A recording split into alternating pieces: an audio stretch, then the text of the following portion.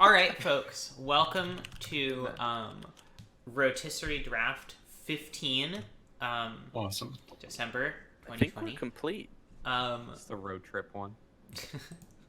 Yeah, the road tripsery. So- all of you have done this before, I believe. So Nat, are you streaming this on Twitch? I was am gonna say streaming this on something. Twitch. Yeah, twitch.tv/next3. I guess actually, Will, you have not yet done a rotisserie. I have not done a rotisserie, and I'm super excited to do it. So- Welcome. Awesome. Welcome. Well, So I am also going to be streaming my draft on Twitch. So after the very brief players meeting, I'll be going on mute and deaf. sounds good. Well, all right. So Getting some practice. the way this will work I have one viewer right now, so it's really high stakes. Yeah. One person Natalie's trying to will know I'm bad at this. Natalie's trying to do the briefing, so let's let her talk. So the way this works, everyone picks a one card that has not been picked yet in snake order, starting with Ketsi, going all the way to Teddy, who makes 2 picks, going back to Ketsi, who makes 2 picks, until everyone has 40 cards. While you are drafting, do not say the name of any undrafted card. This just keeps table talk to a minimum. Also, obviously, don't describe undrafted cards or whatever. Don't say, "Wow, people have really not taken many X's yet." Things like that. Just don't table talk. After the draft is finished, I will randomly assign everyone to 2 teams of 4 people each. These teams will build decks together and then will face off in a round-robin format. Everyone will play everyone else. If one of the teams comes out a winner, great. If the 2 teams end up tied at the end of the round-robin, each team will nominate one of their decks, ideally piloted by the same person who drafted it, but this usually goes into overtime, so if someone needs to leave, they can hand the deck off to someone else. And the 2 nominated decks will battle in a best-of-5 knockdown drag-out finals match for all of the marbles, by which I mean a little trophy icon in the results page. And the esteem of your peers. I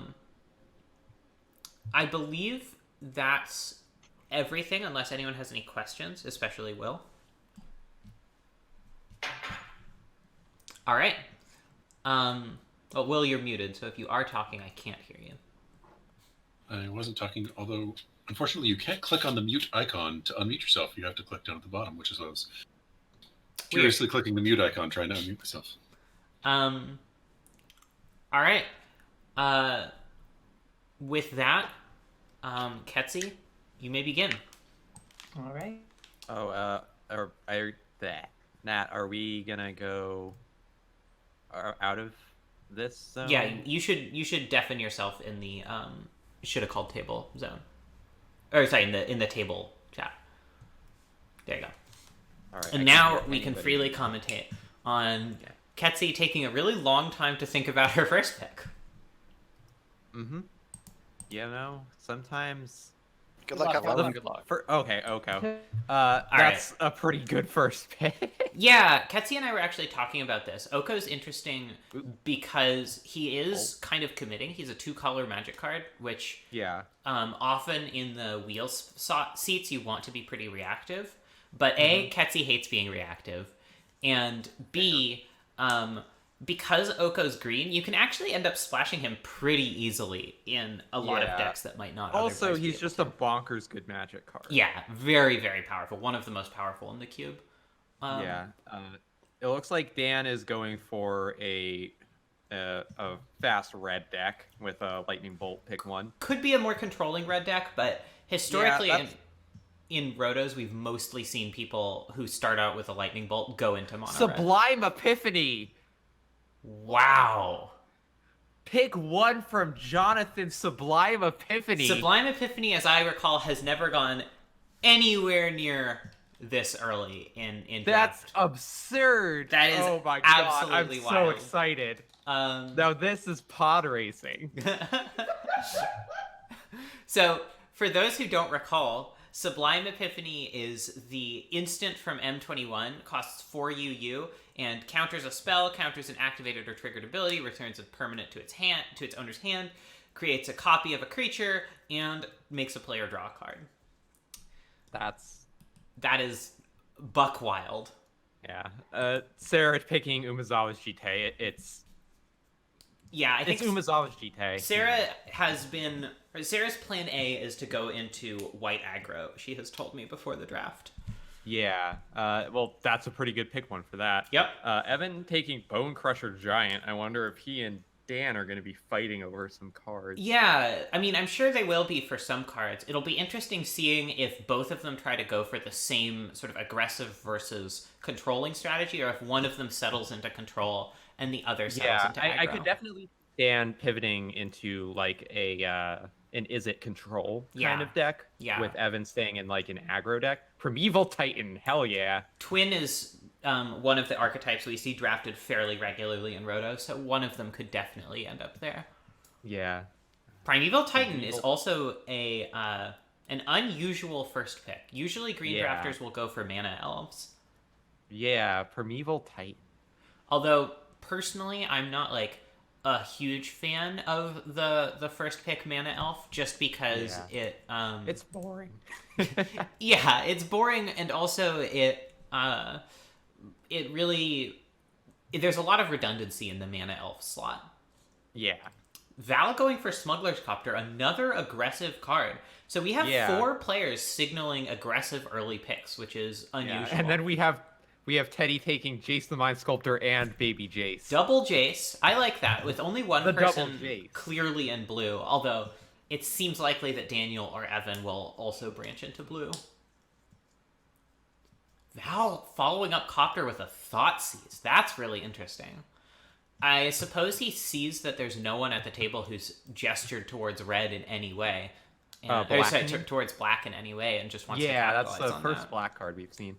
I mean, we haven't seen any white cards either, although Umezawa's GT might as well be. Yeah, I think people are assuming that that's what Sarah will do. Probably correctly. Well, we'll take something. So, green, blue, and red are all being competed over to some degree, whereas white and black are not. I wonder what direction Ketsi is going to go into. Yeah, I think... I'm guessing... I feel like with Jiraga Tree Speaker. That's the card that people often take first instead of Primeval Titan. But, yeah, I guess he figured that people weren't going to fight him over it. Yeah. But yeah, I could definitely see Ketsi, just based on John and Teddy's picks, pivoting more towards the green side of things. I can also see Ketsi doing a green-white aggro kind of thing. I know she's liked that deck recently, and it is very strong. It lets her get some really powerful gold cards, which she doesn't have to compete with Sarah for, and then spend her earlier picks just, fighting Sarah for the premier white aggressive cards. I wouldn't be surprised to see Sarah pick up like an Adanto Vanguard or something like that early, but it's possible she'll go for more generically good white cards, like a Path to Exile, something like that. All right. Pick 2 Hex Drinker, so that's a Gruul aggro, it looks like. Does seem that way. Ketsi could also just go for a Stoneforge Mystic here. Sorry, Sarah could go for a Stoneforge Mystic to find the GT. I feel like Stoneforge Mystic would be a solid pick too. Yeah. And who knows, maybe they could end up with John snipes the Wow, Stoneforge okay. Mystic. John going for a blue-white strategy, which makes sense given how undrafted white is. That might push Ketsi into a different direction, though. I could definitely see him taking the swords. Yeah, or Batterskull. At this point, he's likely the only player who wants Batterskull, other than maybe Val. Batterskull can be good in a heavy black deck as a way of regaining some life. Yeah. Yeah, I'm guessing Sarah's pick was Stoneforge, which is why she's taking a bit to reconsider here. Pranked.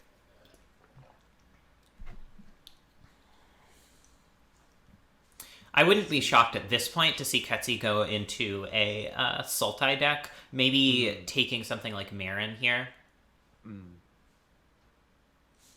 Although, you know what is still on the table? Fractured Identity. So if Ketsi wheels that, I don't know if she's going to be able to talk herself out of taking it. It's just such a powerful card. And honestly, I'm really surprised that's not what John went for. Yeah. Sublime Epiphany into Stoneforge Mystic is definitely an interesting time. Sarah just messaged me, it's taking all of their discipline not to slam Lutri, but white is so open. Which, yeah, Lutri is another really notable card that is still on the table. We've seen that card get first picked a lot. I think this is the first time since it's been legal that it didn't go in the first round. Oh, yeah, I think that's true. So, it's a hell of a card. It is very Path strong. To Exile. That's kind of an interesting second pick. Yeah. I'm guessing John is going to go for a little bit more of the controlling deck. But with Ketsi here having Fractured Identity available to her, I can't imagine a world where she doesn't take it. Then immediately going for a land for pick 2. Yeah, that is also surprising. I guess that's signaling a more controlling strategy, just because you can build a red aggro deck without needing many lands, and it's not a problem. Yeah. Also because the black-red cards are a little bit more in the controlling vein. Things like Kolagon's Command and Duretti, Genius Iconoclast. And there's the Fractured Identity. And Snapcaster Mage. All to right. rebuy Fractured Identity. Yep. Looks like Ketsi's going into a more controlling style of deck. I mean, with those two cards, how can you resist? Yeah, no. Liliana of the Veil. All right. So Dan cementing himself in Rakdos. Black-red control. Yep. We've seen Dan draft black-red kind of Reanimator cheaty style deck before. I wonder if he'll go that direction again. I know he wasn't super happy with his performance with that deck, so he might avoid it. So we're going for the ECD.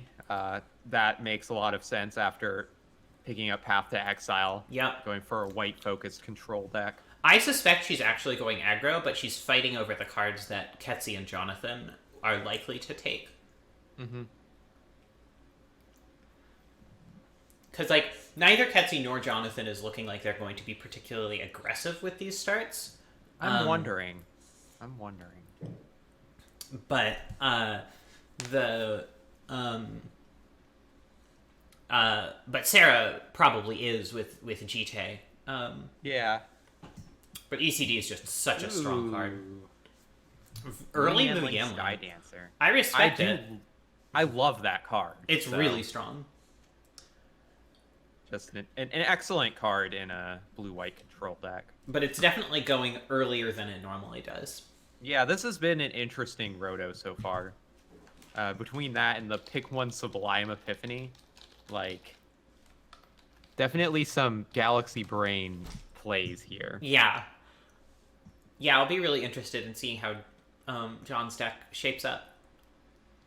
He's only drafted once before in our rotos, but I know he does a lot of cubing. He is currently, or at least last I saw, he was tied for the top of the Vintage Supreme draft leaderboard on Magic Online. Vintage Cube Supreme draft. What a format. It is a format. All right, Evan taking Birds of Paradise to fight with Will a little bit. Will taking Craterhoof.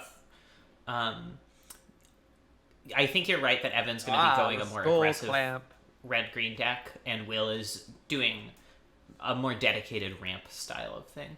Yeah, I'm actually wondering if Will is going to take some of the cheating cards. I would not be surprised. I think he drafted that in his table draft last week to prepare for this roto, and he did pretty well. So I wouldn't be surprised at all. I could see him taking cards like Ronos thing, something of Champion of Ronos. Champion of Ronos, Turn Timber Symbiosis, that sort of thing, you know? Yeah, or even going into red for Through the Breach. Teddy takes Lutri. Third pick at Third the pick, in Lutri. 8th seat, And preordained. they get Lutri. Amazing. Bitter Blossom. Oh yeah. Preordain's an interesting one to take that early over like Ancestral Vision, which is traditionally excellent with Lutri. Yeah.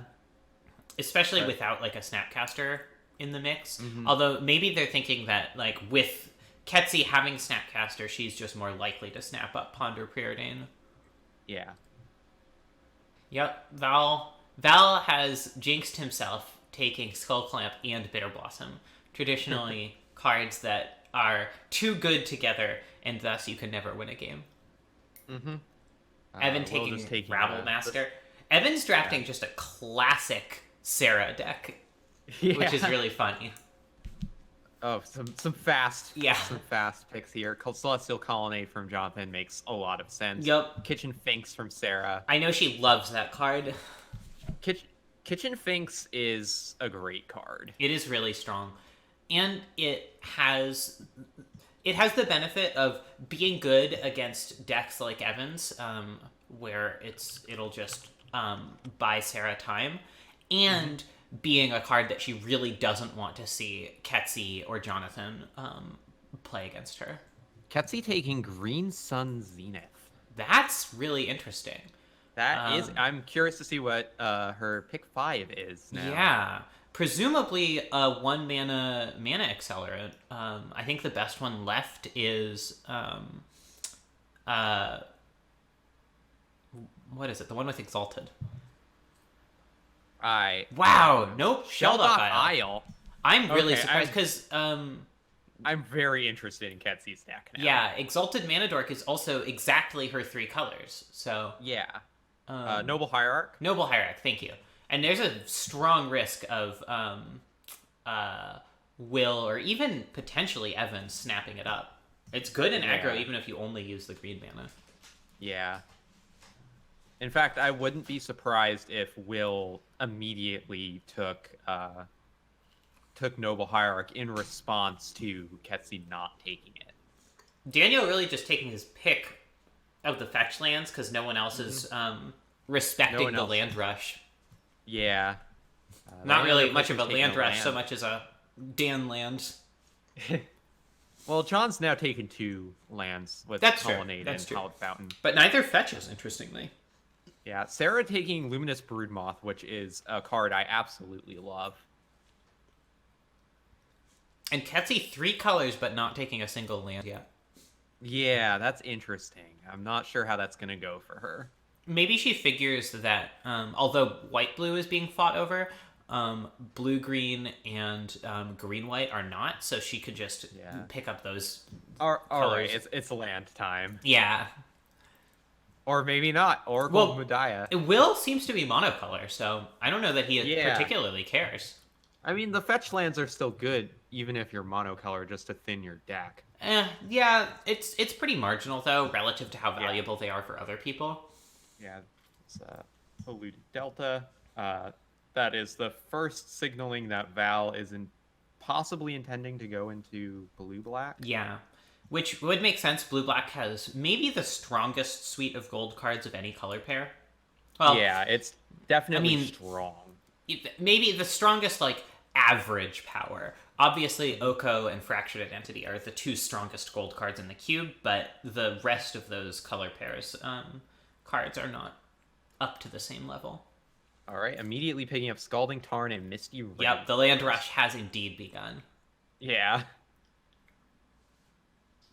And I feel like we don't see a lot of monocolor decks in Roto. yeah, it's usually just it's usually a monocolor with a splash because by the time you get to like, 30th pick or something, usually it's the case that there are just a few gold sections that no one's touched yet. And if you're in one of those colors, it's so low cost to just take a few dual lands that no one's fighting you for, take a few gold cards that no one's fighting you for. Golos. Will has no Golos. lands, no fixing, and Golos. What the Golos. heck? I am flabbergasted. This is we haven't seen picks like this since the great upset of 1980 whatever. I don't really know where I was going with that, but he did definitely just pick Golos. Wow. Is Cascading Cataracts in the cube? It's not, No, right? no, it is not. So, Done. I don't know. Is he taking it solely as ramp? Like, what are some ways that he could activate, that he could spin with Golos, do you think? I don't. I mean, so there's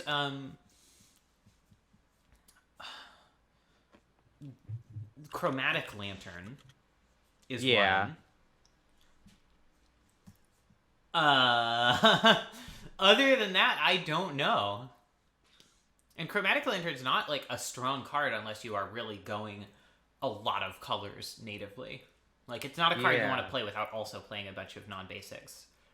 It's a weird pick. Like Evan taking Verdant, Jonathan taking Flooded Strand. Most of the fetches are gone at this point. Let me bring up my... Let me just... I should bring this up in another window so I can look at remaining cards. Yeah, that's literally what I'm doing right now. Yeah, I think... Yeah, all of the fetch lands are gone now. Because Ketsi just took Windswept Heath. All of the Triomes still free. Though. Yeah. Well, no one is in a Triome color set. No one's 3 colors yet except for Ketsi. And she's in a wedge, not a shard. Yeah. Or a shard, not a wedge. Yeah. Alright, Dan picking Sudden Demise. Sudden Demise, very strong in a controlling red deck. I respect that a lot. I wonder what direction Teddy's going. It kind of seems like they might just pick up a few red lands and be twin at this point. Waiting on Ketsi's seventh pick. Yeah, I'm guessing it's going to be something like a breeding pool. Hallowed Fountain's already gone, so breeding pool is my specific guess. Noble Hierarch is another reasonable one, yeah. I guess breeding pool, no one is fighting with her on, so... There's a Chandra. Yeah, reasonable. No one's taken Shatter Skull Smashing yet, which I think is just a tremendously powerful red card. Or it's really tremendously flexible. It is a pretty recent addition to the cube, though. That's true. But people have been aware of it since it's been in. Like, it has gone fairly early the last 2 rotos. Yeah. Sarah going hard on the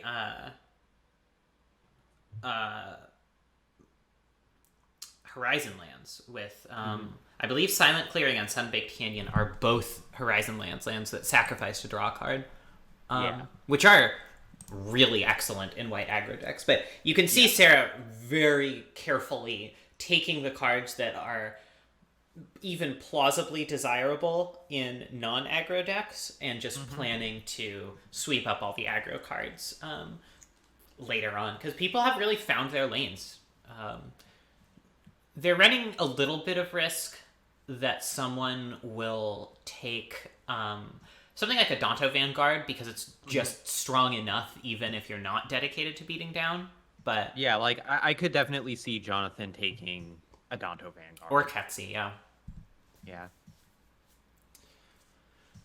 But Jonathan takes Teferi.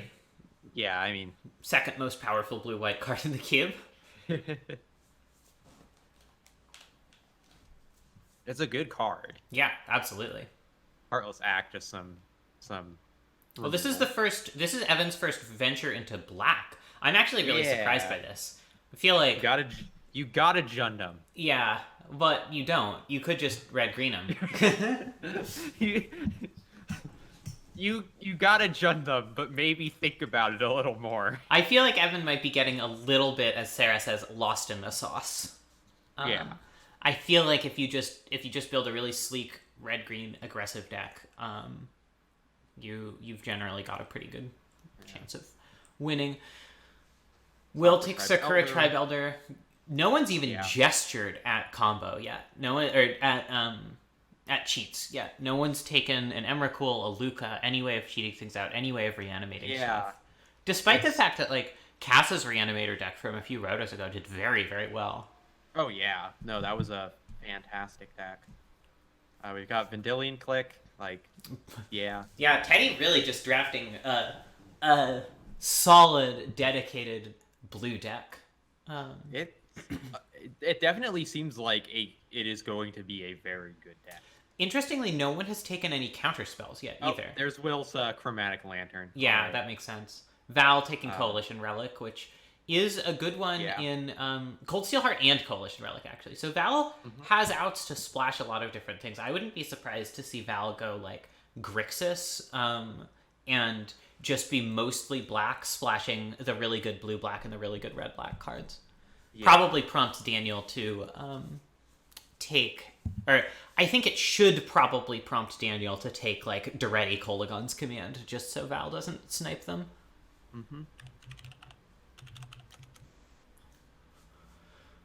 Murderous Redcap. Okay. Now I have no idea what Evan's up to. Is he trying to go for like an Offensa combo? Doesn't seem possible to pay white in this deck as it stands. Yeah, I think I agree with your assessment of Evan as quote unquote lost in the sauce. I mean, maybe it'll all become obvious in a few picks, and we'll be eating our hats. But maybe I'm not wearing a hat, so it doesn't matter. I'm wearing headphones. I would really prefer not to eat those. Yeah. Well, headphones isn't a hat, so. Well, it goes over my head, so. Well, is anything that goes over your head a hat? I don't know. That's a good question. Like, if I just put a napkin on my head, is that a hat? It kind of is. Like, if someone told me, Natalie is wearing a napkin as a hat, I would understand what that meant, and I would be correct. Would you describe somebody as wearing a headphones as a hat? Yeah, it would be a little bit weird. You're right. So you don't have to eat your headphones, is really the ever-flowing chalice. Wow. Okay. I mean, it is true that like there aren't that many more good mana rocks, and mana rocks are really good in decks like the ones Jonathan's building. I think people tend to underrate Horizon them. Land. Another Horizon Land, of course. White being the only color that has 3 Horizon Lands, interestingly. Green too, also, I guess, because of Horizon Canopy. Boros Signet from Daniel. Love a Boros Signet. But it's not a Duretti or a Kolagon's command, which I feel like is a mistake. Ketsi really just slamming these premier green cards. Once Upon a Time, Noble Hierarch. Yeah. Green Sun Zenith maybe a little bit less. It's gone down since its heyday and its value, but... Yeah, but it is still a very, very good card. And yeah. Once Upon a Time, definitely, I feel like is a card people do not respect. No. This cube. I strongly agree. I think it's possible that Once Upon a Time is one of the strongest cards in the cube. Especially since green doesn't have many like obvious first picks. Like I don't really like Primeval Titan as a first pick. I've talked about how I don't like Elves as a first pick. I think Once Upon a Time might be the thing you're supposed to first pick if you're signaling you're going into a dedicated green deck. Cass just texted me thanking me for recognizing the value of Once Upon a Time, so it's just a good card. Yeah. Glenalendra from Ketsi. This Green Sun Zenith is a little bit weird if Ketsi's going to keep taking non-green creatures, but... So Daniel looking like he is going Abzan. Mardu, thank you. Which does mean that he has a Triome he can pick up for value. Yeah. Which is nice.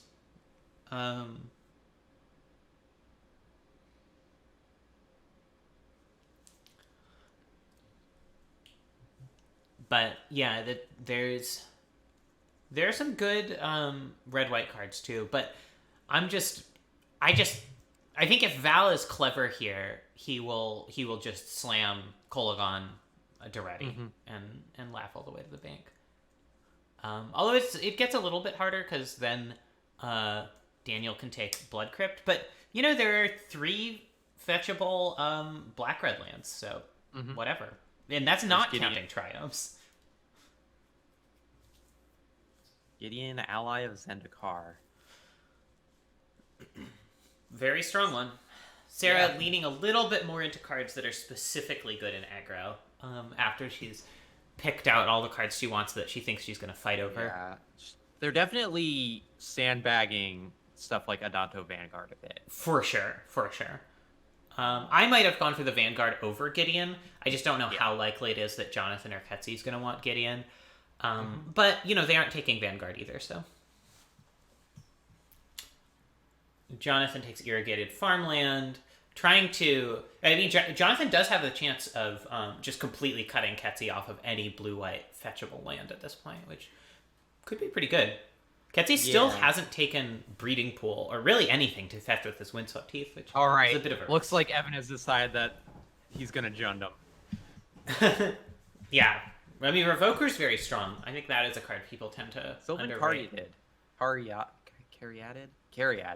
Val takes Hostage Taker. So he is going for gold, but he's going for gold in a color pair that isn't getting fought over, which, again, kind of disagree with, but...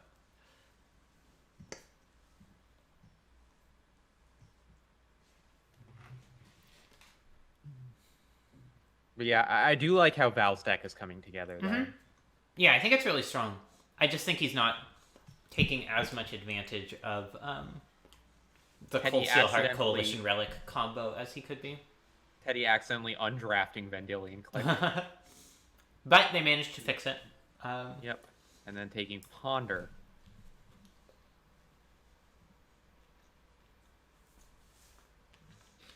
Now pondering over the next choice. Teddy's deck looks like it could make a lot more use of the Snapcaster Mage than Ketsy's. Although, Ketsy with Once Upon a Time and Green Sun Zenith, those aren't terrible backup plans. Obviously, plan A is to just flashback Fractured Identity, and you probably don't lose after you flashback a Fractured Identity. Probably not, but anything is possible. Fallen Shinobi.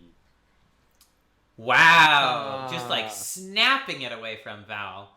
Yeah, maybe that's why. Maybe Val knew something we didn't. Yeah. Maybe he was just on a higher plane of reasoning. Yeah. Val going for Inquisition of Kozilek. I like that a lot. I think that's a very strong black card. Although, yeah, I mean, Daniel could easily take Inquisition. So I like that as a fight. Will taking Oath of Nissa makes a lot of sense. Just a solid, cheap green spell.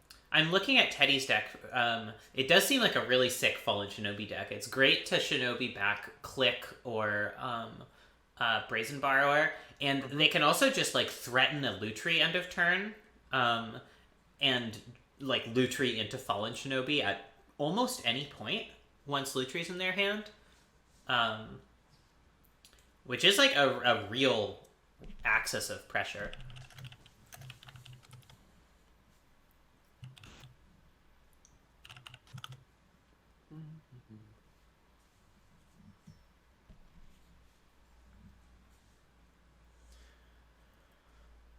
Evan deep in the tank. This Murderous Rider. Yeah, definitely going for sort of the Jund 1-for-1s. Another blue-white land. I mean, that's what I'm saying. Jonathan was sort of able to completely cut Ketsy off of fetchable blue-white sources, other than the Jeskai Triome, which does still exist. Yeah, but all of the dedicated blue-white lands are now gone. Yeah, all of which are better than the Jeskai Triome if you're not playing red. Sarah taking Thalia Heretic Cather. Interesting. I don't know how you pronounce that. With Dan taking Elspeth Knight Errant. Yeah, I'm surprised Sarah didn't go for the Elspeth just because it's such a strong one. I feel like Sarah has the tendency to sandbag cards for a bit longer than they maybe should. Yeah, Sarah has a very keen understanding of the dynamics of Roto Draft, but sometimes people are just wild cards and do crazy things, and I think one of Sarah's weaknesses is that she plays towards people being fully rational in a way that humans just aren't. Yeah. Not that think it's that just- much of a weakness. I think Sarah's an excellent roto drafter. Yeah, no, Sarah is definitely a good roto drafter, but that is definitely one of her weaknesses. It's also Okay, worth so- saying, like, ultimately losing Elspeth Knight Errant here isn't that big of a deal. There are a No. lot of good 4-drops in this deck, and you don't want that many 4-drops anyway. So, like, you know, if Sarah has to play a Johnny Goldmane instead or something, I don't think it's a huge loss. Yeah. A Johnny Goldmane just is still very good. More something I've been thinking about in terms of Sarah's drafting style. Jonathan Takes Ancestral Vision, which is, again, something that would have gone very well in Teddy's deck. Really yeah, good I'm combo with surprised that Teddy did not take it earlier and instead went for Preordain and then Ponder. Yeah, the first time that Lutri was drafted in Roto, Ancestral Vision was the second pick immediately after, just because that combo is so good. Yeah, it is. It is a strong combo. I like the Karn from Will, just some other ways of getting value. I'm surprised we haven't seen an Arena Rector yet from Daniel or Jonathan. Mm-hmm. Especially Daniel. Daniel's deck is so able to kill an Arena Rector and get out a Karn or an Ugin or something like that. Even just an Elspeth is pretty good. Or one of the 6-mana Chandras. Also surprised that neither Evan nor Daniel have taken a 6-mana Chandra. Those cards are great. Mm-hmm. Val takes Watery Grave, cementing his ability to play blue-black cards. Although, how many blue-black cards are... Like, how many really good blue-black cards are there left for him to take? Let's take a look. I mean, there's it's basically Ashiok and Thief of Sanity. Both of which are excellent, so... Yeah, like, neither of those are bad. Yeah. They're... I would be surprised if Teddy didn't end up taking Looter Core at some point, just because it's so good with Fallen Shinobi. Mm-hmm. And once again, no one really going for the cheaty theme in any direction. Which Yeah. is still... The cheating deck is one of my absolute favorites. I agree. So. I agree. One of the... I added it to the cube in mid-2019 or so. Because I really wanted to sort of expand the different types of archetypes that were available. I thought the cube kind of lacked a combo element that I wanted. It had twin combo, but that was kind of it. And it's performed really well. I'm really happy with it. Yeah, I'm always happy when people draft it. People love, or at least I love cheating powerful creatures into play. Yeah. There is nothing better than a turn 4 or 5 Ulamog in my historic deck. And there's nothing better than suddenly slamming an Emrakul. Yeah. Cute. So Teddy takes Thief of Sanity, and Val still just doesn't take a blue-black gold card. I mean, at this point, the draft is heading to the left, so he doesn't really need to until it comes back around. But Yeah, I'll be interested to see if Val does take the Ashiok on the way back. yeah, it's interesting that Val would spend so many high picks on fixing, and then not really take advantage of it. You know. Yeah. Evan takes Duretti away from both Daniel and Val, which, like, they dawdled. That card should have gone already. Yeah. I would be surprised if Daniel doesn't take Kolagon's command here, though. If who doesn't take Kolagon's Daniel. command? Yeah. Now that Duretti's gone. I don't know. Well, there's the mana leak. Everybody Finally. loves mana leak. I love Mana Leak. Oh, okay. Sarah finally taking a creature. Yeah. But well, Um, besides the Luminous Broodmoth, yes. But Yeah, and there's the Valiant. Kolagon's command. Yeah.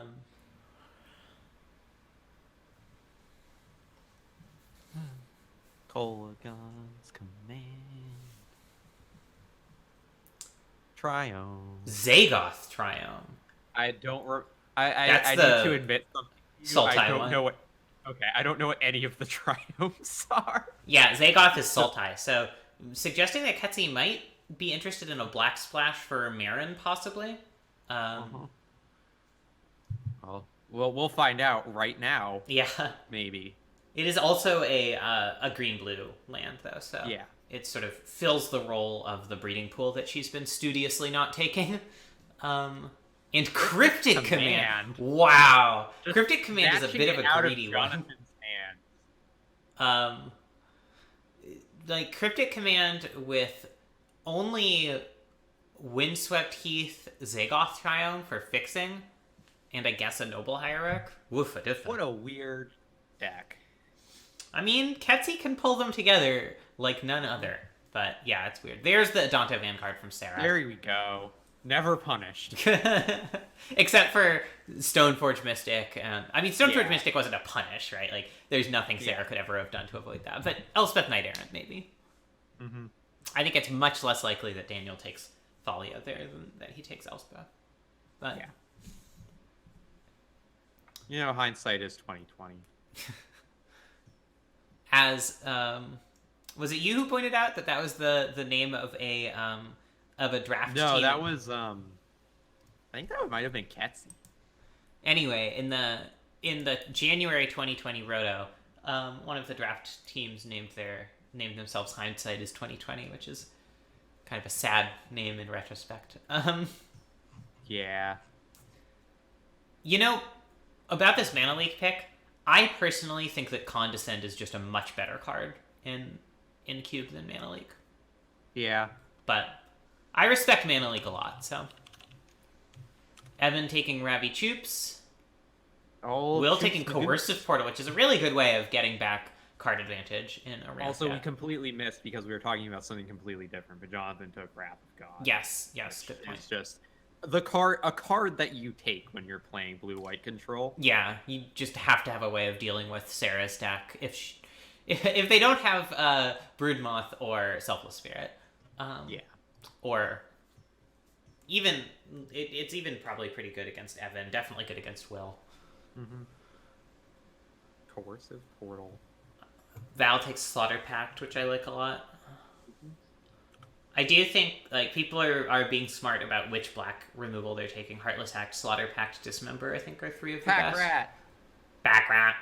Pack Rat. Pack Rat. Pack Rat. I know.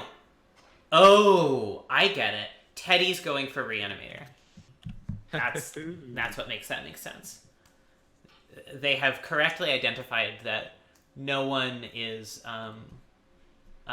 going in that direction, and so Suddenly, out of absolutely nowhere, just fucking Blood Val for with the Bones. steel chair picking up Blood for Bones and Griezelbrand. the problem is Val is in exactly the wrong place to do the 1-2 like that to Teddy. Yeah. Takes Knight of the Ebon Legion, just a very, very good black aggro card. Yeah. Will takes Arbor Elf. I'm surprised that Ketsy took Utopia Sprawl and then didn't pick up an Arbor Elf afterwards. That combo is so weird. good. I forgot Arbor Elf was in the cube, which is weird because it is Arbor Elf and it should be in a lot of cubes. Or rather is in a lot of cubes. I don't know what I'm saying anymore. I forgot Arbor Elf existed, and now I agree. It's very strange to take Utopia Sprawl without it. I had a deck in Table Draft recently that had Arbor Elf, Utopia Sprawl, and Fertile Ground. I had some pretty good starts with that. That sounds good. Just an elf that taps for Lotus mana. I love to tap and untap cards. I like to. I recently started playing Paradox Engine in my monocolorless historic deck, and that's a lot of fun. I love to turn things sideways and then turn them not sideways again. Evan taking Reclamation Sage, which is something that I imagine Ketsy would have really liked. Reclamation Sage is a classic combo with Green Sun Zenith. Yeah, and then Jonathan taking Day of Judgment, continuing to do white control stuff. I'm not sure I agree with that pick. I feel like Wraths are not necessarily good enough against this Roto metagame right now to justify taking two of them so early. Yeah, and the thing about Day of Judgment, and probably why it was picked after Wrath of God, is that it allows creatures to be regenerated after.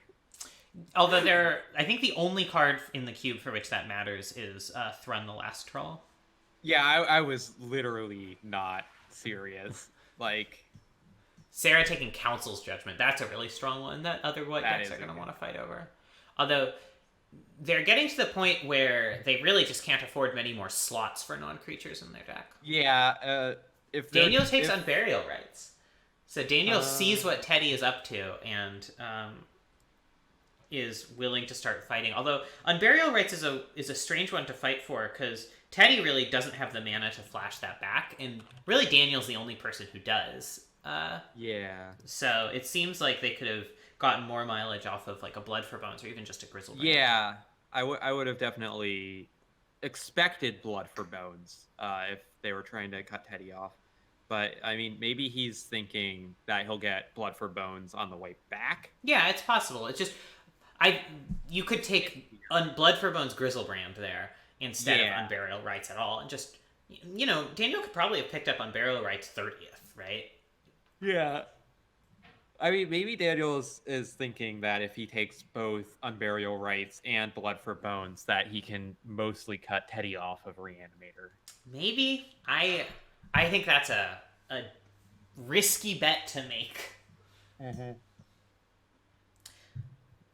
I mean, we won't know until we see Daniel's pick 15. Yeah, for sure. Ketsi. Eternal Witness is really nice. Just another way to rebuy Fractured Identity, Oko, Ketsi's. When you have just ridiculously powerful cards, getting them back is pretty strong. Yeah. And I'm guessing Ketsi's going to take a Marin pretty soon. Vivian Monsters Advocate's another great one. That is a good card. But, like, Marin Eternal there's Witness is just so Grizzlebrand. fun. Yeah, there's Grizzlebrand. Now I'm even more surprised that he took Unburial Rights over Blood for Bones. Yeah.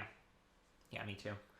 I Like, mean, is maybe anybody Blood for else Bones even in specifically is not great because he has relatively few creatures, but I still think taking... there are a lot of removal spells, up to and including, like, 5-mana Liliana. Okay, so Sarah taking creatures now. Alright, really focused on the Figure of aggro at Destiny. this point. I mean, Figure of Destiny is one that Evan could hypothetically fight for, which is maybe Sarah's thought in taking it, but... Alright. Jonathan, what'll he take? Council's Judgment, again, was just a really nice pickup for Sarah. It's Condescend. Love that. I was just thinking it's probably a counter spell, and then here it is. It's Condescend.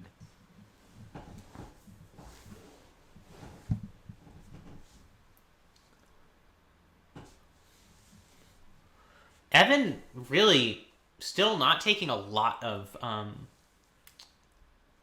multicolored cards. All the red-green cards are still on the table. All the green-black cards are still on the table. Maybe that's why he hasn't picked any. Maybe, Those but wretched like conflicts. Ketsi could easily just take a Marin at any point, and Marin would be excellent in Evan's deck. I also wonder if Evan's going for Pod again. This is a very poddy list of creatures. I mean, maybe not Murderous Rider, but otherwise. I love to pod my Murderous Rider. Birthing Pod, more like Birthing Pog. Am I right, gamers? Poggers. Poggers Absolutely indeed. poggers.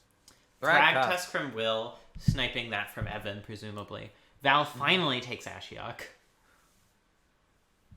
I mean, there wasn't a lot of rush. I mean, Teddy could have taken it. I didn't necessarily see them doing so. Yeah. I don't know. Once the Fallen Shinobi was gone, I feel like Val should just have started cleaning up the blue-black things. I think it's more important than getting the removal. Or Inquisition or whatever. Not that those cards aren't very good, just... Yeah, gold cards are kind of the premium thing.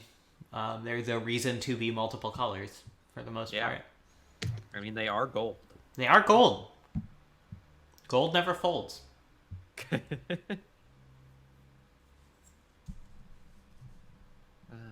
Looter Ilkor. There it is. Yeah. Really, really good if Teddy's going Reanimator too. which I love. I love those cards that just serve multiple purposes in a deck. You know, Yeah. Gets a fallen shinobi through. Gets creatures into the graveyard to reanimate. Guessing Teddy takes Blood for Bones here.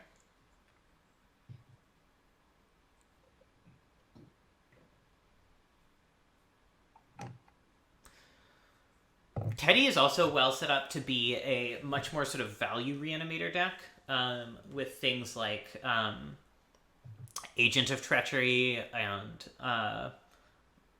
like Shieldred, maybe. Just You know what?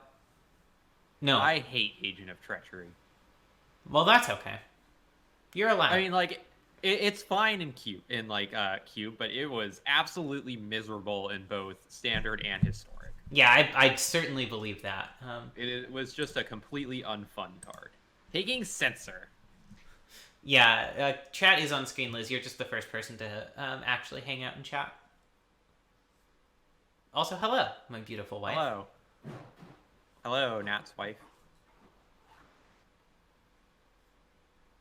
And Teddy taking Censor. Interesting. Yeah, I was commenting on that earlier. Like, what? I mean, it may be the last remaining like cheap counterspell, I guess, but I don't love Censor. I think it's medium in this cube. Val taking Null Priest of Oblivion also, like, I get that Reanimator looked open 2 picks ago, but it does not look open anymore. Yeah. I mean, we do still have Spell Pierce, Negate, Essence Scatter. Yeah. So there are still cheap. Yeah, that's true. That's true. Force of Negation hasn't been taken. I'm not a huge fan of Force of Negation, especially in this meta.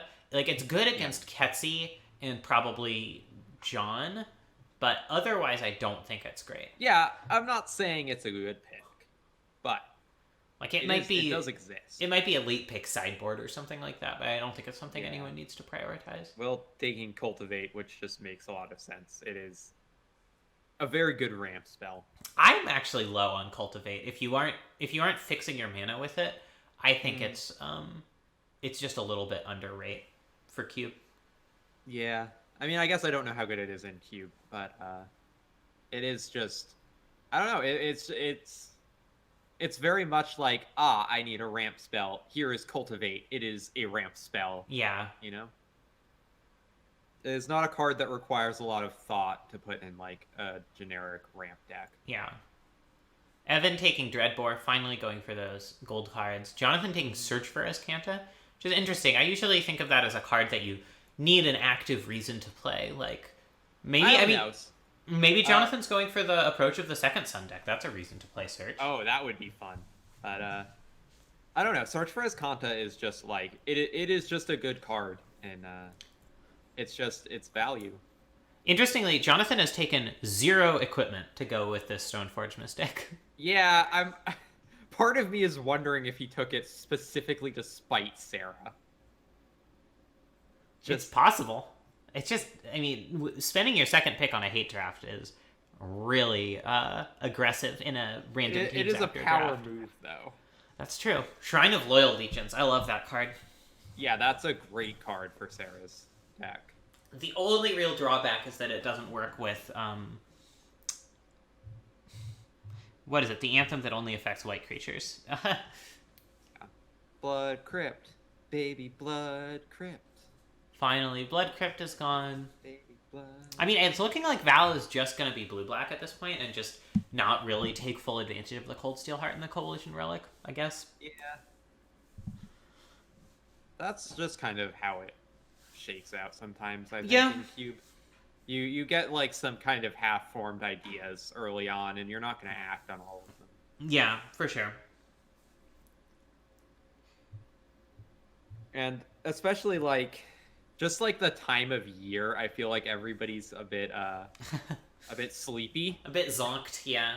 A bit zonked just before the holidays. So, I think it's possible that people are not exactly using their entire brain to draft, which is entirely valid. Like, I'm sleepy right now. Yeah, I mean, me too, a little bit. Yeah, I mean, also it's like 5 p.m. here and it's already dark, so... That's horrible.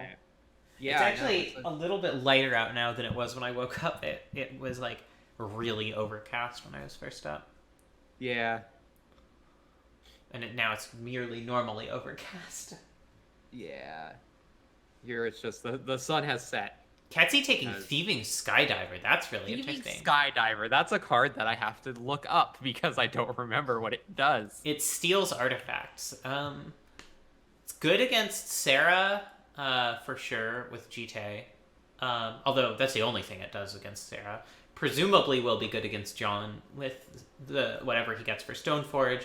Not really anything against Evan or Daniel or Will. I mean, Coercive Portal is not nothing, but... Could steal freaking Golos. True. Alright, Daniel takes Liliana and Death's Majesty, No, which is yeah. what I would probably have taken over Unburial Rites. Sarah sniping Skyclave Apparition from Jonathan. So I hit Apparition. Yeah, another just really good white card in a lot of decks. Jonathan Yeah. taking Tezzeret, which is a great, just all-around Planeswalker. I guess for the Cultivate pick from Will, I guess could activate a Golos theoretically. Although it still seems like there's no way that this Golos is ever actually happening in practice. I mean, there is the Chromatic Lantern. Kite Sail Freebooter, new entry to the cube, card I personally hate a lot. Then why did you put it in the queue? We really needed another disruptive black creature, and it's the next Yeah. best option, even though I hate it a lot. Will taking Tooth and Nail, which Tooth I think and is just actually a lot worse than, Turn Timber Symbiosis and cards like Yeah. that, but that's me. Yeah, I mean, this is Will's first draft, so it's possible that he just doesn't realize Well, it's his that there first- are better options. It's his first immediately. roto draft. He's done a number of table drafts back in the Okay. day. Yeah. Although most of those were not with the cheaty package in the cube, so. Yeah. Val taking There's- Dreadhorde Invasion. So Val takes Null Priest and then nothing to reanimate and no ways of discarding things. Which is and really also no creatures that have ETB effects beyond a Hostage Taker. I'm just not really sure where Val's deck is going right now. I don't know. Seems like he might be a little lost in the weeds. Yeah, he's got a lot of glue cards and not a lot of cards that actually end up doing things. I guess he does have Smuggler's Copter, which is a discard outlet. But that's it.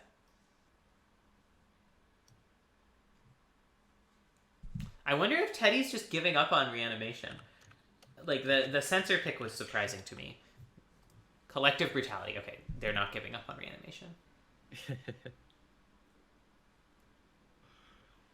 I mean, not that Collective Brutality isn't good on its own, but it's really, really good if you are actually using it as a discard outlet.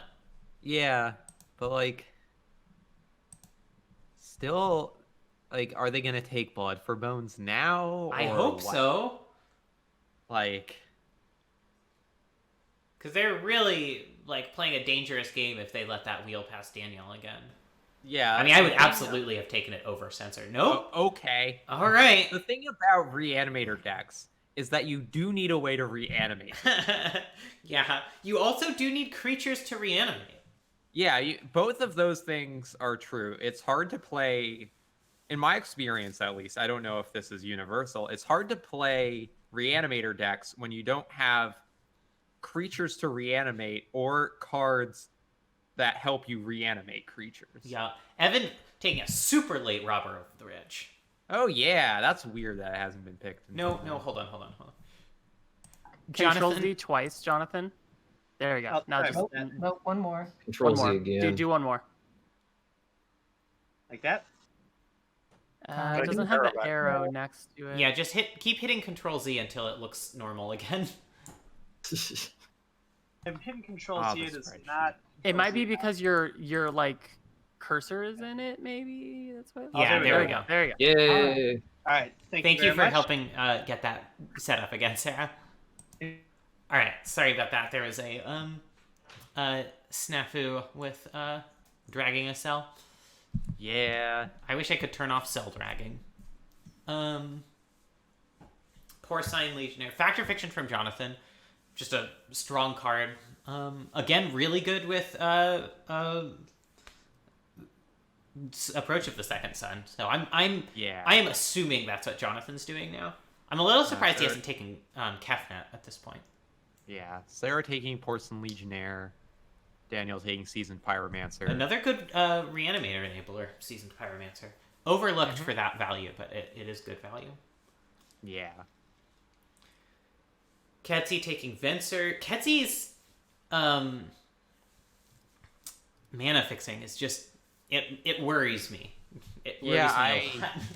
I have no idea what's going on with But Ketzi. I mean, again, she's not really fighting anyone for blue green or I mean, she is fighting for green black at this point. Or sorry, but she's not fighting for blue green or green white, so maybe she's just assuming she'll just pick those up very late. Crystal Shard.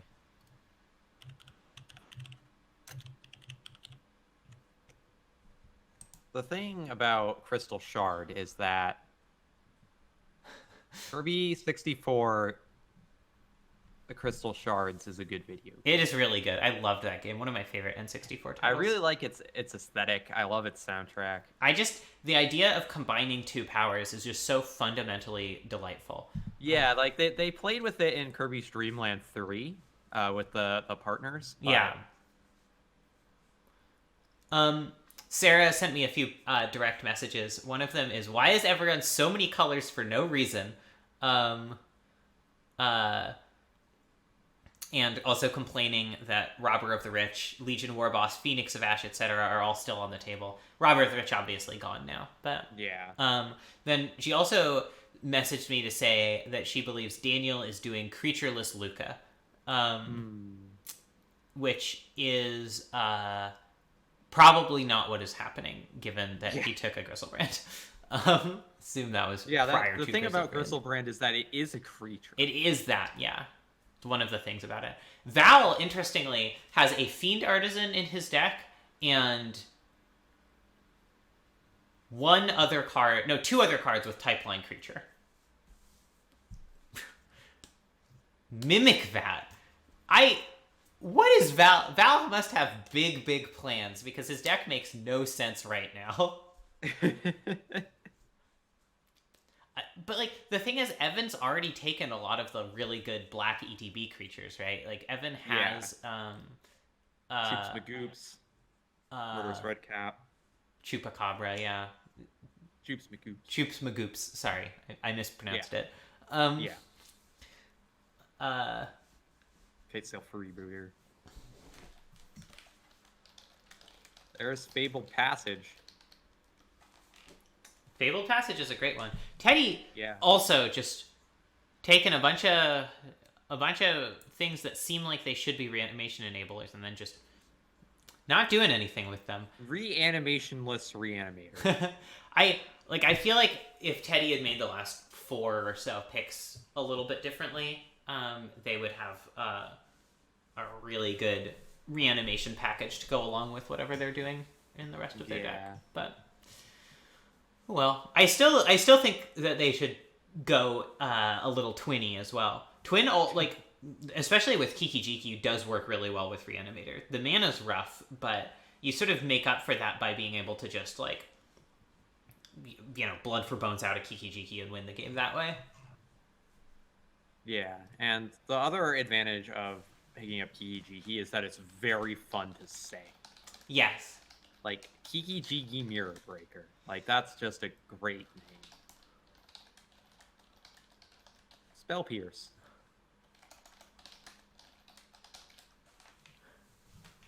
Balagad. Also, just a correction to what I said earlier. I was saying Griselbrand disqualified Daniel from being creatureless Luca. I was thinking of creatureless Lurrus, because WotC decided to print 3 different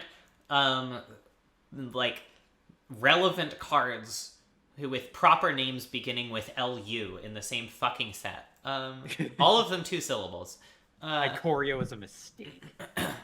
Fucking embarrassing, WotC. It is fucking embarrassing.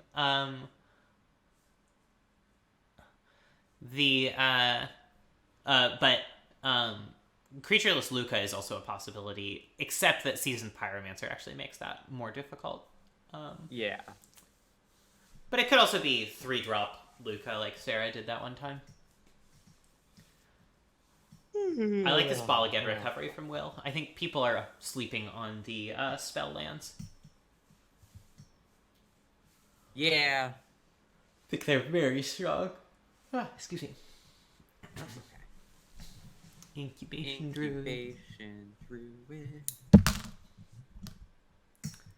There's that Batter Skull to go with Jonathan's Stoneforge. There it is. Like that. So Jonathan, kind of at the point where it seems like he's not really looking to compete with other people so much as just take good cards, you know? An unheard of Roto strat, taking good cards. I guess this is actually a pretty bad deck for Kefnet, all things considered. Just given that a lot of the cards he has are wraths or counter spells. A lot of the spells he has, and he doesn't have Fractured Identity. I guess Ketsy could still take Kefnet and do some pretty good stuff with it. Sarah taking Luminarch Aspirant. I think one of the absolute best 2-drops in white aggro.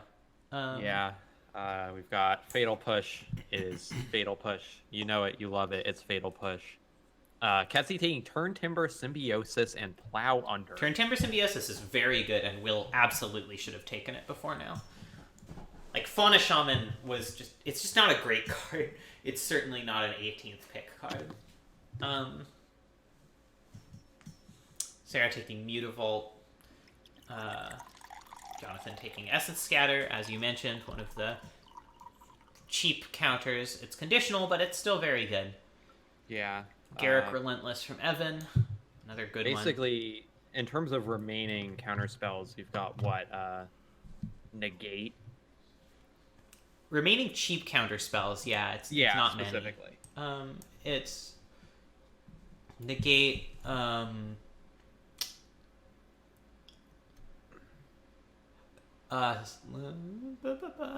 Neutralize. Yeah, there are 3 mana counter spells for sure, but Negate's the only one that costs less than 3. Song of the Dryads. La la la la la. What song do you think they sing, and why is it Dragula?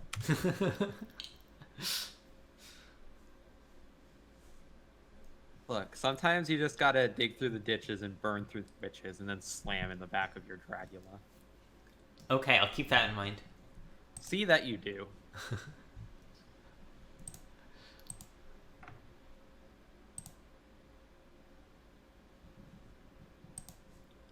Is Song of the Dryads new in this cube, or have I just never seen it? It's been around for ages. Yeah. I don't think it's been out since it was printed, actually. It's just like...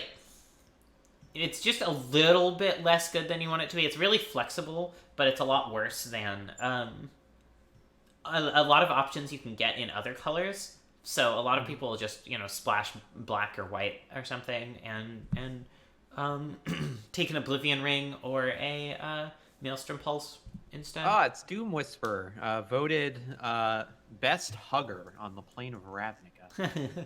I love Doom Whisper. I think that card's great. I do too.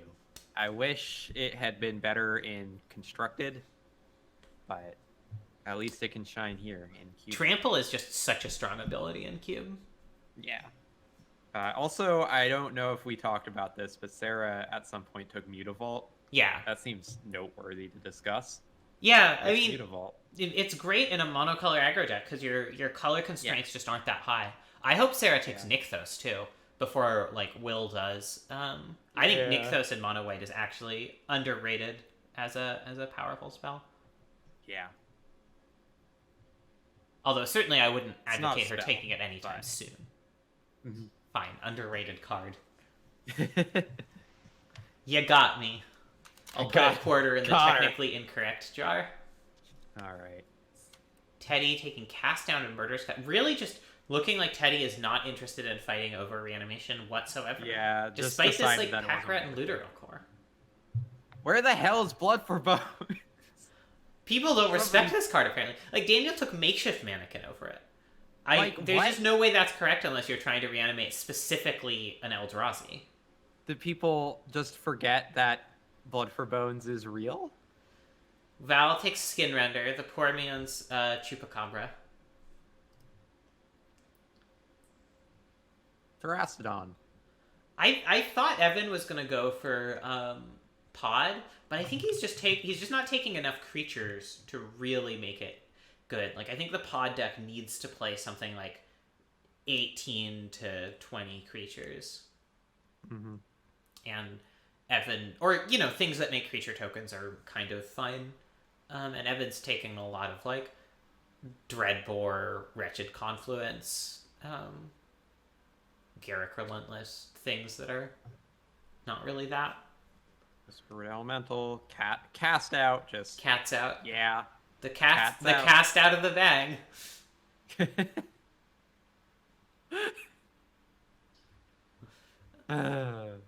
Give her everyone's from Sarah. Just Yeah.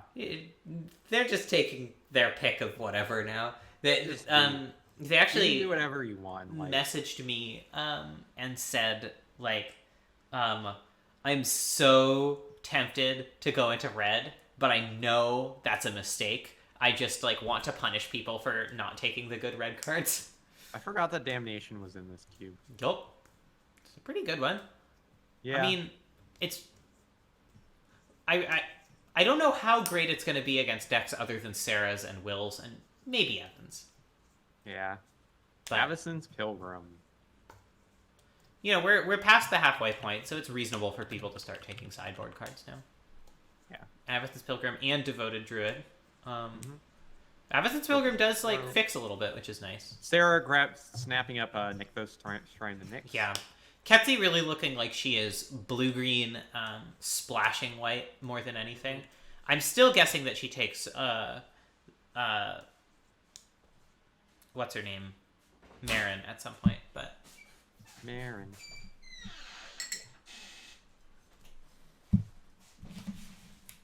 My beautiful wife brought me cheese and cookies. Good. That's so valid. It's the validest. I don't know where my beautiful wife is. Probably off preparing you cheese and cookies. Maybe dead. Probably not. Sarah does take Nykthos. Interesting. She must be stream sniping. Yeah. No, if she were stream sniping, she'd have heard me say I don't think she should actually take Nykthos this early. But maybe she should. I don't know. If she was stream sniping, she'd be annoyed at us for second guessing her. Be like, hell do you mean I'm sandbagging a Danto Vanguard?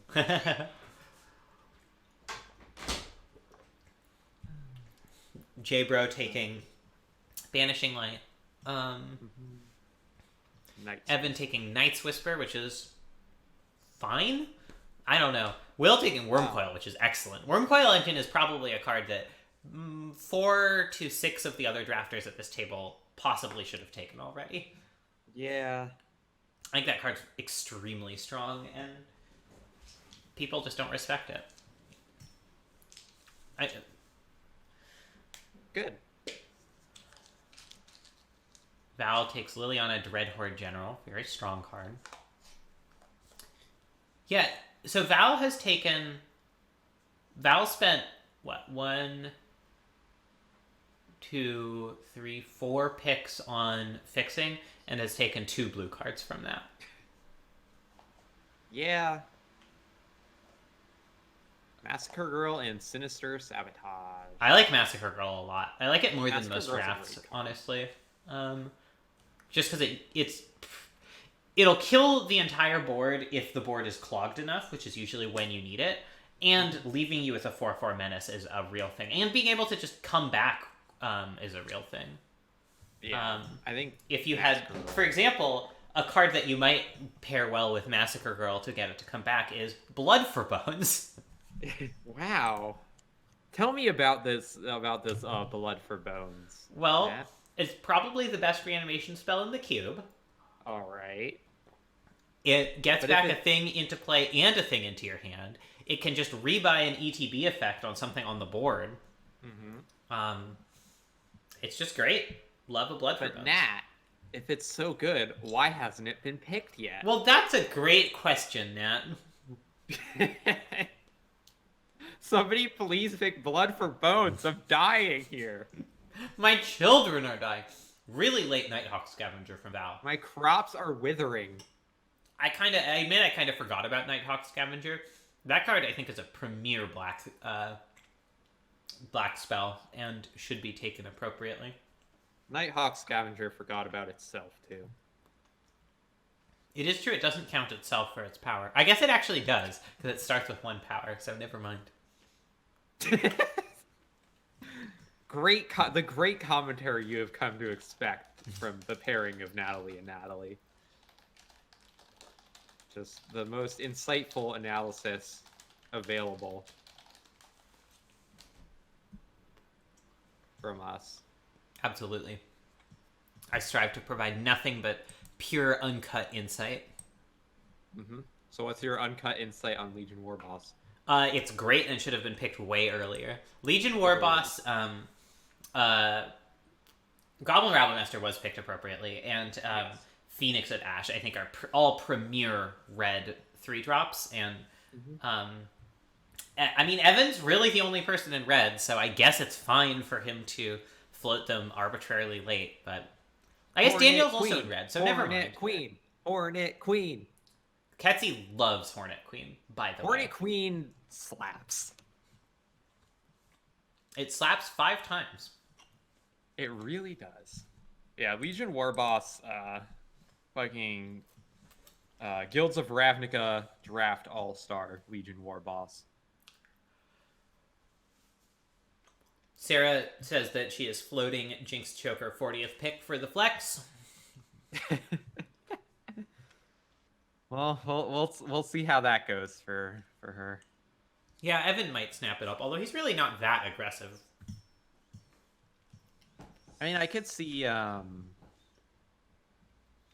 taking it. I think he's even less aggressive than Evan. Yeah, but you know, Jinx Choker. Like, if you're gonna take Jinx Choker in a red deck, you better fucking take Goblin Guide as well. But no one has shown any signs of being interested in taking Goblin Guide, so. Which It's is Mole Drifter. ridiculous. Mole Drifter, interesting. Again, taking, like, Mole Drifter's fine. Like, Mole Drifter's a good card. Taking it over fixing when you're trying to cast, like, you know, turn 1 green creatures and also Cryptic Command and also Fractured Identity, I'm just a little skeptical of. A braid. It's a braid. Although, again, every time I say that, I have to remind myself that there's no one fighting for blue-green lands, so Ketsy probably just gets all of them. Picks, 35 to 40.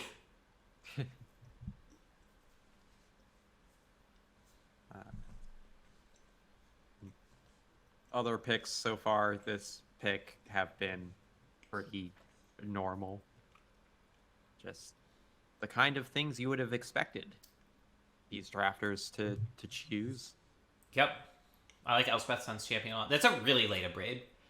That's something Yeah. that I would have taken in place of... Haha! Ulamog! There we go. But Oh, now he's lost the opportunity for Turn Timber Symbiosis. So Yeah. anyway, Still though, I really hope we see a hard cast Eldrazi Titan. that would be very That's cool. all I want in life. I would have. If I were Evan, I would have taken Abrade instead of. Well, the earliest thing I would have swapped out for it is Murderous Redcap. But then no one's taking Murderous Redcap from Evan. Come on. But There's finally. Oh my god, I can't believe Teddy actually ended up with those after fucking dawdling on it for so long. Never fucking punished. I fucking hate this. I hate everything. I don't hate Val everything. going into green. Look at that Nurturing Peatland Overgrown Tomb. I'm so fucking mad. Fucking pick 26 blood for bones. I feel like should be a war crime. I mean, if no one's fighting you for reanimation, then But sure. they were! I get it. Yeah, exactly. I'm gonna try Teddy in The Hague. have an aneurysm about it. Narset.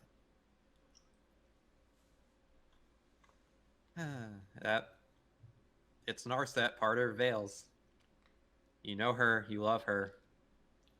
You maybe don't love the card Narset, part of Vales specifically. It's been really funny playing Vintage Supreme lately, where like half the metagame is just getting a bunch of Narsets and Hull Breachers and Leovolds and preventing your opponent from drawing extra cards. Yeah. History of Benalia. Love that card. It's really good. Yeah, Sarah just fucking doing whatever she wants. Daniel and Pyroclasm, I like that. It's a good way to answer Sarah and Will. And Ketsi, probably, to an extent. There's Ketsi taking Breeding Pool now that Val is horning in on green. I'm expecting she takes... Oh, I guess she already has Zagoth Triumph, so... Yeah. Cass asking the question of, at this point, is Blood for Bones even good in Teddy's deck? I think so. Yeah, I mean, they've still got... I mean, they just picked up Agent of Treachery, for example. Yeah, there are actually a lot of reanimation targets still around. Yeah. Jace's Prodigy. Everyone who's going for the big creatures thing has like one target. Will, I guess, has two between Craterhoof and Ulamog now, but there are a lot of other options. Yeah, JVP is just a Blood for Buns combo all on its own, and so is Luteral Core. And Pack Rat. Yeah, Luteral Core is another one. Pack Rat's excellent because you don't even have to sacrifice the Pack Rat and get a creature from the discard. Free Pack Rat. Daniel finally taking Chandra Flamecaller. Yeah, I guess he just kind of figured that nobody was fighting him for it. I mean, again, Evan could have and probably should have, but... I mean, nobody actually knows what Evan is doing, so I feel like at this point it doesn't make sense to try to plan around him.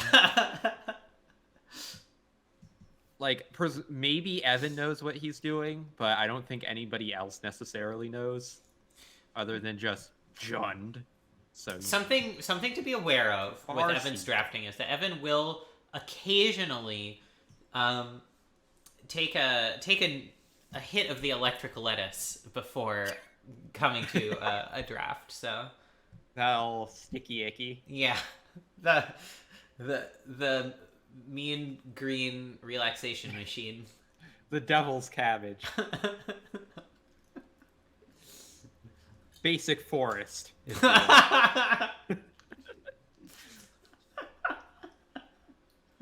Anyway, Will grabbing Champion of Veronas. Yeah, I expect Will to take more, one or two more high-end creatures here. Val sniping Marin from Ketsi. I mean, maybe Ketsi never intended to be black. I don't know. Yeah, I Will surprised that he has not taken Emrakul yet. Yeah. Val finally living up to the promise of the fucking Coalition Relic Cold Steelheart. I appreciate that. Here they are, Marin of Clan Neltoth. And honestly, in Val's defense, maybe what he's doing is following my advice that I've given to people in the past, and like just waiting to see what colors are open before you decide on a third color, so that you don't have to devote really high picks to taking stuff. Teddy, I expect to take another big creature and another reanimation spell here. I think once they've so clearly signaled they're in on it, they gotta fight before Daniel. There's Phyrexian Metamorph. Yeah. A good one with Agent of Treachery. And no mistake. Teddy also has the sort of nice ability to just pick up a body double if they want to at some point. Mm-hmm. As a... There's Dread Return. Love it.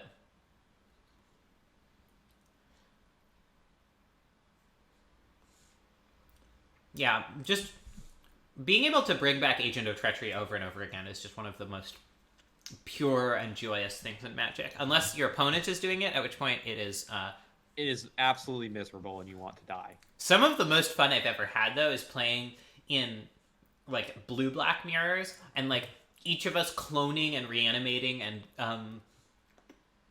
whatever Agent of Treachery, so we just like keep swapping back and forth a Karn or something like that. Excellent. Just tremendous Phyrexian stuff. Arena, Elvish Piper. Phyrexian Arena is a really good one for the heavy black deck. Yeah. I'm expecting Val to pick up a Kalidas Trader of Get or whatever soon. Hero of Blade Hold. Elvish Piper is an interesting one. Like, no one is going to fight Will for these cards. So I would probably have taken the next best fatty, just because Teddy and Daniel both want that as well. Emrakul. Yeah, I mean, the thing is, no one else can actually play Emrakul. So, yeah, maybe if Will's plan is just Emrakul, then it doesn't make sense to fight over it here. Can Teddy not take Emrakul? No, because Emrakul can't be reanimated. Oh, yeah. Daniel theoretically could with Makeshift Mannequin or a very lucky hit off Liliana Death's Majesty, but... Oh, no. Liliana Death's Majesty, the mill ability and the reanimation ability are separate, so never mind. Yeah. It's, Connive Concoct, I think, that can hit an Emrakul. Another one that Teddy might end up picking up. Alright, I'm scrolling down. We have 11 picks left for most people. Yep. Nearing the end of the Drafteruski. Thank God.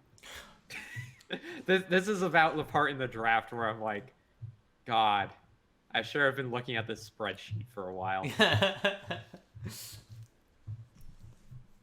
I guess I will quietly off to the side prepare some random teams. Yeah. I guess one thing I could do sometime is just prepare the teams at the very beginning of the draft and not tell anyone. And so you and I would know, but no one else would. That would be funny. Just have, be like, these two are fighting over these cards, but little do they know. They're going to be handcuffed together and forced to game. All right, we have teams. Teddy, Jonathan, Ketzi, Val versus Evan, Sarah, Will, and Daniel.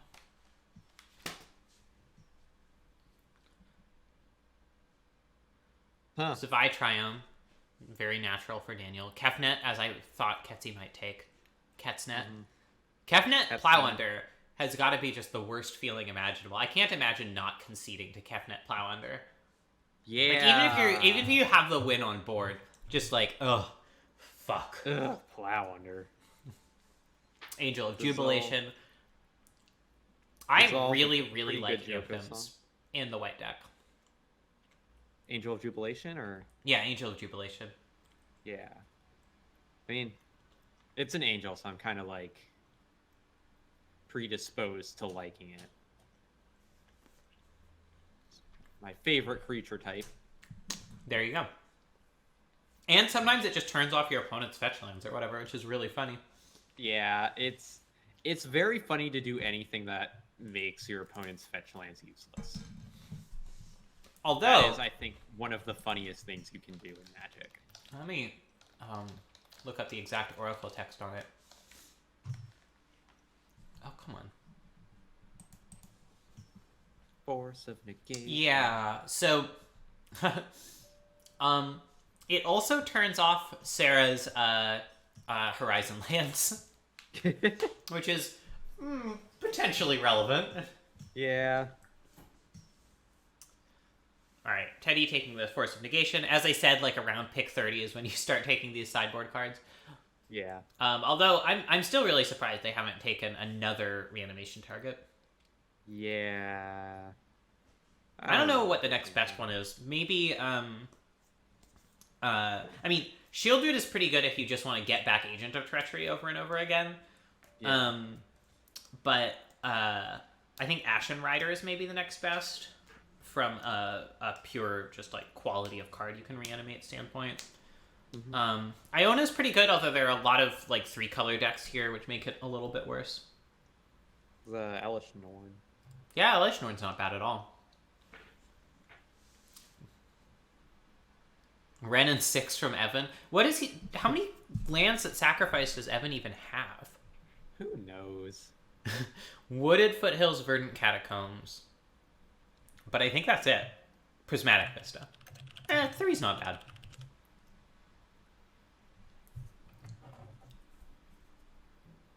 Banalish Marshal from Sarah. Another Anthem creature. Really, really strong in that deck. Lingery Souls from Daniel. Those souls Love are that. sure lingering around. Daniel really hasn't taken many gold cards despite being 3 colors, which is interesting. He has Has taken 2 different Titans though, so that's something. that is pretty sweet.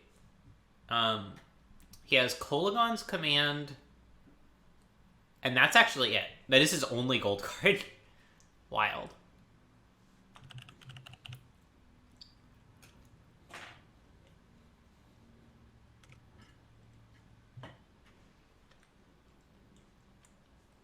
Ketsy in the tank. Tank filled with sauce. Yep, a land. Yep.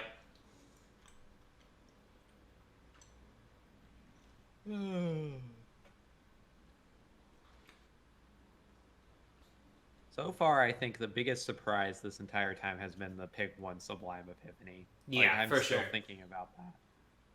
That is truly wild. I mean, I'm guessing part of it is that Jonathan thinks that people have been under-evaluating that card, but also part of it is if people are under-evaluating a card, you are supposed to also take it later, just slightly earlier than everyone else, you know? Yeah. It's like when I was talking to Cass, and sort of talked her out in her first roto of first picking Once Upon a Time, because it's just not going to be that heavily thought over, even if it should be. Revel Arc from Ketsy, that's an interesting one. It is a cool card. Yeah, For it's good sure. with, like, let's see, Venser, Eternal Witness, really cool with Eternal Witness, Hornet Queen, Snapcaster Mage, yeah, makes sense. Glenelender Archmage. Mm-hmm. Definitely a lot of targets for it in Ketsy's deck. Meanwhile, Daniel taking Duress, a card that exists. Haha, Mana Tithe! Yep. Sarah said that she was gonna take Tithe super late to flex, but I guess she got scared off.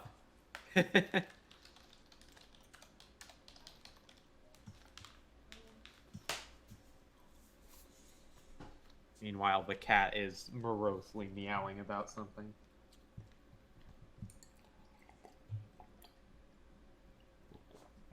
Mana Tithe.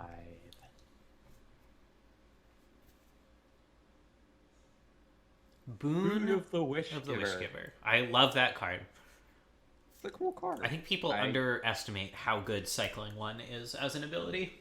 Yeah, the thing about Boon of the Wishgiver is that I've never actually cast it. I have only ever cycled it from when I was playing Jeskai Cycling. Or actually just Boros Cycling. I didn't actually have any blue mana. Maelstrom Pulse from Evan. Yep, just a good removal spell. Evan's This is really half- just taking a bunch of pretty good cards and hoping they will make a deck. Will, I completely missed him taking Carnage Tyrant, but that is a great card. Yep. Assassin's Trophy from Val. Finally making good on the gold cards that he couldn't from Blue-Black. Yeah. You know what card should be in this cube? Galta. Love that guy. Is that the 12 mana one that gets cheaper? Yeah, it's a giant fucking dinosaur that gets cheaper. Yeah, it was in for a while and no one played it. Well, they're wrong. Oh, There's Teddy there's taking the Elishnorn, exactly as you predicted. Look at me. Knowing occasionally a thing. I mean, Elish Norn is just like one of the cards that I associate with the Reanimator deck for whatever reason. Who do we want to do interviews with? I would like to interview Evan because I don't know what the fuck he's doing. Okay, yeah, sounds good. I would like to interview Will because this is his first. That's a good idea. Yeah. Roto. So then we should probably interview a couple of people on the other team too. That is Teddy, Jonathan, Ketsi, and Val. Yeah.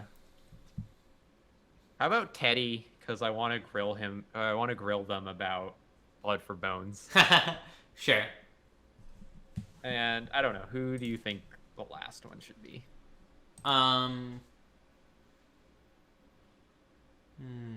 Let's do Jonathan. This is only his second roto draft, so I think that'll be interesting too. All right. Hang on.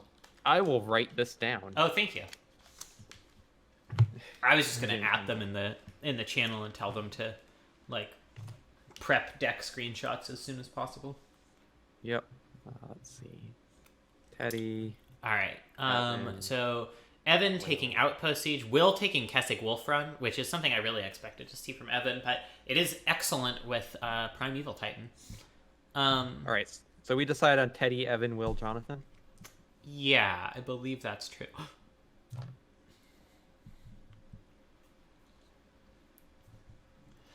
Sarah taking Windbrisk Heights. Yep. Jonathan taking Torrential Gearhole. The Torrential Gear Hunk. Daniel, Faithless Looting, which I guess is a way to get things into your graveyard. Although, he has Liliana Death's Majesty, Makeshift Mannequin, and Unburial Rites. He only has one card that he can realistically, want to bring back. I guess Grave Titan, too. Grave Titan. Yeah. And Inferno Titan. Yeah, I guess that's more than I was giving him credit for. Although, Yeah, like the Titans are decent enough targets. there, Ketsi takes Frost Titan and Thrun. Mm-hmm.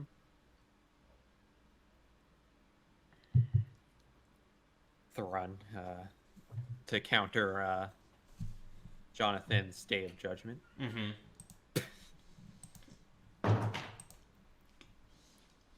Really got the snipe there. Mm-hmm. Castle Lochthwain. I like Castle Lochthwain a lot. Yeah. The thing about Castle Lochthwain is that I always feel like I'm mispronouncing it, even though I think I'm not. I feel like I need to say it with a heavy Scottish accent. The thing is, it's not actually spelled how you would spell it in Scotland. So Yeah, that's what trips me up, right? I always feel like it should be Lochthwain. Lochthwain. Lochthwain. The other thing about Scotland, the Scottish names, is that the orthography is so inconsistent that the same sort of letters are pronounced different ways depending on which name place it is, and probably depending on where in Scotland it is. So you just can't guess. You just have to ask a local how to pronounce things. Yeah, I mean, that's just kind of how it be in a lot of the UK, I feel. Yeah. For example, the distillery Brook Laddie has CH pronounced two different ways in the same word. Yeah. In fact, ICH. Yeah, I actually just recently watched a video about UK place names, so... They're all hilarious. There's nowhere in the world that has sillier place names than the UK. It's true. Canada does have a few really good ones, though. Yeah, and there are a couple good ones in Australia, like fucking and Poggersdorf, but... Do you mean Austria? Yes, I do mean Austria. Thank you. Oh yeah, we're supposed to be commenting on this draft. Oh, right. I mean, the thing is, everyone's just in their own lane at this point, Yeah. Noxious Gearhulk's a good one. That would be one I wouldn't be surprised to see Teddy or Daniel take just because it's good to rebuy, but... Yeah. Val finally takes Kalidas, and Golgari Rot Farm, which owns. I love that card. Mm-hmm. Karus are just really strong. Yeah, Wilt is an extremely good sideboard card.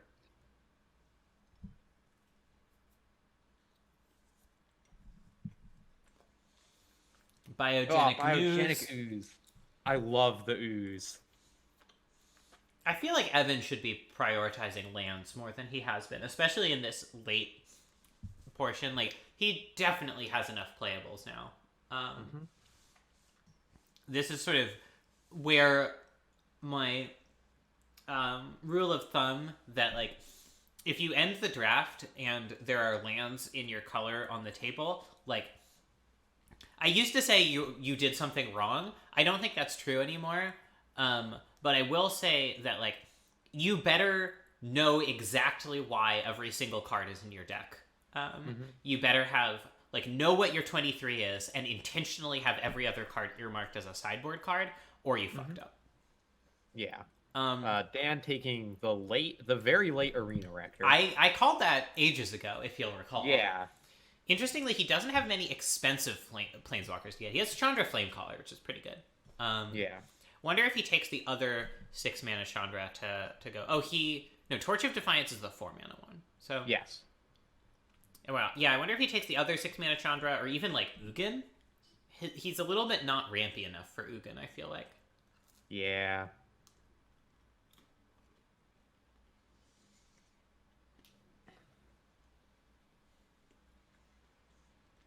I would really like to see more big ol' friends from Will. Mm-hmm. Like, Yeah, I feel like just Ulamog and Craterhoof aren't great, especially because like powering out a Craterhoof on turn 5 from a. He's also got Wormcoil Engine and Carnage Tyrant. Yeah, it's just like those aren't reasons to play Elvish Piper and Champion of Ronos in your deck, right? Like at that point, you might as well just play another ramp spell. Yeah. If you're gonna play Elvish Piper and Champion, you want to have enough density of things that are really good to hit off of them to get like to make it worth putting cards that kind of don't do anything a lot of the time into your deck. Yeah. That said, maybe he's just going for the style points 40th pick Emrakul. I know a lot of people do save up their 40th pick to be something stylish, like Sarah's plan of Jinx Joker. Yeah. Scion of Urza, just good value. I am assuming that Jonathan's 40th pick here is going to be Approach. If it's not, I think Ketzi will bust a gasket. Archon of Coronation.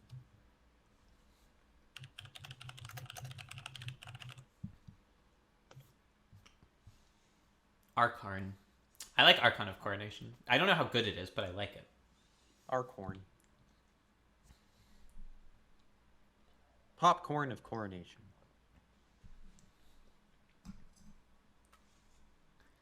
Did Sarah take Skymarcher Aspirant over Isamara? That's interesting. Yeah. I mean, Sky Marcher Aspirant is it's a good card, you know? Just a different evaluation order than I have. Yeah, Stone Coil Serpent. That is. Val, it looks like, is probably going to be picking up the like mono black payoffs here. Not that he is mono black, but you know, being black and then splashing a few gold cards is basically mono black. So, Yeah, definitely centered in black, if not mono black. Guessing that we're going to see a Grey Merchant, a Phyrexian Obliterator, and possibly a Geralf's Messenger in quick succession for Val. I love Gary. For some reason, I thought we already saw Phyrexian Obliterator. I don't think so. Yeah, no, we haven't. I'm just... I got it confused with... I just... There were a couple other Phyrexian whatevers that have been picked. So I was just like,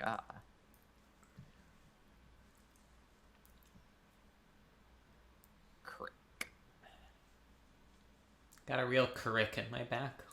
The thing about Crick, son of Yawgmoth, is that it begs the question of, who would fuck Yawgmoth?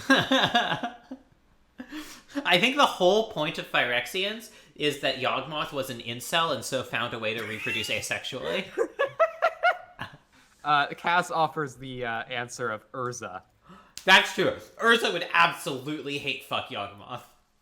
Urza hate fucking Yawgmoth is my new OTP.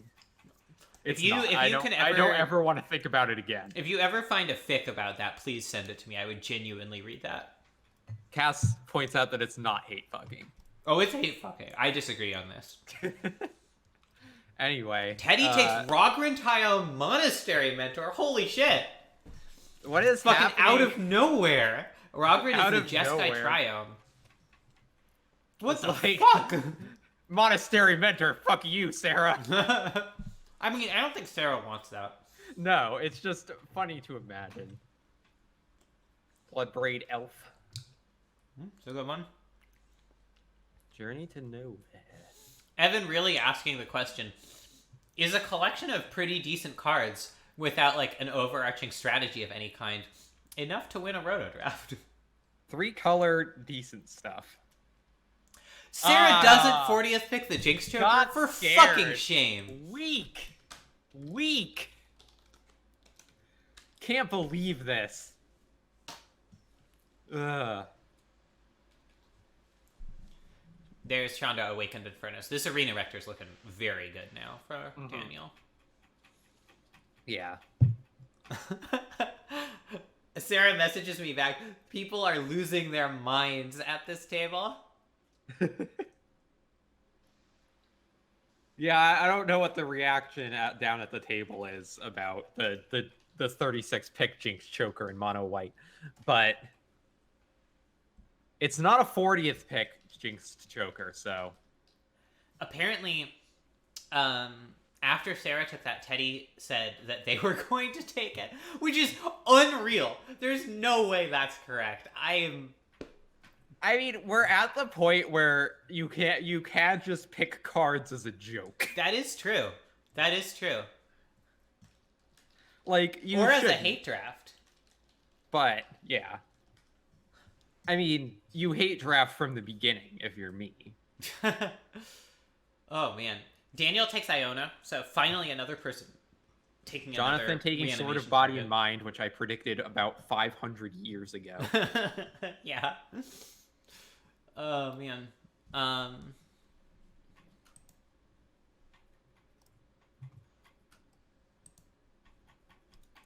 Urza is tsundere for Yawgmoth.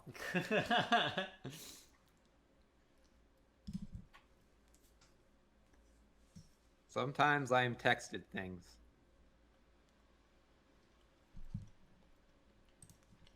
Just something I have to live with.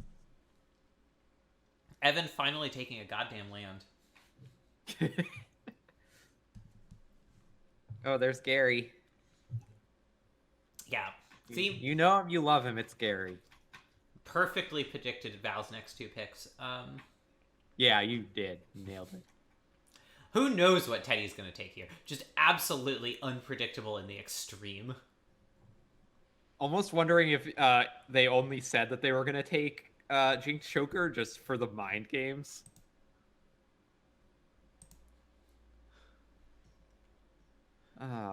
I mean, Monastery Mentor is already just a truly either Galaxy Brain or like Toilet Brain pick. Toilet Brain, huh? It's the least brain. The least brain it's possible to have is Toilet Brain. It's like a least weasel. It's just very small.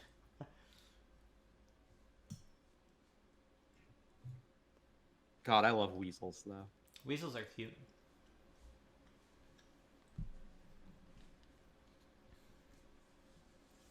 Okay. That Discovery card makes Dispersal's pretty sense. good. Yeah, like, that card makes sense Yeah, in a way that Monastery Mentor doesn't. absolutely not. Also, if nobody picks Emrakul, I'm going to be very sad. Will has to be going for the 40th pick, Emrakul. Yeah. I don't know. I'm getting worried that nobody's going to pick the MILF. That's why you do it 40th pick, to make everyone worry. And there's the body double, which I predicted earlier. Yeah, called Val's next 3 picks. I'm a fucking genius. God.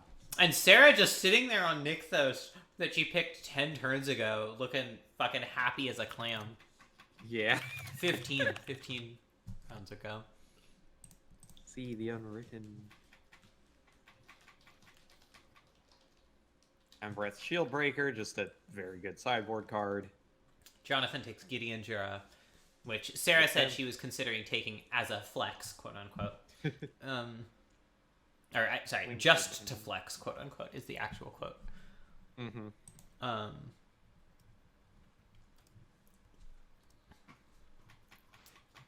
Apparently Will has table. Okay. I will keep that in mind. Yeah, it's really important to bear that in mind. It's very important that I remember that Will has table. It's so important I'm writing it down. Okay. I have physically written it with a pen. Wow. It's indelible on the fabric of the world now. Yeah, or at least on this post-it note. The post-it note is part of the fabric of the world. That's true. Or is it? Really makes you think. No, not me. Nothing can make you think. Spellskite's an interesting one. Little spellskite that I guess, like, we the can black decks play. do have a lot of spot removal, so makes some sense.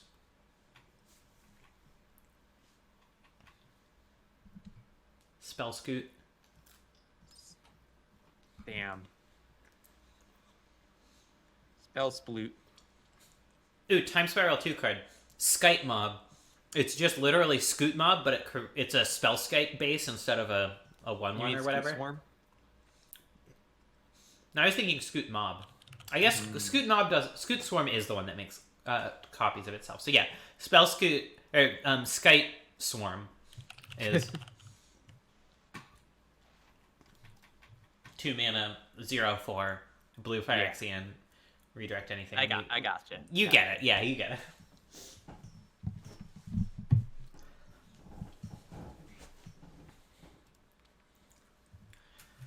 What will Ketsi pick next? Second to last pick. QQ. Does Ketsi have any lands that make white? Oh yeah, I guess she has Temple Garden. Master of the Didn't Wild. she also end up kind with of Noble Hierarch? Yeah. Yeah, not exactly a land, but It's good enough. D-Spark from Daniel. That's a new one in because Black-White just has a fucking atrocious gold section in general. Trying to find something that's decent. Maybe the new Kaya will be good. I hope so. But the problem is I limit the number of Planeswalkers a color pair can have. Black-White already has 2 because it's so terrible, but I'm not going to give it 3 Planeswalkers. Yeah, but Kaya owns. So. Yeah, no, that Planeswalker does look really cool. Thalia, Guardian of Thraben. Very good one. Spin from Jonathan. Jonathan takes Spin. Ah, yes, Spin. My favorite. Oh, Sphinx Rev. Jonathan, I really hope he takes the 40th pick approach. But it would be If he even doesn't- funnier if somebody we're- else took it.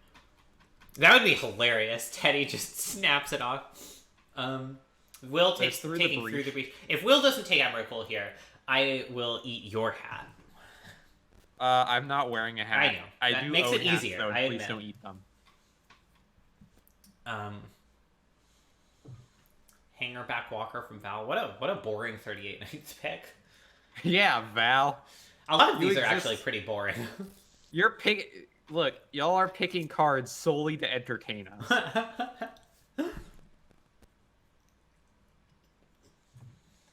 All right, let's see if Teddy has like a 1-2 punch that's really impressive of some way or somehow. Yeah, please. I want it to be funny.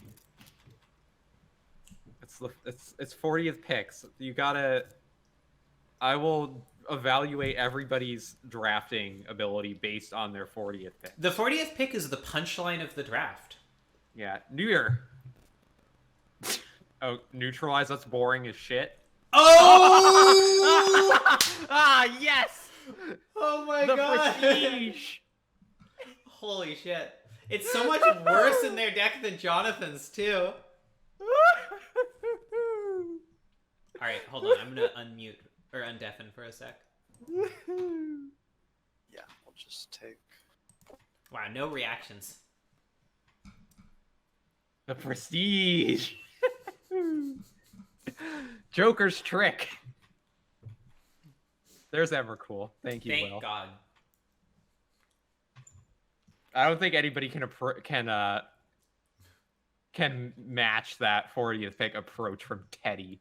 I'm sad that you backed off just using approach in that sentence. Yeah, I'm sorry. The thing you have to keep in mind is that I don't know how to talk. Awfully bold of you to volunteer to do commentary for this, then.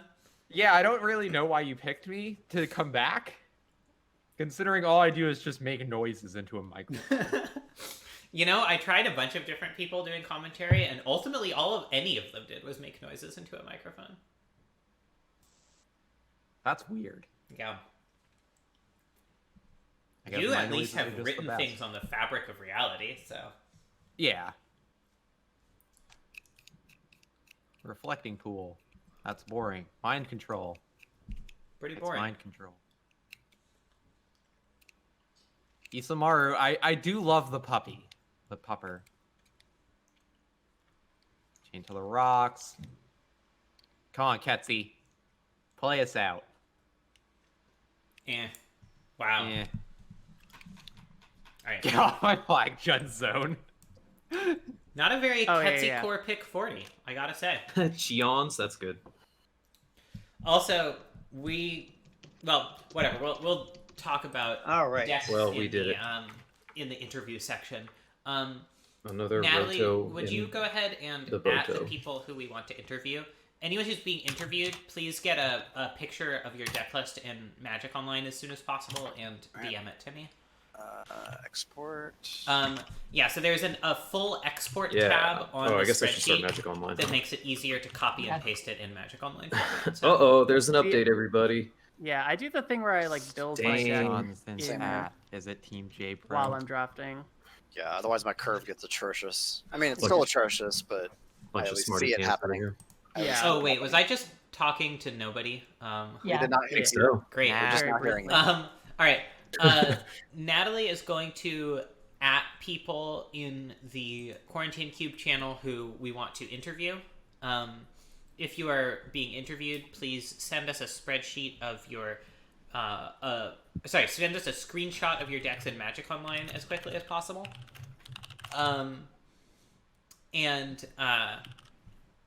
Also, there's a MitGo export tab that will make it easier to copy and paste your deck list into a text file in the format Magic Online expects.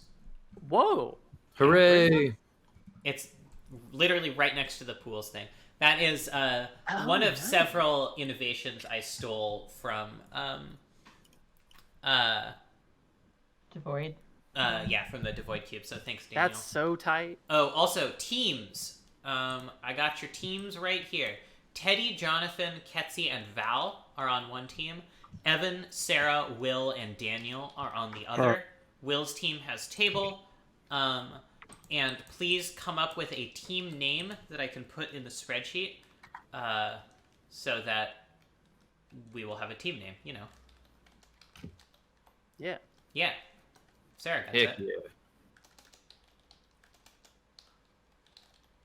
That feel when you don't get selected for a pre-game interview because your deck's too boring. It's just too consistent, man. Just I mean, we had to narrow it down. We had to. Yeah, we- I mean, mine is just kind of like, I don't know. I just took all the white cards. That's what happens when you take DT early. It's just like yep. if you're in that. Someone you took got to do it early. Stoneforge, like right The thing- after. Yeah. Also, Weird. okay, now I can talk about this. I have to look. Before I chastise people, I have to. Arc Trail's still there. Phoenix of Ash is I'm still like, there. man, we didn't- Yeah. Goblin Guide. all Look over at. the place here. Oh my. What? I fucking dropped the God. ball on the red cards for sure.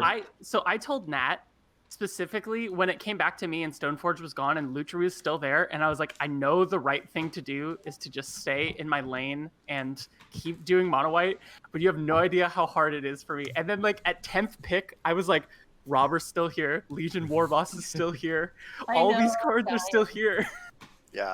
I ducked out a red and then looked back and was like, oh, never. I should have. I just All right. Natalie and I are going to hang out in another match channel to Okay.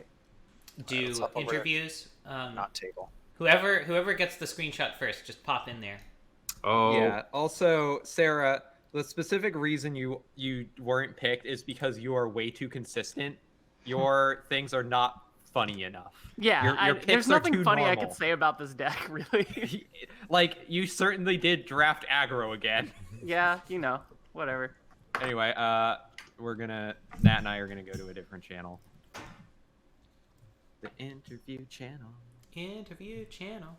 All right, let me highlight the team table, Evan. Yeah, actually, Sarah. before people are ready for interviews, I'm gonna go use the restroom. All right. I'll be right And back. Daniel.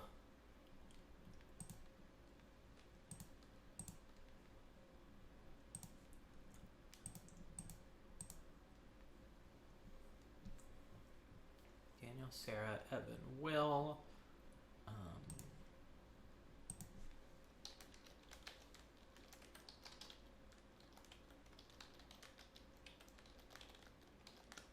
Wow. Oh no, it's okay.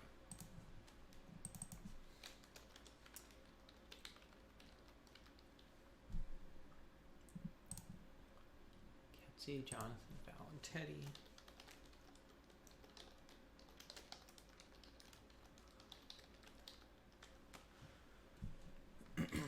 And no one has won yet. I guess I'll just keep that in here until someone actually does a thing.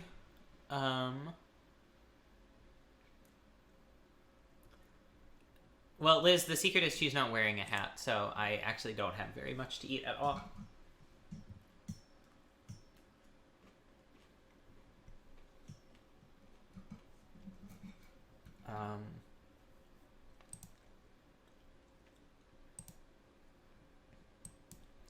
Hey, Teddy, would you come do an interview, please? Yeah, sure. I wanted to finish my. Or do you want just a screenshot of the deck without lands? Is that fine? Without lands is totally fine. I just want to have something I can put up on screen while we're talking. All right, Natalie is taking a bit of a break, but I will interview you. All right. So, what the fuck is this metamorph art that Magic Online selected? That is wild. That one is a little weird. What was going through your head as you drafted this deck?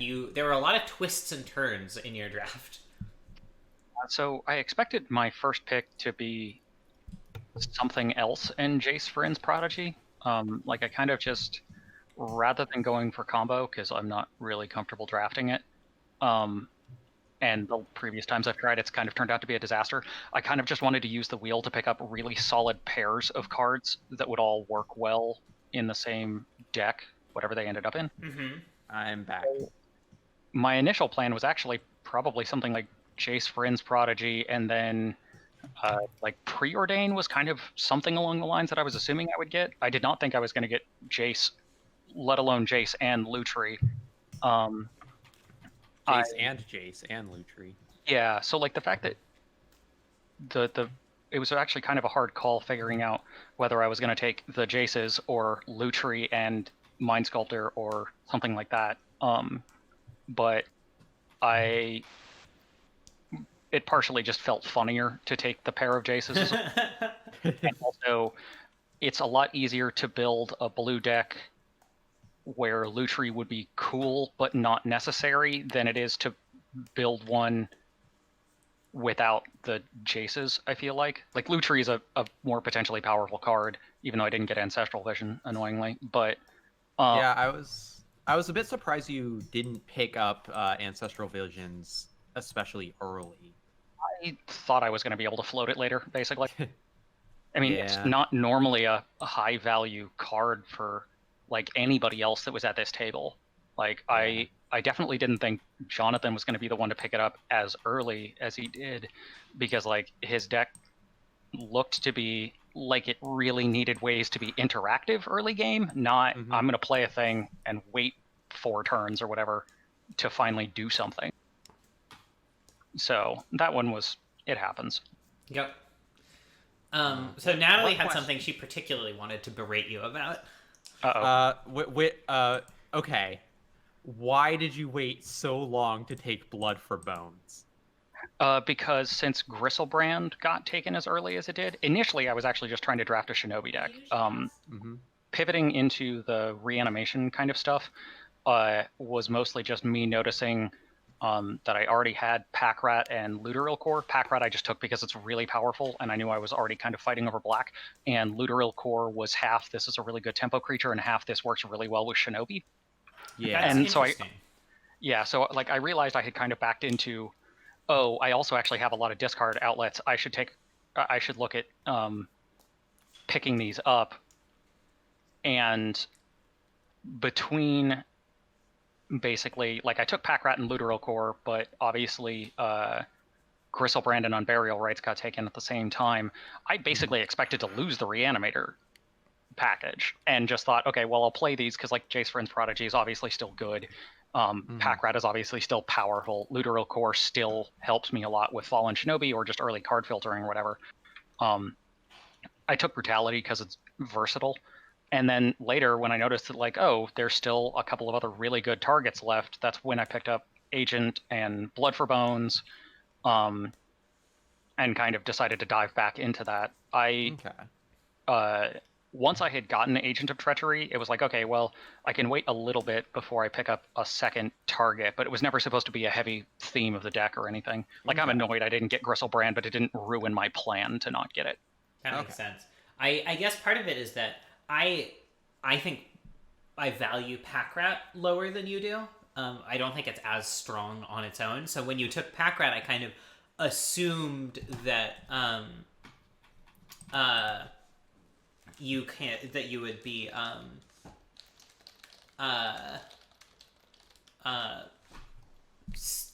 going in. Yeah. You took it because you were planning on going Reanimator, and then like rounds and rounds and rounds went by without you actually taking any reanimation spells, and I was like, what's going on? Yeah, I actually mostly picked up Pack Rat because it was like all of my threats thus far were really fragile.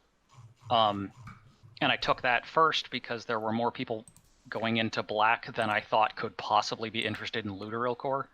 So I let Looter wait until the next round. And then I really wanted to focus on fixing because I wanted to make sure I didn't get stuck in that at all, especially since Val had gotten Watery Grave. So I felt like I needed to spend more picks on that because even though I had 2 fetch lands, I wanted to make sure I was always going to be able to get something. And then picking up like good removal because I realized I had like no ability to interact with all of the aggro decks or creature-based decks that were at the table, really. That makes sense. And basically it was like, okay, I want to end up with being able to have this option, especially, like I said, once I noticed that Agent of Treachery was still open, but I need ways to be able to interact earlier. I'm just going to get killed. Yeah, in general, I feel like your draft was pretty decent. It was mostly that Nat and I were expecting you to go into Reanimator much earlier than you actually did. But it does sound like you were not initially intending to go into Reanimator. Yeah, initially I was just planning on actually having a like good blue-black tempo value Shinobi deck. That was actually my initial plan. And then just taking a look through, because I have like the last 3 or 4 other Roto spreadsheets up while we're doing the draft and everything. I kind of locked onto Charles's deck. He and I tend to play the from last Roto draft, where he ended up in a very similar deck to this. In fact, a couple of my picks were kind of taken directly from some of the sideboard stuff that he drafted last Roto. So I kind of backed into the Reanimator plan, but would have been fine if I had just ended up in like blue-black tempo. So what was the thought behind Monastery Mentor? Was that just sniping it from Jonathan? No, that's an actual sideboard plan as another like good resistant creature. Okay. Interesting. But what about the 40th pick approach? Tell me about that. Because it was 40th pick, I didn't actually have anything else that I really felt like I needed, and sometimes you just want a baller sideboard option. Like in the screenshot that I posted up that I assume Natalie's using, all of my white fixing and the white cards are in the sideboard, so those have never been planned to be in the deck. I picked up Indatha Triome initially because even without the white splash, it works because it means that Misty Rainforest can get black. Even if I have gone through, it's another way for Misty to be able to get a black source. Because that way, even if Fetid Pools and Sunken Hollow are already out, I can still fetch one. And then it was like, well, nobody else has taken Rogran Triome either, so I have 2 white sources that my fetch lands can get that let me actually kind of take, like maybe cast an actual white spell. Yeah, Nat and I were freaking out at the approach pick because we were expecting Jonathan to 40th pick it.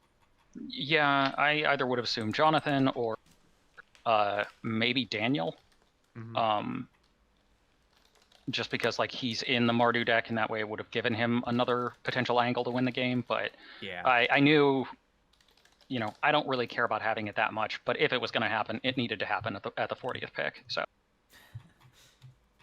it was very funny. We howled because we were just assuming that Jonathan was going to go for it, or we were hoping Jonathan would. I think it would be incredible in his deck. And then I think like I said somewhere around pick 39, something like, it'll be really funny if somebody snipes approach from Jonathan. Well, I'm glad I could make that come to pass at least. But yeah, it is intentionally as kind of like I wanted a way to win the game that doesn't necessarily rely on either keeping one big threat in play or keeping a lot of little threats in play. Yeah. And approach and monastery mentor both let me do that basically. That makes sense. All right, thank you, Teddy. About to start we will let you get back to deck building. I have one more question for Teddy. Is a headphones a hat? If you're an anthropomorphic animal character that already has ears, yes. Otherwise, no. Okay. Because my entire childhood, fucking Arthur the Aardvark still wearing headphones around the side of his head, despite the fact that his fucking ears are on the top of it. So, yes, sometime. All right. Thank you for your response. Yep. All right, Evan. Hello. Evan. Hello. My first question is: are you inebriated? No, I've only had one beer. Okay. And no electric lettuce? No double cabbage? Not yet. We'll see how it goes. So walk us through your draft. You had an odd one today. It was, I ended up fighting for colors on both sides, which I guess will happen in the middle. I had an idea. I really like Bone Crusher Giant as a first pick, even after seeing Bolt go second. I still wanted to pick it up. I think it's one of the strongest red cards. And the original plan was to try and play like a low to the ground, like Grixis tempo deck. But there was too much blue being drafted. I decided to shy away from blue and then fight for green on my right and then fight for red on my left. Fight for black on my right against Val for some of the like really low to the ground removal pieces, like taking Heartless Act early. And yeah, what did I take second? Like Hex Drinker?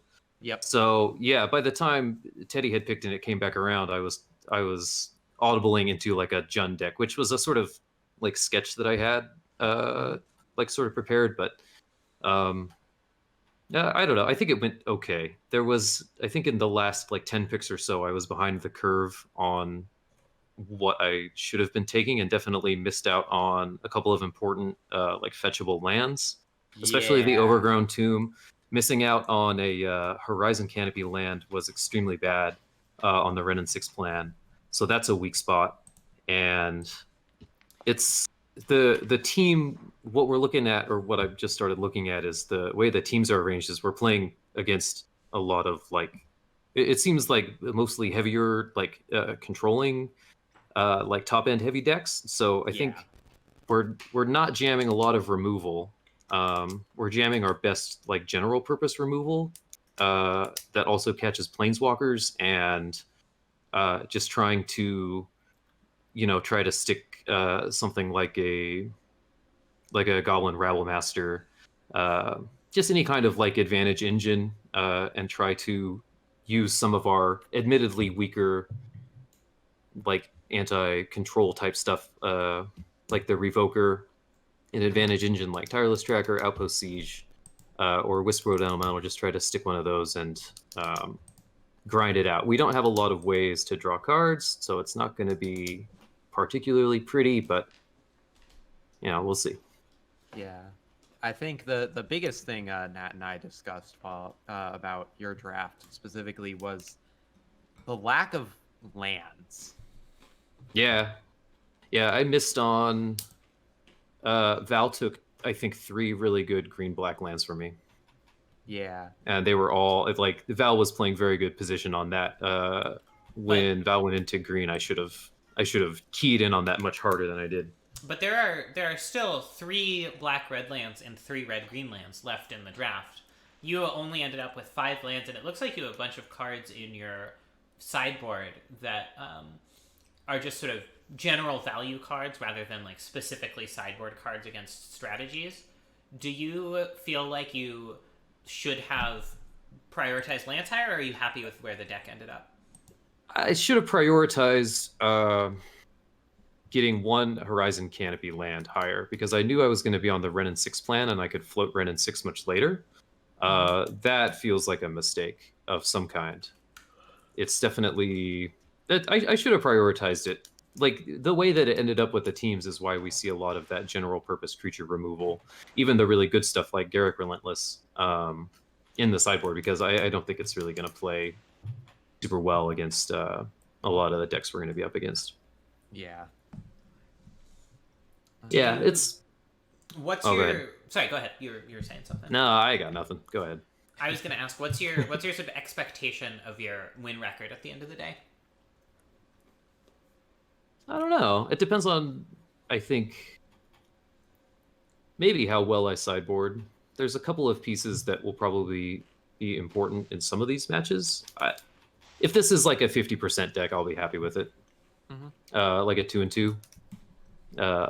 Just trying to, try to make a big swing off of Bloodbraid and not get board wiped, I guess, will be the plan. Try to level up Hexdrinker all the way. Hexdrinker is a sweet one. I don't remember. I guess you have one of the decks with a board wipe on your side, but two of them are on the other side. Yeah. Which makes Hexdrinker a little bit more vulnerable. The idea was Jund, but then it turned into, just the general idea was try to keep it low to the ground and reasonably aggressive with like well-costed removal. We might be able to grind out an advantage here if like Tireless Tracker can stick around for 2 or 3 turns. Well, it's gonna be a bit uphill, I think, but might be able to get off to some fast starts against some of these decks, and just like have the one removal spell you need to punch through like 6 points of damage 2 turns in a row, and yeah, that could be a game. Like, yeah, we'll see. Your deck is definitely very low to the ground, which is often a benefit in these difficult matchups. That's served me well playing in the table drafts, and I tried to bring that in as like a strategy coming today, just trying to be cognizant of like curve in particular, because that does tend to be an advantage, and maybe it'll be an advantage on this side of the team side. Everybody else trying to do big, huge, splashy things, maybe we'll just be able to stay underneath it and not get outclassed immediately. Well, I wish you luck. Yep. I have one final question. Yes. Do you think a headphones is a hat? Yeah, sure. All right. Wait, what kind of headphones? Like over-ear headphones. Over-ear headphones. Oh, yeah, that's like a kind of hat. All right. Thank you for your time. Thank you. All right, you can go back and deck build. I'm gonna go. Yes. Farewell. Farewell. Good luck. Hey, what's going on? Hey, Jonathan. Hello. Welcome. Hey. Let me bring up your deck on stream here. How do you feel your draft went? Bad. Really bad. Really bad. Okay. That's surprising. Yeah, actually. I got pwned. My first pick was going to be Oko, and then I was going to go, if that didn't work out, into a Dimir. I was going to pivot to Dimir, but then I decided to go white-blue instead, and got totally pwned top to bottom. I got boxed out really well by the person to my left because they were going like white, but white is so heavy on the aggressive strategy, and it doesn't have like, Wall of Omen, stuff like that they took a lot of the defensive white cards early, such as Path to Exile, kind of like boxed me out of that side of it. So I ended up with like an okay blue-white Qian's deck, but I think for the nature of the power of a cube like this, it's I would put it well below, I think, what I'm capable of drafting in a rotisserie draft like this. But that's the beautiful thing about rotisserie is a lot of the picks are just like you're just like for example, Oko went to Fractured Identity, which I'm not mad at. You know, the most powerful card to arguably second most powerful card. You know, I'm not mad at it at all, but just like that's the nature of this format. So yeah, that's my thoughts. What do y'all think? I was well, oh, go ahead, Natalie. I think the first thing I want to ask about is your pick one Sublime Epiphany, which definitely blindsided us. Yeah, trying to send a message. What was that message specifically? Message is, I know everyone is too, but I'm in blue. Like I'm going for it, and I'm not gonna get boxed out of my blue. So it's kind of like that was kind of like the prime time pick, you know, where the person next to me picked that prime time. Like it's just like we're going for it, and we're not gonna be intimidated. Yeah. So why, out of all of the sort of heavy blue cards that exist in the cube, why Sublime Epiphany over, for example, a Jace or a Cryptic Command or another card that's sort of more traditionally considered a powerhouse? I think it's the most powerful of the mono blue cards, including Jace. Although it's close, but in a format like this, where this particular one is geared towards a little bit more of a creature-heavy format, like I said, there's no Wall of Blossoms, no Wall of Omens, stuff of that nature. So therefore, Planeswalkers are a little weaker than usual, especially 4-mana Planeswalkers. So in that case, I think Sublime Epiphany is better in this particular format. Like that's not always the case with modern cubes, obviously. It's just that this one's geared a little lower to the curve, especially with like mono white, like white weenie. Wow, very heterodox opinion, but I'm really curious to see how it plays out. Yeah, me too. What does it mean, heterodox? The opposite of orthodox, like an opinion that goes against the received wisdom. A straight person opinion. Yeah, that's right. Yeah, I would say that's my nature. I'm very, and when it comes to cube, I'm very heterodox still. Then for sure, I'm against the grain. But you know, I think it's really fun. Again, I think half the fun is drafting, and half the fun's playing it. So thanks again for the opportunity. It's fantastic. Yeah, we're always happy to have people draft in, especially people who sort of bring new thoughts into the metagame. Like Sublime Epiphany is a first pickable Magic card. I really liked your early pick, Muyan Ling. I think that is a fantastic card. Absolutely, send a message early, and And also, I should say, you know, we got the Charity Cube stream coming up. Do y'all know about that? I have heard murmurs about it, but I am not familiar with the details. Sure. Well, basically, it's another 4v4 strategy cube where it's going to be a competition, except it's going to be a trophy hunt for how many trophies over 2 days on the 26th and 27th. And this is an annual event between myself and Jim Davis, but this time I was like, well, let's just bring some more people on board. So it's Jim's team, which is him, Emma Handy, Kenji, aka Num to the Nummy New Mod on Twitch, and then Zach Allen, and then my team got me, Caleb D, LSV, and Gab Nassif. So we're going head to head over those 2 days, 26, 27, trying to raise respectively $10,000 for each of our charities. Our charity is Docs Without Borders. Theirs is the bail bond for people who are protesting for civil rights, you know, and stuff like that in Portland or whatever. But ultimately, you know, it's all to the good, and we appreciate any support. But also, if you want to make more competitive, you can get in a fun like that. And yeah, it's just another like awesome cube event and stuff like that or whatever. And I'll be streamed on Twitch. I will for sure check that out, and I hope any of our viewers do as well. Yeah. I'll bless the homies, and yeah, appreciate you. If I can, I also had a question about your second pick. Sure. Stoneforge Mystic was obviously a huge snipe from Sarah after her first pick of Jite. What was your logic on taking that as a white card over, for example, Fractured Identity, which is... I thought I could... I misread the table. I thought I could take it and say, this is my lane, and it was a flex move.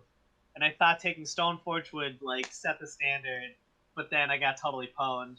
So I thought we could have it all. It was a greedy pick. I should have just taken Fractured Identity if we're going to be in blue-white at all. I should have, truth be told, I should have just gone with my second instincts and my plan B to go straight to Mir and taken that 3-mana Planeswalker But I was like, nah, I'm gonna get boxed out because of there was another pick early on. Let me see what that was. That threw me off from that. Let's see.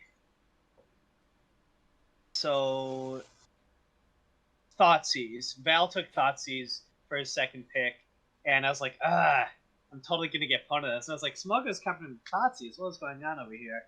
But to me, that sends a big enough signal. It's like, all right, I'm gonna carve out my lane of blue-white, and that'll be my thing. But that did not happen whatsoever.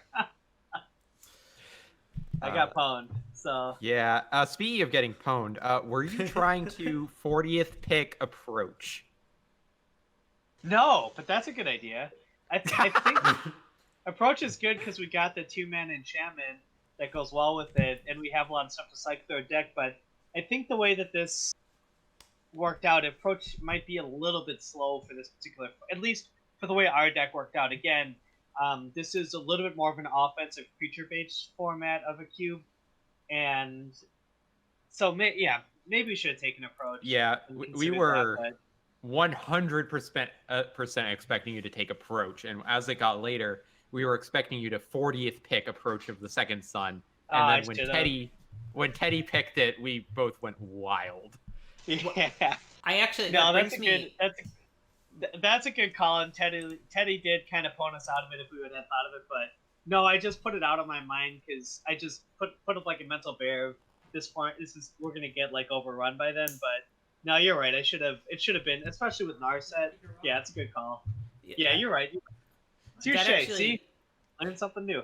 That brings me to another question I was going to ask. You're a relatively new drafter to this cube. You've done one rotisserie draft here before.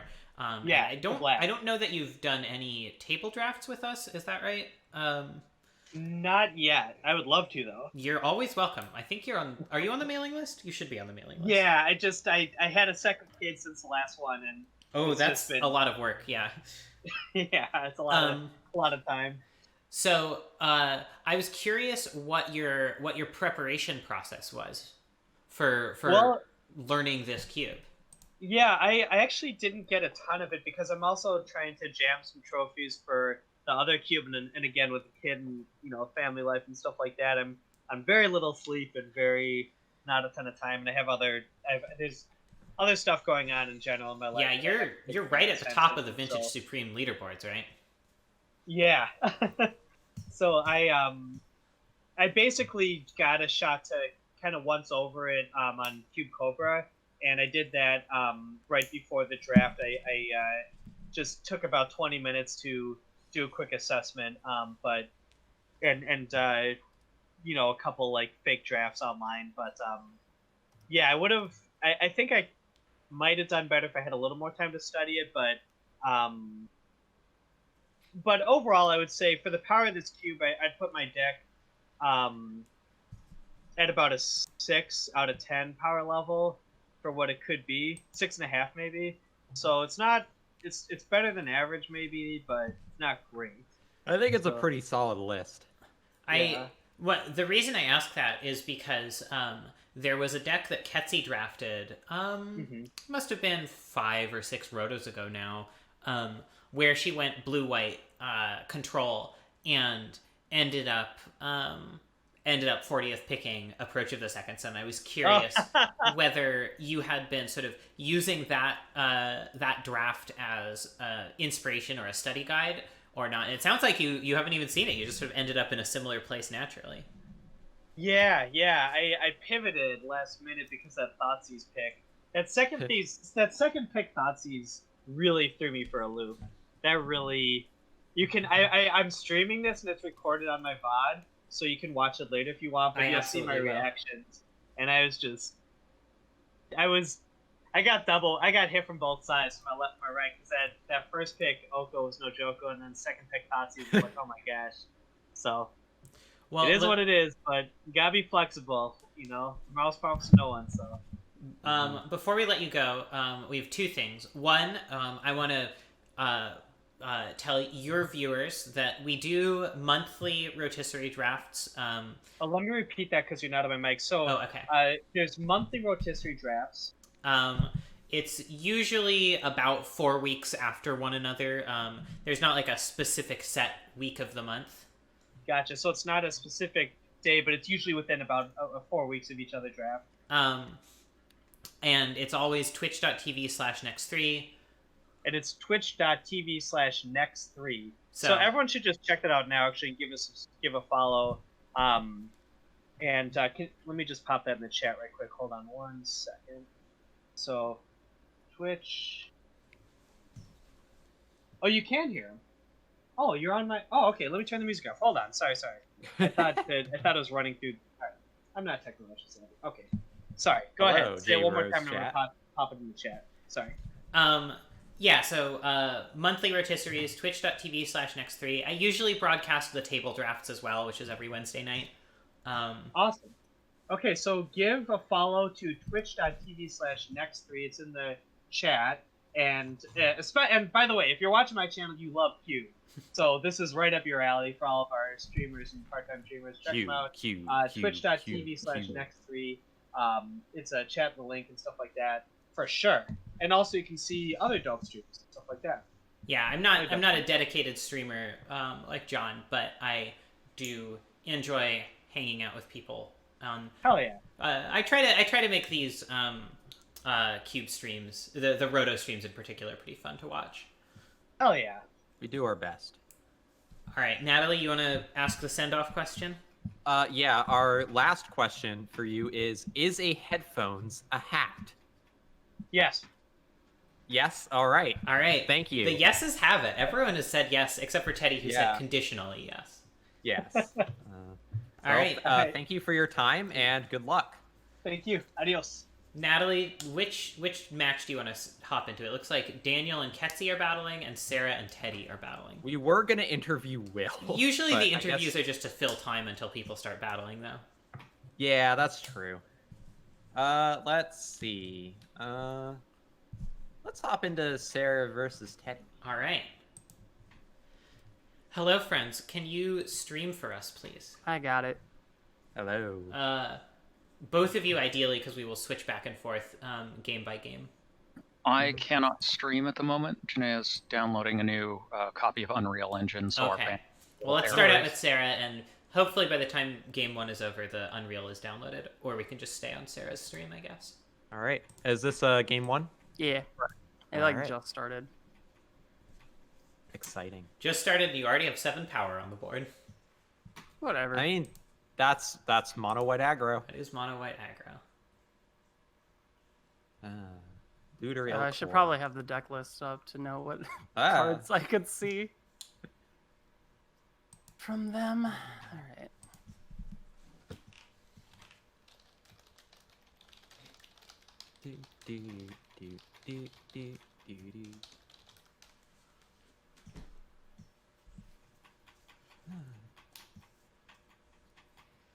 Looter ill tree. Y'all are not muted. Yeah, we should probably go deafen. Yeah. Oh yeah, that's a thing. So that we can do actual commentary instead of just saying silly names of cards on the battlefield. Yeah. Are you deafened? It looks like you're not currently. There we go. I just did. Well, it looks like Sarah's winning. I'll just say. Yes. Although they are dealing a considerable amount of damage themselves with these lands. Yeah, but that's just how it be. Yeah, Teddy is definitely not going to pressure Sarah's life total enough for that to matter. Yeah, this is a very, very good start for Sarah, let's say. And with the Resolved Luminous Broodmoth, it's just getting better. Yeah, Broodmoth also protects these creatures from like a Black Sun Zenith, so that's not really an out. And then it's possible that just like Honor of the Pure here will be enough to seal the deal. Guessing that Unreal Engine will not be downloaded by the time this game is over. Damn you, Unreal Engine. I wonder what Janaea's doing with it. Janaea is Teddy's partner who's an artist. So I wonder if they're doing some like cool 3D environmental art thing. I don't know. The Unreal Engine. Let me plug their Instagram once I remember what it is. Yeah. Also, Cass made me a very nice hot chocolate. Oh, which was nice. Very kind of her. That's the dream. It's delicious. The dream is just to have hot cocoa. The dream is to have someone who loves you and makes you hot cocoa. Yeah. I mean, I'm sure you could ask Liz to make you hot cocoa. Yeah, the problem is I'm like lactose intolerant, so. Oh, rip. I Well, mean, you I can can make it take with, Lactaid, but then it's just a whole production. Yeah. Well, what about like soy milk, I'm not a huge fan of it, but oat milk? I find milks of all stripes, even cow milk, often just to be kind of weird flavored. I'm expecting Sarah to go for a protection here, just because like it seems pretty likely that Teddy's doing the bounce specifically so that they can set up a wrath. Yeah. Of some sort, Black Sun. Also, giving Broodmoth protection, as we've just seen, does put Brazen Borrower into their graveyard. So yeah, if you counter or prevent or otherwise prevent an adventure from resolving, the creature does not get to go on an adventure. And we see, like, we're really, really seeing the power of Broodmoth here. Even if Teddy doesn't have the Wrath, Sarah feels like she is comfortable playing out all these creatures and having a really wide board in a way that would be overextended in a game where Broodmoth doesn't exist. But she just gets to rebuy everything if they die. Yeah. And then they fly. Broodmoth has been a pretty substantial upgrade to the white deck since it came out. Yeah, it's a really good card. Selfless Spirit is also a very strong one. Sarah taking notes on what the removal that Teddy has is. Or maybe just instant speed interaction. No, just removal in general. I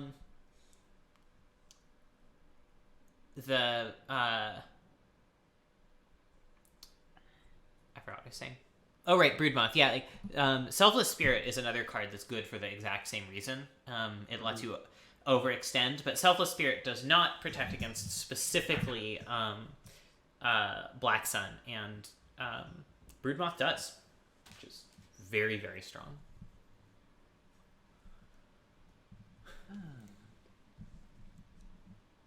Yeah, I feel like this is a bit of a rough matchup for Teddy. Yeah, I think it's going to be a rough matchup for all of Sarah's opponents, if we're being honest. Yeah. Mono White's probably the best deck in the cube right now. This was an uncontested Mono White.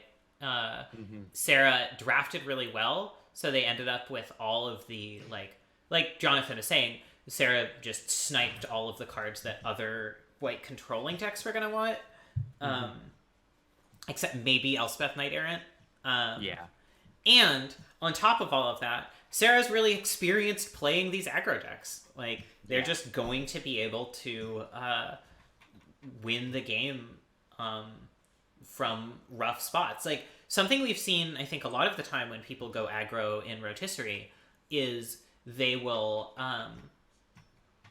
draft a deck that looks really good on paper and then go like 2-2 in practice because they just aren't used to playing the really tight situations that come up in these matchups. Yeah. And Sarah has the experience to really nail that. This is a really awkward Mutavault. Yeah, that's not ideal. I mean, she does have 2 1-drops, which is something. Yep. All right, keeps it. The Sky Marcher Aspirant is especially awkward here because she can't actually just go double spell on turn 2, which she would normally be able to do. Yeah. We think of Mutavault being pretty free in monocolor decks, but it's not free right here. No. Pack Rat. Windrisk Heights is actually an awfully nice way of dealing with that issue. Taking Jinx Choker, which is... Yeah, hides away Jinx Choker. A powerful card, although Pack Rat, like, does actually mean that Teddy has the capacity to threaten Sarah's life total. Mm-hmm. Although, if Teddy doesn't go for the token copy here, then, well, looks like they are. Then Sarah could have just skyclaved the thing. I wonder if Sarah's just going to go for Marshall and try to race, or potentially attack in with Kithian, give it protection from black, to make it trade with one rat, and then skyclave the second rat. Rats. Depends how much Sarah cares about getting rid of this pack rat, I suppose. Yeah. Ketzi is up a game versus Daniel after he mulliganed to 5. Oh, rip. I don't like playing Skyclave Apparition pre-combat. Of all of the things Sarah could do, Feels weird. I feel like making the attack, oof. Oh, damn. That's brutal. No attack with Kithian. That's... I don't respect that. I get that Sarah doesn't want Teddy to just... Absolute disrespect. I get that Sarah doesn't want Teddy to kill Kithian on their turn, but, like, at some point, you gotta accept that, like, you're gonna... Giver of Runes is gonna do a bunch of 2-for-1s, but you can't just stop everything from getting killed. Especially because Teddy could just kill Giver, and you still want to get the value off of that, whether that's being able to crack in, or actually just protecting your creatures. Yeah. Okay. Plays Fabled Passage, passes to second main, passes turn. Draws a Horizon Canopy. That also suggests that if Teddy had just made another pack rat and let Skyclave Apparition resolve, Sarah also wouldn't have attacked, which... What's the point of playing the Skyclave Apparition, then?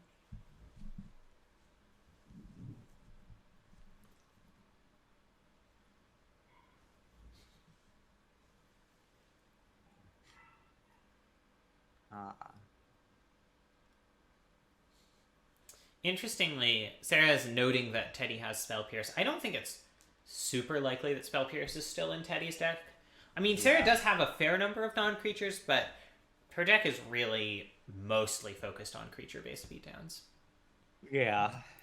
The Spell Pierce is definitely a card I would have sideboarded out. Yeah. If I happened to have it in the main deck, and I don't even know if I would have it in the main deck to begin with.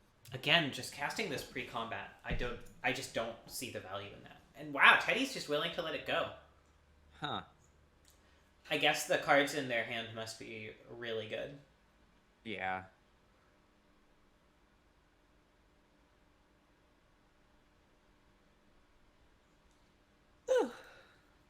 Cracks the Fabled Passage. Perhaps There's no way Teddy just, like, blocks with Tar Pit here. But they have to have something to play or else they would have made a rat. I mean, I guess, again, they could just have all really good sorcery speed stuff, but then taking no actions that turn seems really crazy against... yeah, Sarah is predicting a Wrath, and not playing the Sky Marcher Aspirant for that reason. Yeah, that makes sense.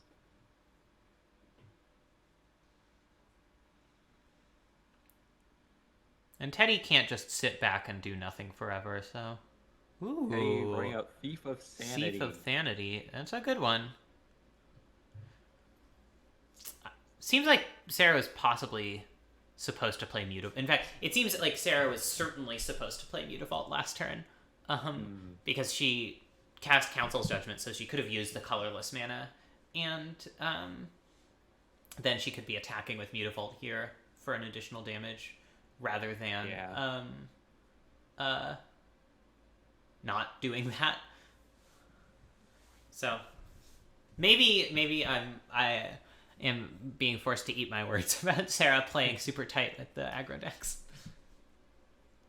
Sorry, Sarah, who watches this in the future. We'll see what happens with this. It feels so bad to get hit with a Thief of Sanity. Yeah, but Sky Marcher Aspirant is about to turn on, so... Oh, is it? Yeah. Yep. 9 permanents right now. Jinx Choker also turns it on. Although, if Teddy doesn't have any ground blockers, then may not matter.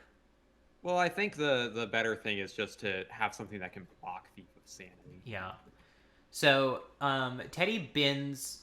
Okay, Teddy takes Hollow Blade off of Thief of Sanity. They bind Thalia and Plains. I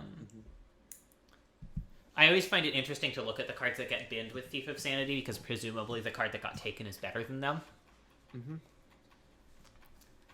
Seasoned Hollow Blade's interesting for Teddy because it is a discard outlet that they can use to get like a Elish Norn into the graveyard.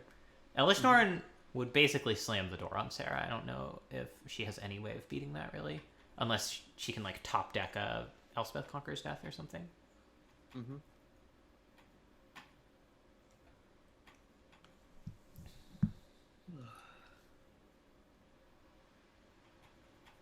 Teddy thinking.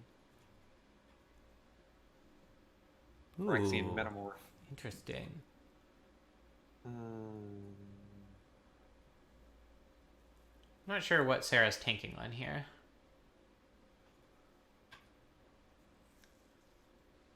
Thief Well- of Sanity 2. Think Teddy is going to get enough card advantage? I don't know. It's hard to say. Like, is 2 Thieves of Sanity enough? So Sarah's going to get to trigger Windbrisk Heights and get Kithian here, which is pretty nice. Yep.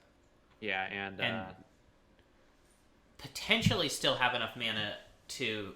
Like, she has to choose between activating Kithian and Windbrisking, but she also has the Giver to give protection. Yep. And she also now has the City's Blessing, so Sky Marcher has been turned on. Yeah. Not super relevant here, because the 3-1 can just block... Oh, that's interesting. That means that... Double blocks the Mutable. Giver of Runes can't save it. Yeah. But still a lot of pressure. And this gets rid of one of Teddy's card advantage engines. Yeah. And Teddy's going to be at low enough life here, and especially threatened with the Shrine that, and especially Shrine plus Benalish Marshal Jeepers, that like this Jinx Choker is going to be pretty good. Flips Gideon. I'm guessing that Sarah +2 is targeting the Thief just so that... Oh yeah, this blocks Thief, so that makes sense. Alright, grabs Jinx Choker. Here it is. You know it, you love it, it's Jinx Choker.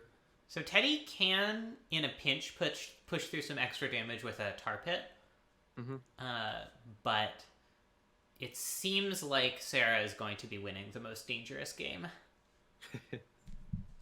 As we affectionately call Jinxed Choker. Knife Monopoly. It's the most dangerous game. That's probably it, yeah. Jinxed Choker close second, though. And third is, a fairly distant third is Hunting Humans for Sport. Yeah. Which is really just like my average Sunday, you know? Ooh, Elish Norn coming back. There, that is exactly the line that I said would be really hard for Sarah to beat. Here's Ellie. And indeed, at this point, Teddy has so much power, especially if they start activating Creeping Tar Pit, that Sarah's going to be in a lot of trouble. There goes Gideon. Let's see what Sarah top decks. I guess Elspeth Conquers Death, again, is the out that she has. But she needs it quick. That is not Elspeth Conquers Death. No, she gets another hit off Horizon Canopy here. She's counting up the clock, but I don't think it favors her, even if she double counters Jinx Choker. So Jinx Choker would go to 4. Teddy would take 5. Actually, this might work.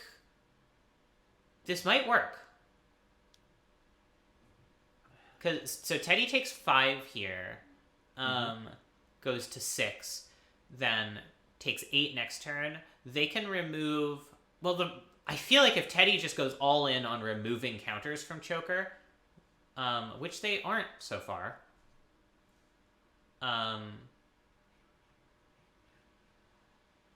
Or is this just enough? Yeah, this is enough. Sarah's just dead to Choker now. Sarah's. Forgot about the tar pit. Yeah, no, with the tar pit, this is over. And it was over anyway. I guess Sarah's just gambling on Teddy, forgetting that Creeping Tar Pit existed. Unfortunately, Creeping Tar Pit is very real. Ugh.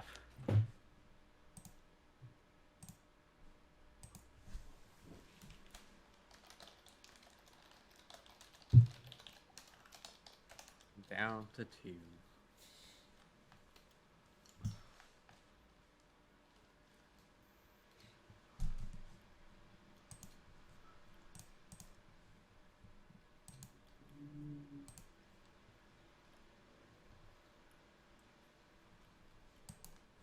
Rip. Rip indeed. Rip. The most dangerous game. Knife I mean, Monopoly. Sarah was never winning this game. Whether or not Jinx Choker was on the battlefield. Yeah, I mean, once the Elish Norn came down... Oh, ECD isn't even in her main deck. Oh. That's surprising to me, especially against Teddy.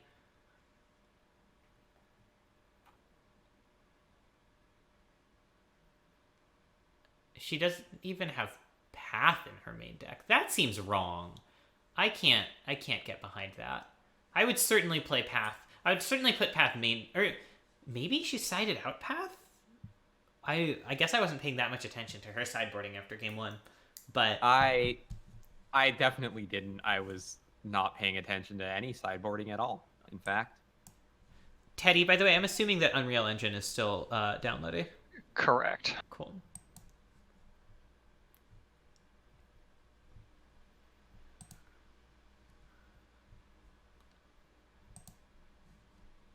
For the record, Cass has been tweeting a thread of the best out-of-context me quotes from tonight, so that's something. Excellent.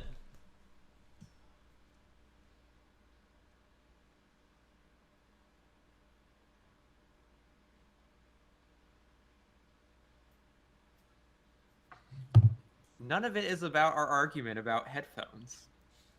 That's so strange.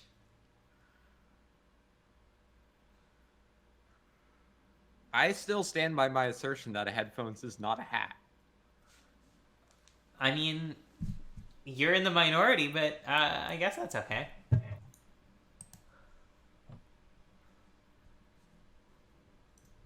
I'm gonna look at the page about hats on Wikipedia. So Ketzi did beat Daniel. All right. So team Oko Broco, that being Ketzi, Jonathan, Val, and Teddy, is up 1-0 against team not blue, Daniel, Sarah, Evan, and Will.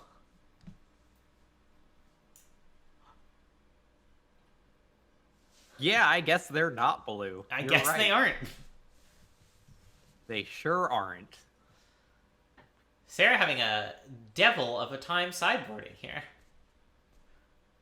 So this is what you get when you have uncontested paddles. I still am really surprised that ECD isn't in. But, I mean, there are a lot of good cards in here, so I'm not sure what I would cut necessarily. I actually, I don't know that I love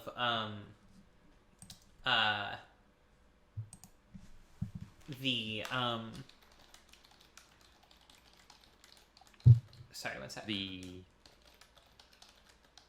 Jinx Choker here. As much as I love Jinx Choker as a card, I think the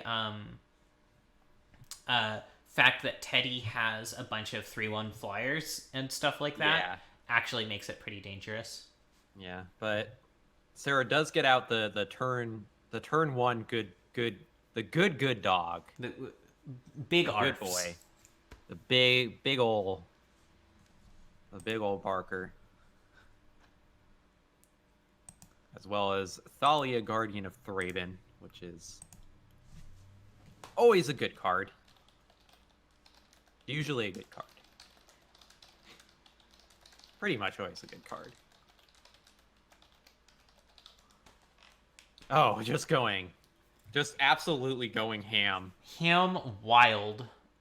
Just- I mean, it's a little early for Teddy to have a wrath here, so Sarah can just resolve in honor of the pure and do a tremendous amount of damage. And also, I Yeah, guess Thalia this means is- that the wrath isn't coming for another few turns anyway. But yeah, and now like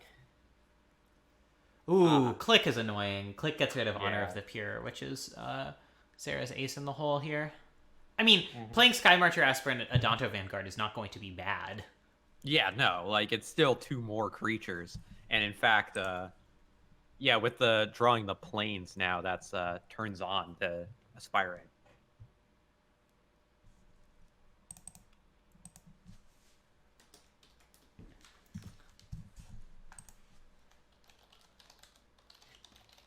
Gets in with everybody.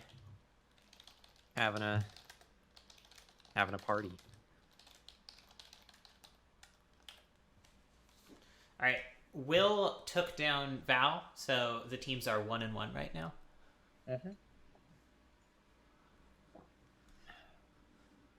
Poor Arfster. Oh, the puppy.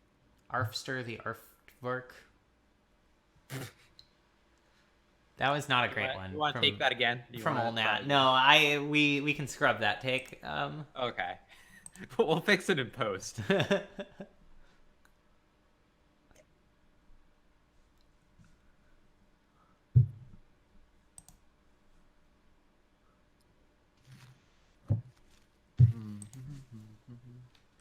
Yeah, unfortunately, the pupper going to the graveyard does prevent Sky Marcher Aspirant from turning on. So. Rip.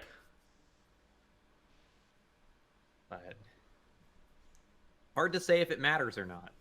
So Sarah has one more turn of dodging any wraths, and Teddy is really under a lot of pressure to put down enough stuff to save his bacon. Their bacon. Yeah. Ham versus bacon. Going ham and saving bacon. the age-old argument. And that looks like a concession. Fucking. All right, good games, y'all. GG's. That was brutal. Game 2, I was just like, I guess this is my life now. I'm just getting owned. Sometimes you just get owned. All right. Do you want to go to Evan and Jonathan now, Natalie? I will hop out. Sure. I know, me too, Numero. Hey, friends, would you two both stream to Discord, please? Absolutely. Thank you. What's the match record so far? Or the game record, sorry. Jonathan is up in 1 game. Okay. What does it mean, stream to Discord?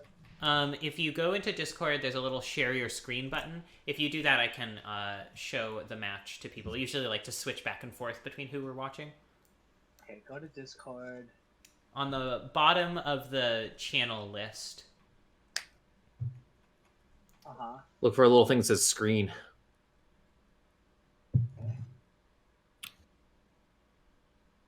Yes? Yep, perfect. Thank you. Sweet. Hey, Bootsy. Oh, wait. Is that the right stream? Yes, it's. All right. So, looks like Evan is freeing his Ren and or 6 from a crystal prison. +1 As you do. for no value. Oh no, there is for value. Wooded Foothills. Look at that. Power Releasing plays. Ren and 6 from their whack-ass crystal prison. You know what would be really good here for Evan is Keswick Wolfram. Keswick Wolfram would be really good here for Evan. But it's not in his deck. Poppies. No. Rip. There are a lot of lands on the battlefield, and not many things that aren't lands. That is true. One of those lands is an Azcanta the Sunken Ruin, so yeah, that sort of suggests that Jonathan has an advantage, as do the 5 cards sitting in Jonathan's hand right now. Yeah. And the 18 life sitting above his username. I will go glance real quick at what Jonathan's got in his hand. Looks like a day of judgment, a sublime epiphany, a wrath of God, an island of plains, and an Elspeth Sun's champion. Elspeth Sun's champion did just get named by Phyrexia and Revoker, which is pretty funny. Yeah, so that is funny. But yeah, I have a feeling that Jonathan is going to be just fine here. Yeah. I have a feeling that this will not go to a game 3. Yeah, especially, like, we've got Evan in top deck mode, and it's just like... Yeah, we can keep recurring the wooded foothills, but to play what? Yeah, especially with John just able to hold up this Sublime Epiphany almost indefinitely, and continue to get value off of the Azcanta. Eventually John's just going to land something that can win the game somehow. Or just get enough lands that the Celestial Colonnade can crack in and still hold up Epiphany. Mm-hmm.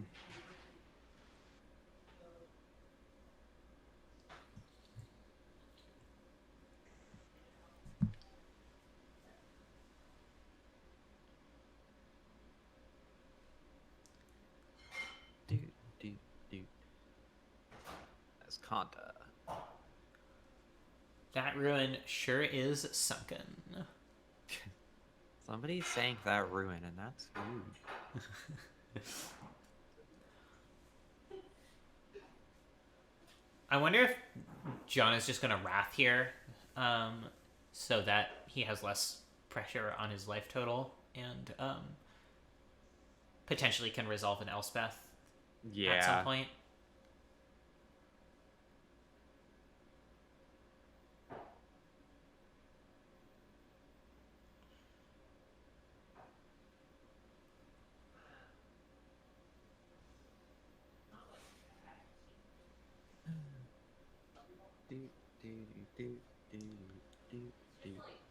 I guess he's wondering that too. Yeah, we're all wondering what Jonathan's gonna do next. I didn't want to say this because it would be like giving play advice to Evan, but I think having Legion Warboss not in the main deck is insane. Yeah, Legion Warboss is a very good card. Yep, there's the Wrath. Yep. You gonna try to resolve the Elspeth or what? Or just leave up Sublime Epiphany? Like, I think one of the flaws with Evan's deck is that it just doesn't have a lot of ways to put out a lot of damage. Like, it has some good low curve options, but the mid and high curve are all a little bit lackluster. Yeah, like... especially he's playing like a Wretched Confluence over a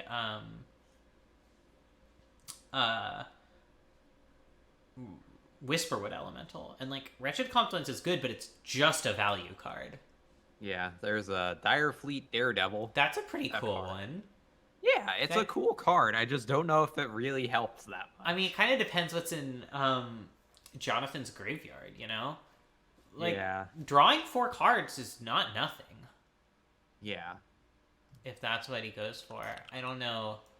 Looks like there's a Mana Leak, Ancestral Vision, which are not very useful. Factor Fiction, just worse than Boon here.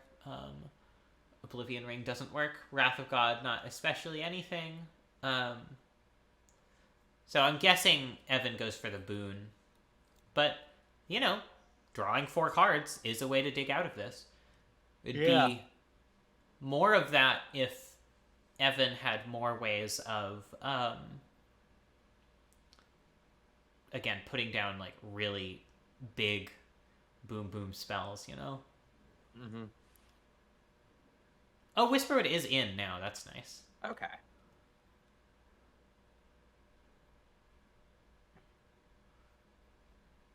I'm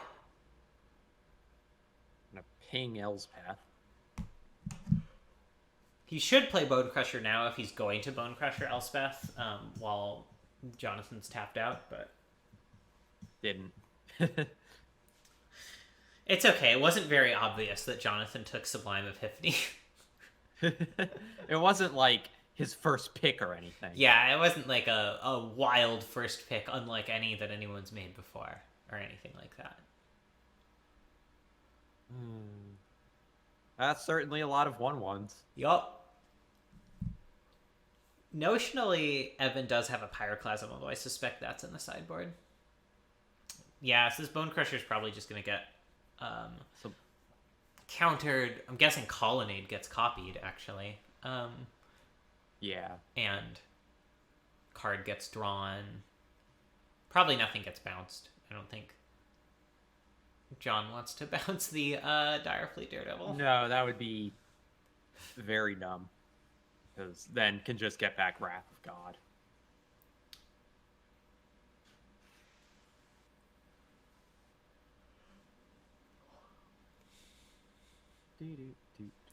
So then Evan can resolve a Whisperwood, but Jonathan... I think it might be too little too late. Yeah, and Jonathan can just minus Elspeth to deal with it. Jonathan Bronathan. Jonathan Bronathan. Jonathan Yep, Bronner's here's the hand Sublime set. Epiphany. Yep. Token land. Beautiful. You love to see it. And it is definitely possible for both of these to attack in at once. So Evan's life total is under a considerable amount of pressure. Mm-hmm. Runs out the Whisperwood. Runs out Lotus Cobra. Prismatic Vista. None of these look very good against 6 1/1s. No. Gets That's the like, last cool. basic land. Can make some mana for no value. Again, you know what would be really, really good here? Legion Kessig Warboss? Wolfrun. Oh yeah, Kessig Wolfrun, I guess. Just not a card people respect. It is in the green, red, gold section. Like, if you go into the remaining cards list and, like, what are the green, red, gold cards I might be able to pick up? That would be good. Kessig Wolfrun is in there. Mm-hmm. But Will snapped it up instead. Yeah. Certainly also good in Will's deck, but, like, Evan is so, particularly focused on, cheap creatures that having a way to turn them into fireballs, especially in these board stall moments, is very strong. Yeah. Well, that's just the game. Yeah. There's just no way Evan's fighting. There's no coming back from this. It's...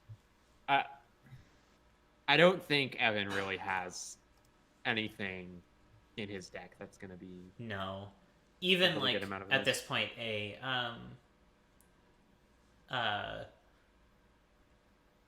Dreadbore or something is just going to deal with one of the insurmountable problems. Yeah. Like, I guess Biogenic Ooze just make a bunch of oozes, but, like... Yeah, it's not the worst. Pings a soldier. Transforms. Attacks Gideon. Has to. As they say, there ain't no party like a Gideon party, because a Gideon party is mandatory.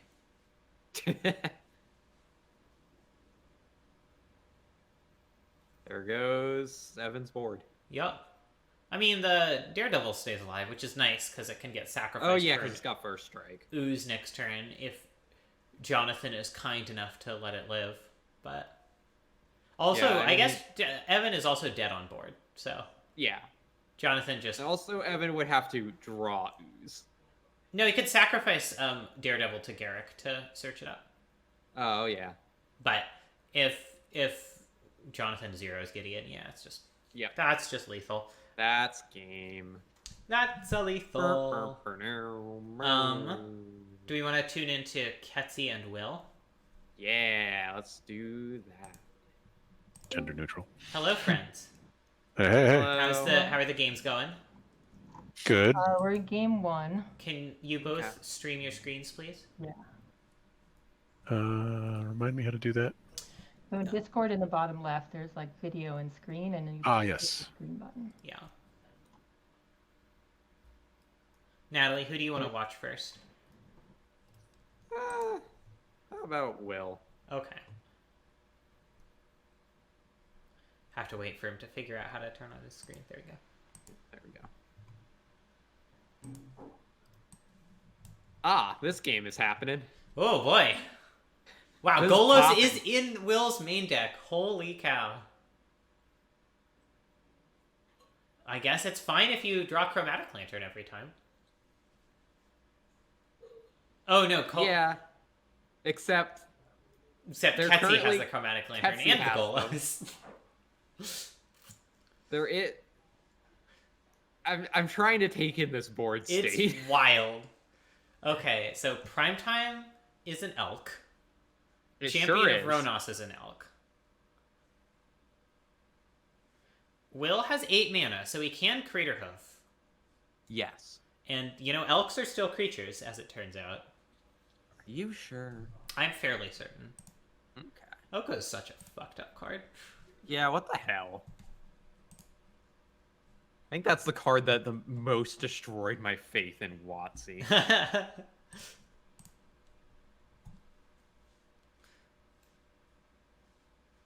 I appreciate them saying like, oh, you know, this is the mistake we made with Oko. This is why we thought it would work and it didn't. And then all the pros are just like, no, even if you fixed those things, this card would be too good. What's wrong with you?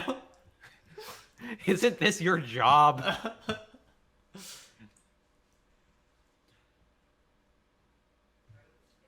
Just fucking, what's the word? God, I forgot the word that I was gonna use. Just contracting out play testing to the pros. Sorry, by the way, for the stream quality. It is not great for me either. Yeah, it's whatever. That's an Oko on the top, not just a weird smudge. Oko, The Shelled Oko Up is- Isle, Turn Timber, Landform, Waterlogged Grove, Zagoth Triome. That's a Crystal Shard that just resolved. Crystal Shard Golos would be sweet if Ketsi could, you know, bounce the Golos. Is this just a lethal Crater Hoof, though? Yeah, I think it might be. Here it is. Here's the Boof. big old boy. Sometimes a boy just go boomf. Wait, Sometimes. Ketsy's tapping. Ketsy's tapping. Ketsi is tapping mana. Does Ketsi have counter? Ketsi has Cryptic! Oh my god! Fucking rip. Fucking Oh. rip. It's a cryptic. Destroyed. Oh, is that Murder. Ketsy's only counter magic in the might end? be. I think it is. Oh no, Ketsi also has negate, which wouldn't work here, and Yeah. remand. Remand would be pretty good in this situation. Yeah. Wow. Just wrecked. Yeah. I think I am I think I am gonna switch to Ketsi's stream. We should switch after this game. I think it's important that we both be on the same thing so that viewers don't get too confused. Yeah. So is this just Ketsi doesn't have lethal herself yet, but she can Crystal Shard back something. Shoutouts to that If he wants to. -1/1 devoted trade. Makes a food elk. This is 12 damage. It's not nothing.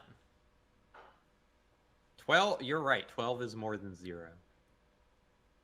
But it's less than 18, I think, actually, if you run the numbers on that one. Okay. I will ask our folks at the numbers desk to find out if 12 is bigger or less than 18.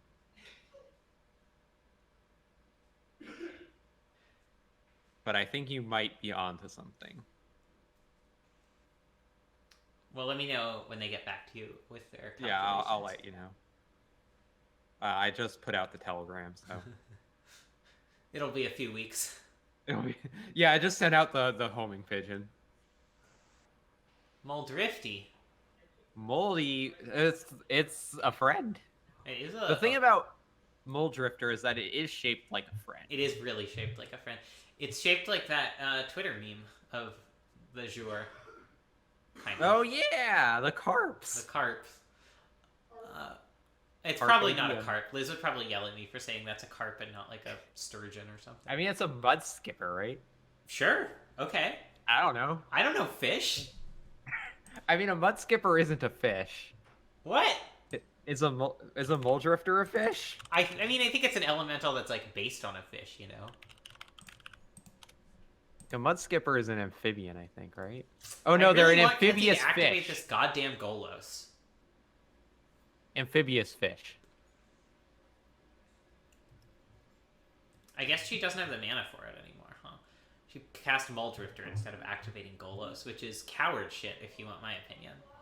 Did you know that many fish genera independently evolved amphibious traits, a process known as convergent evolution? I did not know that, but thanks for the tip. You're welcome. Ooh, Cultivate does mean that Evan can cast Ulamog next turn, Yes. but it's not going to happen because he would be dead next turn. Yeah. Unfortunately, I do love to see a hard cast Ulamog, but He could land a Terasti here. Oh! Oh! oh, it's Hoofy. It's Hoofs o'clock again! Hoofy B. Oh my god, is this a remand? Oh my Oh, no. god. Is this a remand off a Sheltock Isle? That would be so fucking Oh funny. my god! Oh, Wait, it's Kenzie Eternal doesn't have Witness. quite enough mana to do this. No, she has the Utopia Sprawl. Holy Yep, shit. yep, This is gets the that wildest cryptic. thing I've ever seen. Fucking rip. The blowouts. Oh God. my god, the blowouts are real. Holy shit. Cryptic command. Ah, just fucking double cryptic. Alright, let's switch to Ketsy's stream. Multi-track cryptic. Oh my god, I'm glad we were here for that. God.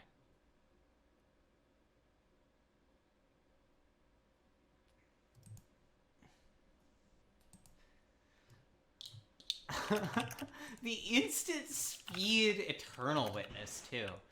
It's Just powerful. Powerful absolutely magic. Power move. The other reason it's nice to only see one person's side of the battlefield is that we don't have any information that the players don't, which I feel gives us a little bit of extra honesty in our critiquing of their plays. Yeah, sure. It was mostly just like, the pixels. The pixels were pretty bad. Yeah, but that's life. Life is all pixels these days. Life is just a bowl of pixels. You never know what you're gonna gixel.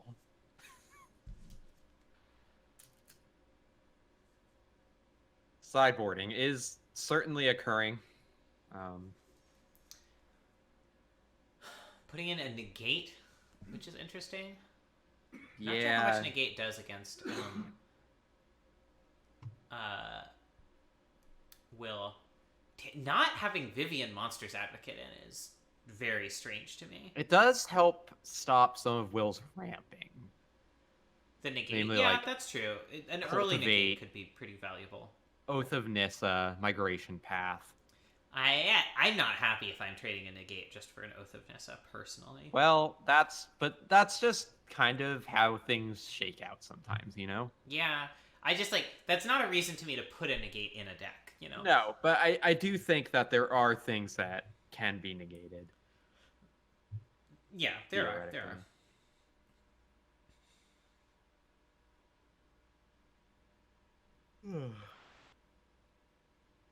I'm just wondering if it's really disrupting Will's plan enough, or if it's just being a card that can sometimes trade for another card. Yeah. Like, are you really supposed to play negate in a matchup where you are not supposed to play Glenelend or Archmage? I don't know. Yeah, that is a little weird. I guess it's cheaper. I'm not a negate scientist, so. Are you sure? Oh And yeah, it comes out at the end.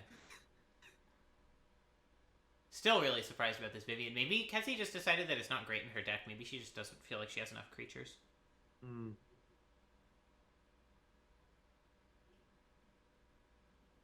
All right. Let's get going. Let's get going. That's a great idea. Thanks. Well, that's a once, so you keep that. Yeah, I can't possibly mulligan a hand with a once, especially a hand with a once and a turn 2 Oko. Oh, yeah. Not the worst. Not the worst at all. What do you put at the bottom here?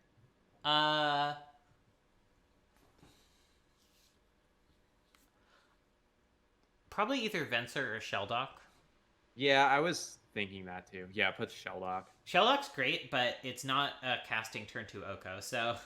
Yeah. And, you know, sometimes you cast turn 2 Oko. Sometimes you do just cast a turn 2 Oko. Ooh, Nibble Hierarch, huh? The nibbles. I like Temple Garden there, too. Yeah. Especially because you already have the 1-drop. Mm-hmm.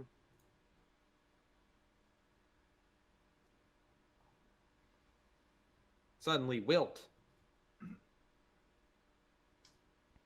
Wait, I don't think Wilt even hits enchantments, does it? Enchantments? Yeah, it does. Yeah. It does? Yeah, it's Artifact or enchantment. Okay, Pretty that's what I strong card. figured. Yeah, no, it is a very good card. Well, that sure is a turn 2 Oko. And she can hold up Venser next turn if she wants to, and start beating down with elk food.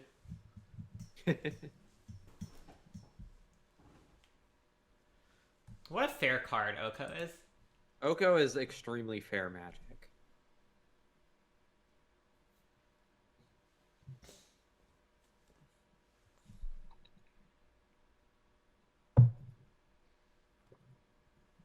Just completely, totally fair magic. There's nothing Broko about this person. About Wow. this Fae. You're not going to say there's nothing Broko about this Oko?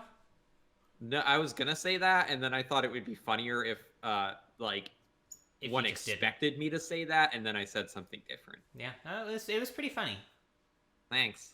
You're welcome. I did my best. No, I didn't. Bet Ketzy bounces this Tree Speaker once it levels. Or maybe just end of turn. I guess no reason to bounce it before end of turn, really. Here comes Venser. Here comes Venser Claus, here comes Venser Claus, right down Venser Claus Lane. Here comes Venser. Here comes Venser Shaper. Venser. Oh man, so Ketzy could just land this turn Timber Symbiosis as a land and cast a Muldrifter. I would be pretty tempted. But also... I am also frequently tempted by Muldrifter. But also, like, you could just play Zagoth Triome and Muldrifter as Divination, and then, like, actually potentially cast Turn Timber Symbiosis, which would be very good. Yeah. Man, I just it would want to be see so this much better Hornet in Queen Rules get deck. played.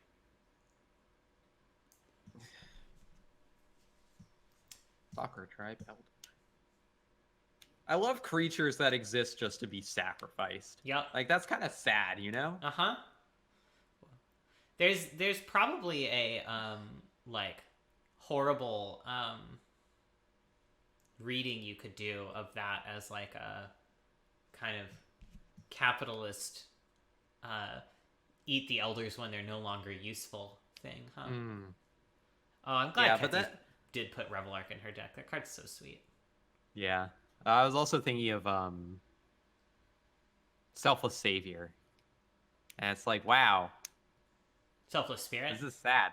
No, God, what's it fucking called? The dog. Oh, that the you dog, can sack yeah. to give indestructible. Yeah. And it's like, What a that I don't want to do that. Like, I'm cool sacking an Elcid to give something protection or whatever, but like a dog doesn't know what's going on. The dog doesn't Ooh, know why you're sacking it. Tooth and Don't nail. be mean it. Oh, yeah, there's some stuff right there. This Golos just does not make sense to me. Grabs cascading cataracts.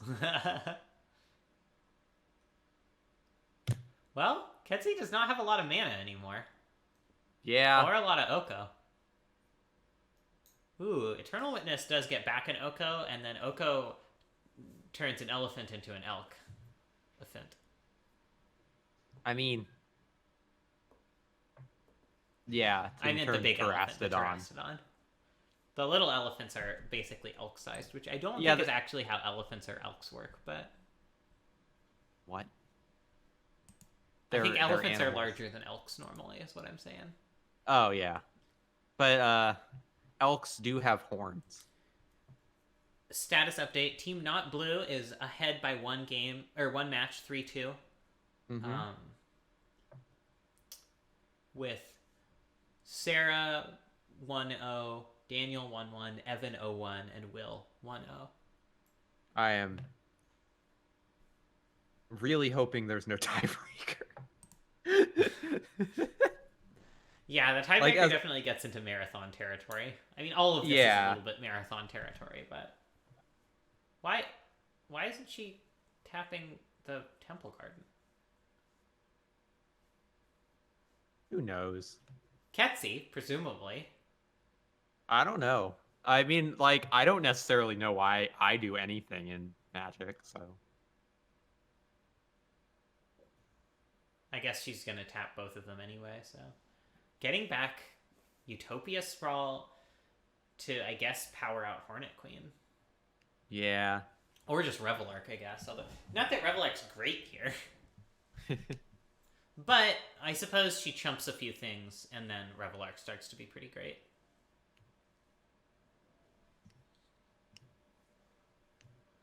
Food is green. Big Trumpy. Trumpety. Not like the horrible president.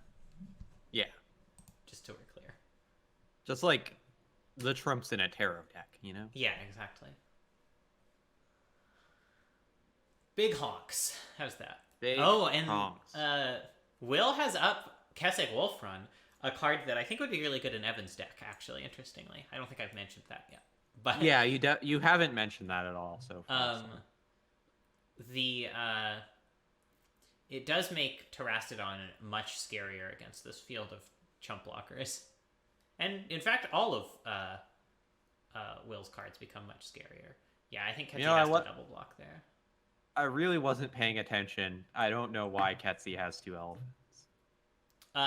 Terastodon killed Oko and the land that had the Utopia Sprawl on it. I like this block. It gets a bunch of stuff into Ketsi's graveyard for Revelark, and she can't do a more effective block against... See, I don't like this because then Terastodon just gets trample and fucking... She takes 1,000,000 damage. Does she even survive here? The Wolfrun can pump for 5. So yeah, she has to basically block most of Terastodon's damage, and she's still taking 8 here and going to 3.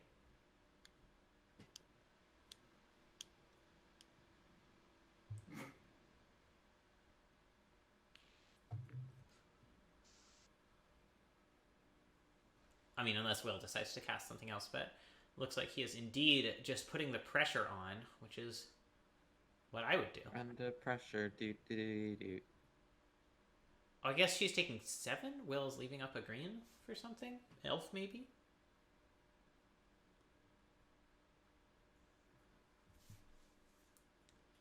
Yeah, that Tree Speaker is a real problem for Ketsi here. Because it means she can't just stack up all her toughness behind one creature.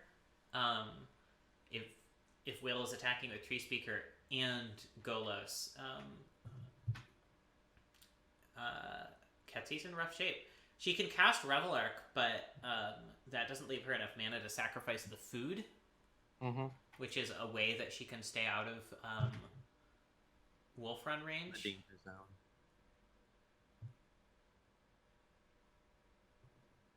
If evoking Revelark, I guess, does work. Yeah.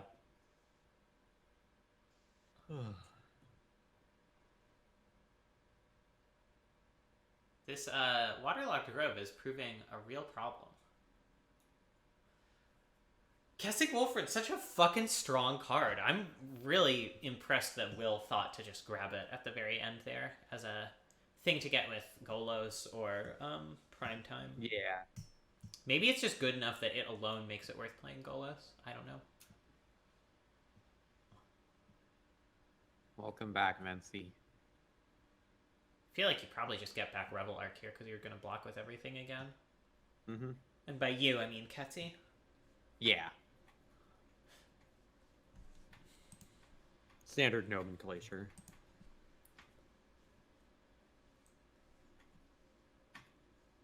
Mountain. Every land Will plays is just very good for him. I mean, the more lands he plays, the closer he gets to hard casting Emrakul. Yeah, so. That's exactly what I meant. Yeah. I was picking up what you might were still be putting down. lethal. I haven't done the math.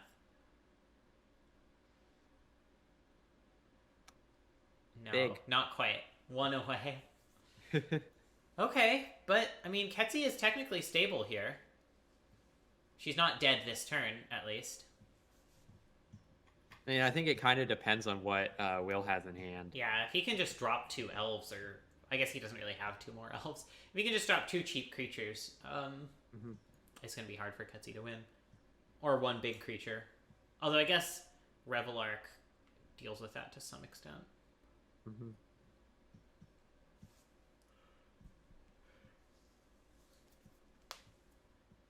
Does Ketsi just evoke again?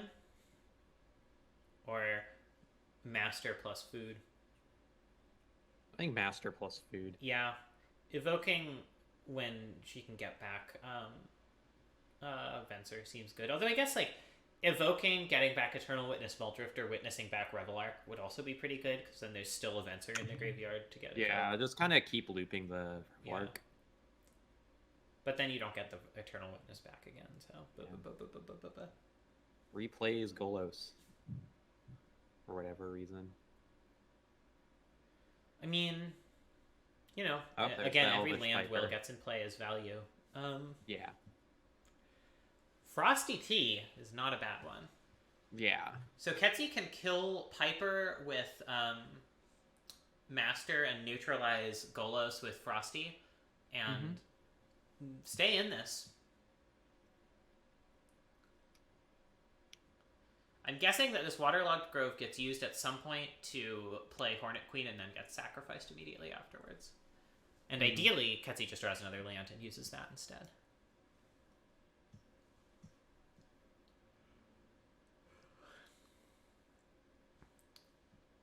Rethinking the Titan play.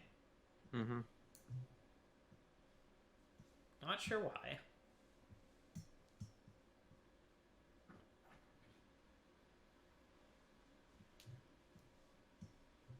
I feel like Titan's got to be better than Evoke Revelark here.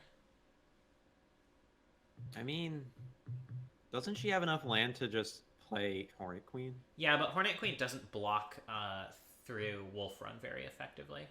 Yeah. Ketsi is kind of at the point where she just can't allow Will to attack ever again. Yeah.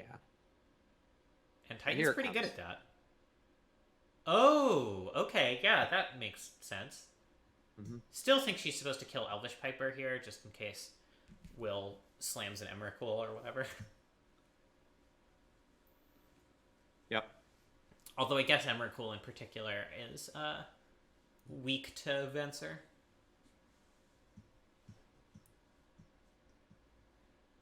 Yeah, Ketsi's in a Stabilizing. pretty decent position at this point. Ooh. Oh. Little bit less so now. That is a Karn Father. And Will does have just the mana to pay for it. Oh, and this is actually lethal, so. Yeah. Not much removal out of Will's deck, but not 0 either. Wow, what There a we tight go. game. Yeah, that was close. I was surprised at how well Ketsi was able to stabilize towards the end there. Yeah. I think Will's deck just has too many threats. Like he had too much mana. Just if you're not already on the front foot, once someone's able to start pouring mana into a wolf run, it's just really hard to come back from that. That's why that card's so good. Yep. So is this game 3 now? This is game 3. Oh, we should switch back to Will. All right. I'll miss you being able to see. Looks like Will's stream is a little bit clearer right now. Yeah. I am. While they're sideboarding, I'm actually going to go use the restroom, so Cool. I'll be right back. Let's see. Will no coercive portal in? That's interesting. No wild speaker. No worm coil. I wonder what the logic there is. I wonder if he's just trying to go for a much more dedicated combo finish rather than sort of combo plus mid-range. Not having Thragtusk seems a little odd against Ketsi because she has so much Venser and other kind of bounce-based disruption. He's considering cutting the Elvish Piper, which I don't understand why you wouldn't have Elvish Piper in and you wouldn't have Oracle of Moldiah, and all of those cards are very strong. I mean, this is the risk of, or the difficulty of Roto, right? Is you just get too many good cards if you don't sort of try to draft away from having too many good cards, and you're supposed to, towards the middle and end of the draft, start prioritizing sideboard cards and lands and stuff like that, but so that you don't end up in this situation where you have 28 really strong cards you want to include. But it's hard. Roto's hard.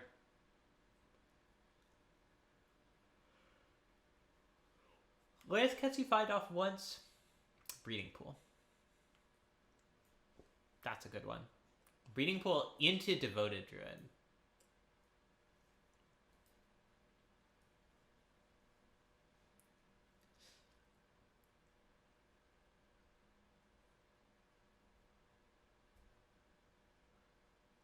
Just the battle of the green ramp. So Will's big finish at this point is Tooth and Nail, which really is going to cost 9 to do anything here. Ketsi can probably do something impressive earlier, but Will can also land a Harmonize next turn and get out something strong that way. Ketsi green sunning for what costs 3? Ooh, Corsair Crewfix is a nice one.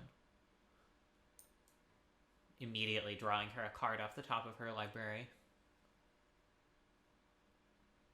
Interestingly, Will does not just go for the Harmonize. Goes for a little bit more ramp. Possibly going to Fauna Shaman something. Terastodon does mean that this Tooth and Nail is starting to become live for a 7-mana cast. So maybe Will's plan is to next turn Harmonize, discard a creature to find another big fatty, or just hopefully draw one. And then just hit 7 mana. Ooh, Ketsi gets to punish Will for tapping out with this Crystal Shard.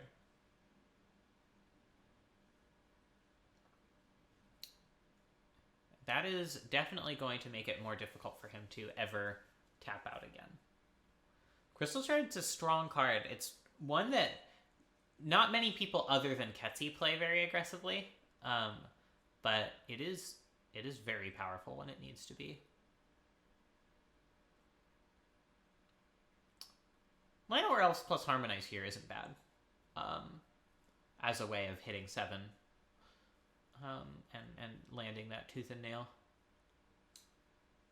Although, again, the Crystal Shard makes it just more awkward to play out these things. Hopefully, Ketsi can draw a land off this Harmonize and be able to play Llanowar Elves with Shard protection up. And there it is. And this does put her at 7 mana next turn. She doesn't have anything better than Golos to put out alongside Terastodon, but Golos Terraston did do... Or, sorry, Will doesn't have anything better to put out than Golos Terraston, but Golos Terraston did do it for him last game.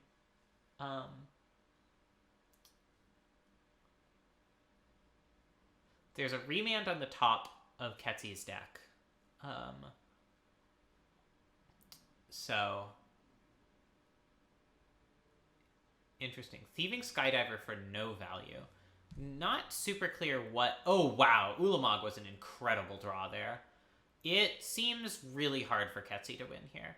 I mean, she does have good disruptive elements. This Crystal Shard will probably bounce the Ulamog, which actually might make it better to put out a Golos than an Ulamog here. Oh, this game seems like it's going well. Yeah. It's sort of been defined by Crystal Shard to an extent here. And indeed, still, Crystal Shard is punishing Will here by bouncing his Ulamog. I think he was supposed to put out Golos instead. Although maybe just having like a being able to keep the 9/9 Terraston instead of getting that bounced is worth it. I don't know. But he does have a lot of power on the battlefield now. Yeah. That said, so does Ketsy.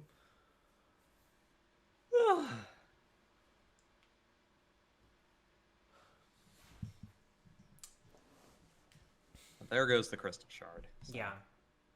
And got the Elvish Piper in hand. Yeah, so we may well be seeing Ulamog again at some point here. Given how strong Wolfrun was last game, I also wouldn't be surprised to see Will just pop down a Golos and search that up. Fetch the Wolfrun, yeah. Yeah.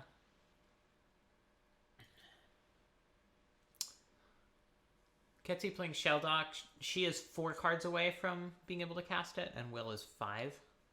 Yeah. Those elephants. Elephant. Helephants. Helephants. Yeah, why hasn't there been a magic card called Helephant? That's a great idea. It seems like the perfect Jund card, you know? Yeah.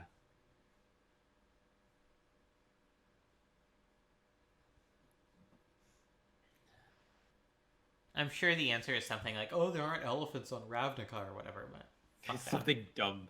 I mean, there's Loxodons. Yeah, there you go. When they do, like, the conflux of Ravnica, where all the guilds meld together, they can do a Helephant. Yeah. Boing! Illegal. Ketsy certainly does return cards to people's hands, huh? Yeah. Say one thing about Ketsy. She really do be doing that. Interestingly, no attack with Terraston there. Ketsy would have had to make some kind of painful blocks to trade with it, so I'm a little bit surprised by that. Yeah.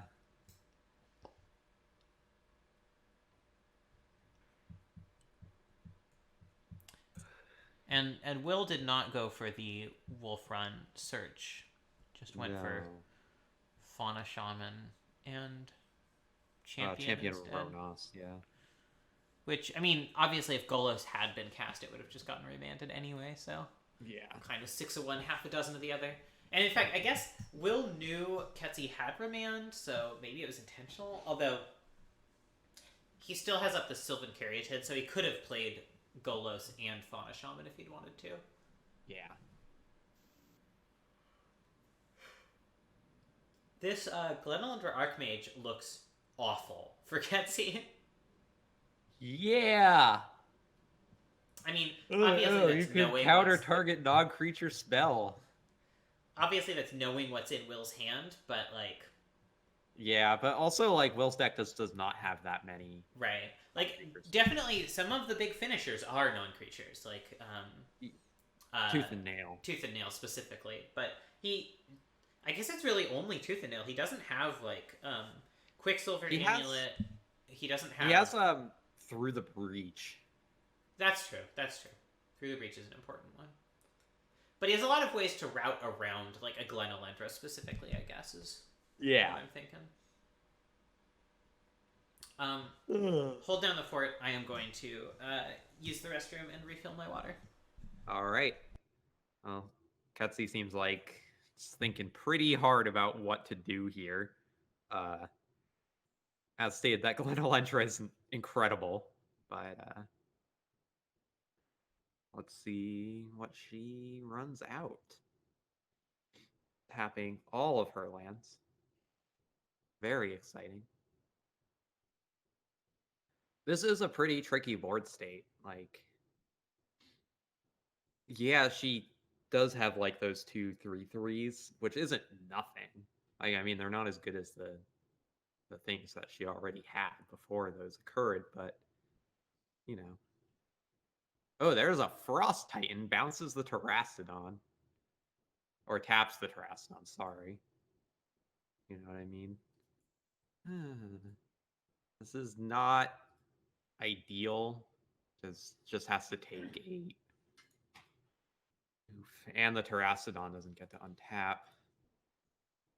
This is actually a pretty tricky situation for Will now. That Frost Titan was a really good play there.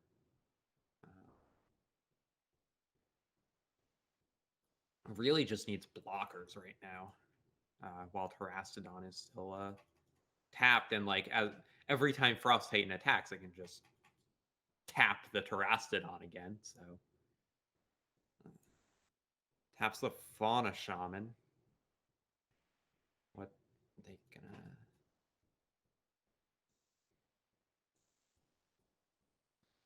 Feeds the Ulamog to the Fauna Shaman. What will be obtained?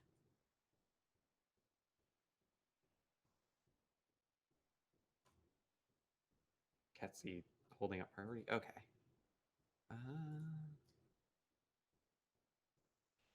Ooh, Carney T. That's always a good choice. Yep. Runs out Carney T. Pretty good. Pretty good.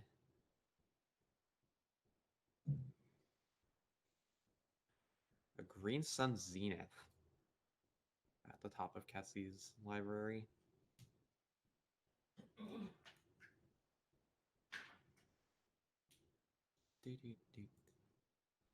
All right. What has she got?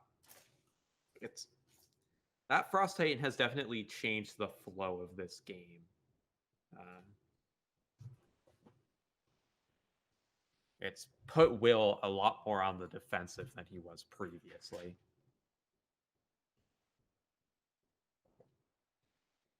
Ooh. That is that it? Is that GG's?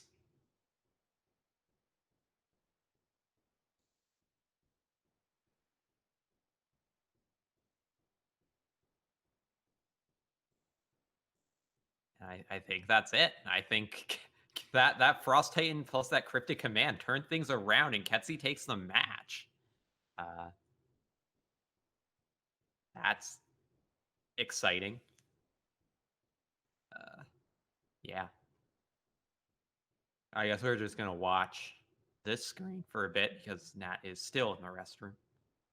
So yeah, that was just kind of the right combination of cards on Ketsi's part to turn that game around.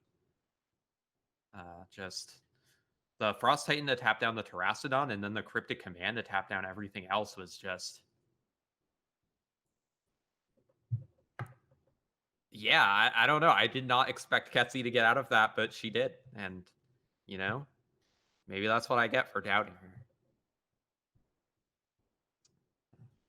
So...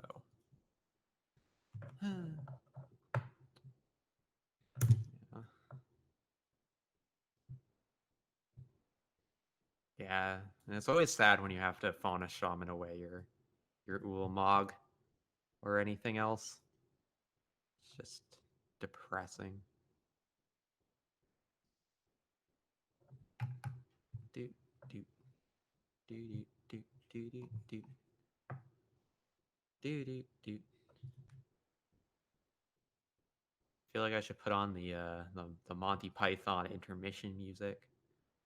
Did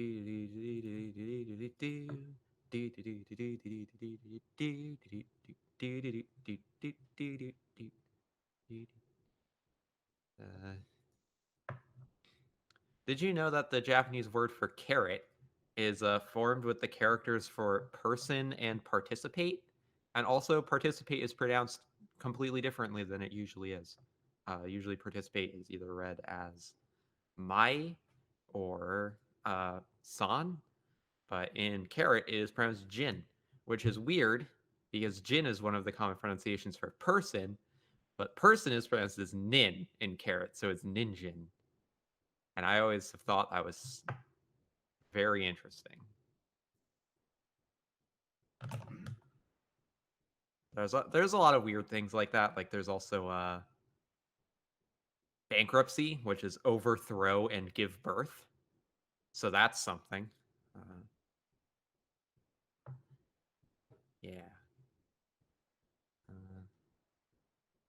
Carrots. I do like a good carrot from time to time. You know? Like, it's just a satisfyingly crunchy vegetable treat. How do y'all feel about carrots? I'm not looking at Nat's chat. I don't even know if I'm talking to anybody. I don't know if I'm talking for the benefit of anyone right now. But how do you feel about carrots? Sound off in the comments about carrots. Hello, I am back. Sorry. Oh, thank God. Seems like the stream, the match is fucking done. God. Have you just been goofing off this whole time?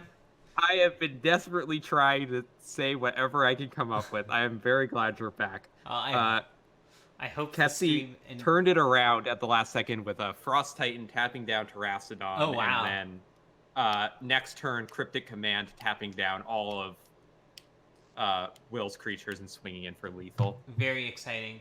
Do you want to hop into another match channel, whoever that is? Yeah. Have we watched anything with Val yet? No, we have not. So we could do Sarah Val. Okay. Hey pals, can you stream and also let us know what the match progress is? It is game 3. Game 3. All right. Came in just in the nick of time, I guess. I am watching Sarah's. Okay. Don't forget to deafen yourself or whatever. Yup. All right. Well, Phyrexian Obliterator is traditionally a pretty good one against attacky decks. In general, Phyrexian Obliterator is what we would call a good card. Yeah. Seems like perhaps Sarah's plan here is to just make Shrine go big and then do big attacky. Although Val could very easily summon very eloquently put. Thank you. Val could easily summon up a Grey Merchant for 1 million here, which is probably not what Sarah wants to see. Oh, here it is. Need to sacrifice it's Gary. For it. That's what, 3, 4, 8, 10. Yeah, that's a big Gary. Oh boy. I think this might not be Sarah's match.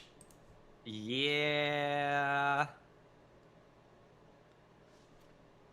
Val's record, by the way, is 0-2 right now. So if he picks this up, it will be his first win. And I guess Sarah lost to Jonathan as well. Jonathan is 2-0. Yeah, Jonathan Bonathan. Jonathan and Ketsi are the only Exos right now.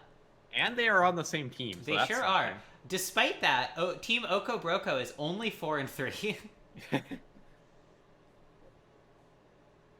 Val and Teddy floundering a bit, I guess. Yeah. Val is 0-2, Teddy is 0-1. Yeah.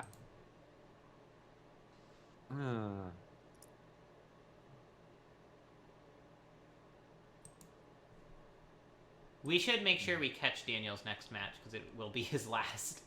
Yeah. Oh yeah, we haven't seen any of his deck either. Yeah. It always happens, like, the matches actually go pretty quickly because they're so parallelized, so we miss some people's decks, sadly. Yeah, Exiles for Phyrexian Obliterator. That makes sense. Time to buff Figure of Destiny. Sarah missing land drops is pretty rough here. If she had been able to can't land run out Angel into or Shrine activation into Gideon and have a bunch of fucking 3/3s, I think she'd be in a lot better shape. I'm actually a little bit surprised she went for figure buff over just playing Seasoned Hallowblade and getting that additional Shrine counter. Unless she's planning on cracking Shrine this turn. Shrine.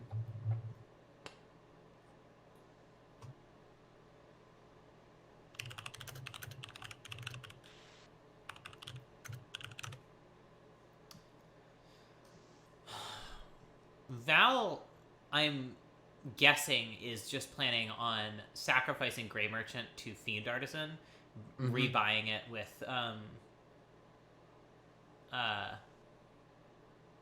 okay, so Sarah is cracking Shrine. Makes 4 1/1s. I don't understand this block. I'm not sure what that is for. Like, obviously Val's just attacking because he's planning on sacrificing it anyway. I mean, I say obviously. I don't know how obvious that is to Sarah, but this also lets Marin get back Grey Merchant, so Val gets to have another big turn. Not quite as big because Obliterator's gone, but still, like, for 6. Yeah. Plus whatever this is. Yeah. Ooh. Okay, so yeah, for 8. And this also gains Val life. It really does seem that having good sources of life gain is kind of crucial for the black deck. Sarah's still not hitting her 4th land. Like, presumably the logic behind cracking that Shrine last turn was specifically to go into an Anthem this turn. But not seeing that Anthem is just... It's pretty rough. Yeah. Means that Sarah doesn't really have attacks here. Yeah, just has to pass. It's kind of nice for me to see Black doing well. Black has historically not done great in Roto. And I guess Val's record is sort of holding that up, unfortunately. Yeah. Even with this match win, which he seems pretty set up for. Which is interesting. There are a lot of good mono black cards in the cube, so it's kind of interesting that it doesn't perform well. I think a lot of it is that, at least until Nighthawk Scavenger, there just haven't been any new really good mono black cards printed for many years. And, like, the deck does need to evolve as the other decks are evolving, right? So it's sort of stayed at a similar level of good while other decks have generally gotten better, and it's been getting left in the dust a little bit. Oh, there's Gary. There is Gary once again. Val at 26, which is really not what you want to see as an aggro deck. As an aggro deck, it's generally considered not ideal to be at turn, like, whatever. We will see at the beginning of Sarah's next turn. Turn 9. Yeah, you don't want to see turn 9 your opponent having 26 life. The other thing that is, like, really, like, truly brutal here, Angel of Jubilation would have turned off Fiend Artisan this entire time. But, like, if Sarah had hit her 4th land, I mean, maybe Val removes Angel, sure, but, like, if that Angel sticks, this is a whole different game. And if Val spends the time removing Angel instead of just recurring Grey Merchant left and right, then that's also kind of a different game, you know? Yeah. But I mean, I feel like all it takes is one more Grey Merchant. Sarah doesn't really have any good ways to gain life. Yeah.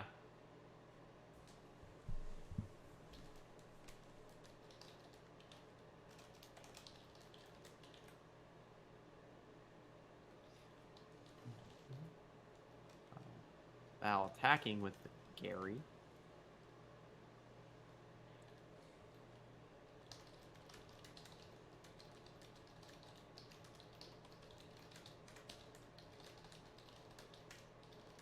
Scavenger. Rotting Regisaur. Do you think Val's got enough stuff? He doesn't even bother sacrificing Grey Merchant. I mean, can't, right? Yeah, he can just sacrifice it for 0 off Fiend Artisan, right? You don't have to be able to find something. Yeah, okay, yeah. Makes an ally. Yeah, I don't agree about the non-sacrifice there. I feel like one of the easiest way for Val to win this game is to just cast Grey Merchant one more time. Mm-hmm. Pays 3 discards, as you do. Yep. Yeah. Okay. Womp womp. Sarah not doing great with the arguably best deck in the format. Yeah. With arguably the best player in the format. Sometimes things just don't go right. All right, I do want to spectate Daniel and Teddy, but Teddy is on a little bit of a break, so we can go hang out with folks in voice chat in another one. Okay. Hey pals, how's it going? Hello. Going all right. We're waiting on Teddy to come back from being AFK for a bit. Yep. Yep. It looks like Team Oko Broco is up by 2 games, but definitely still possible for Team Not Blue to come back and tie it up or even win it all. Some modest pressure on this one. Modest pressure, yeah. Okay. I'm surprised that I won against J-Bro, so I'm feeling slightly more optimistic against this than I would have previously been feeling. Oh, you took a win off J-Bro. That means Ketsi is the only undefeated player left in the draft. Yeah, I was very soundly defeated by Ketsi. Ketsi. And yeah, it's been an interesting draft to spectate. The results are not exactly what I would have expected. Yeah, I feel very great about the deck I drafted. I feel very less great about how the teams randomized out. You can really get gonked by the teams if they don't go your way. That is for sure. Yeah, this was definitely felt like a team gonking. Like I felt so great playing against creatures. Then I was like, oh, I'm not playing against any of those. Oh, okay. So. Yeah, it's too bad. If only we had time to do the full round robin, everyone against everyone else, but we don't. Yeah. That sounds exhausting. Yeah, that would be. This is already a marathon. Doing For sure. that would be truly wearing. Yeah. Maybe one day when we do the Rotisserie Championship Invitational or something, we can do that. Sure. Just one day, do drafting one day, do the full round robin the next, something like that. Have actual prizes of some sort.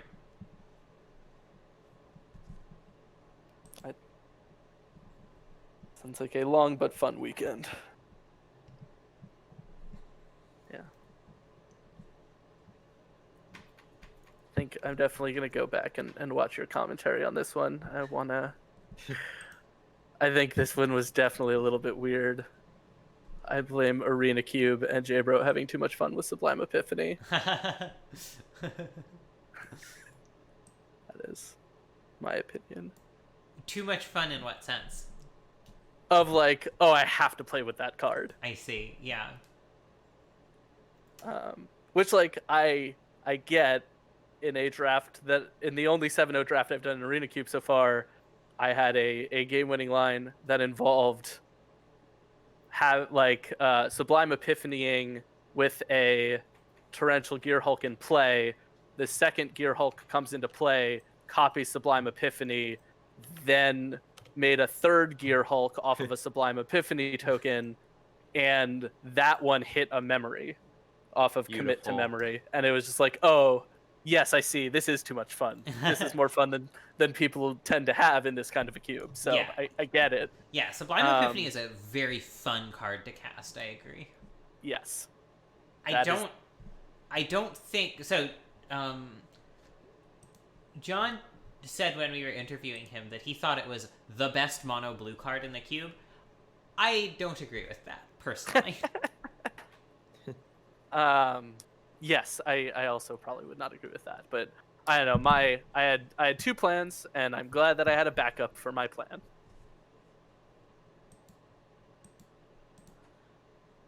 What was your original plan?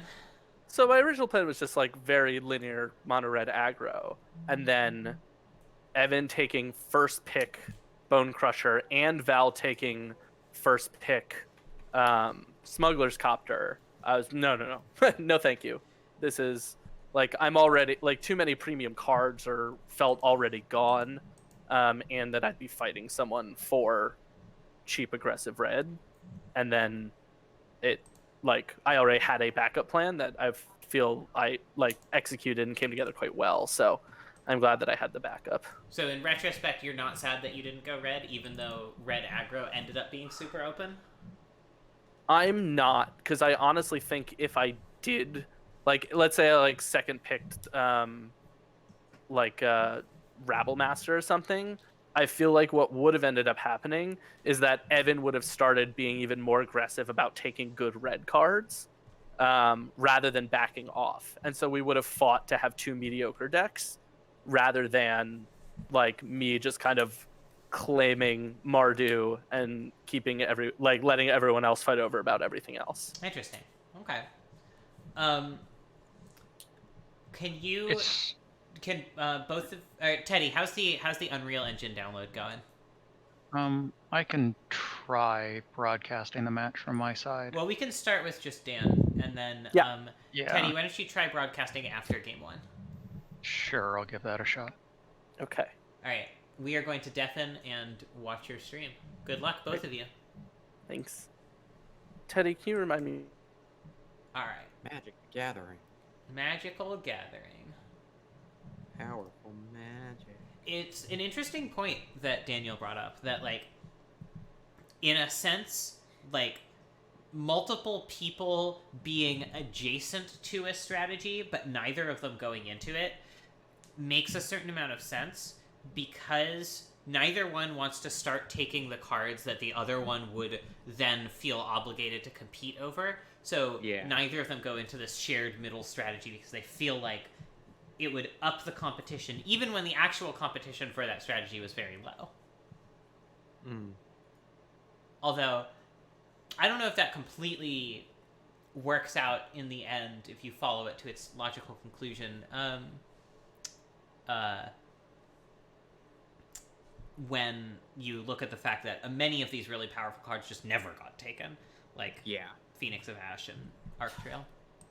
Hey, Daniel, were you gonna stream your screen?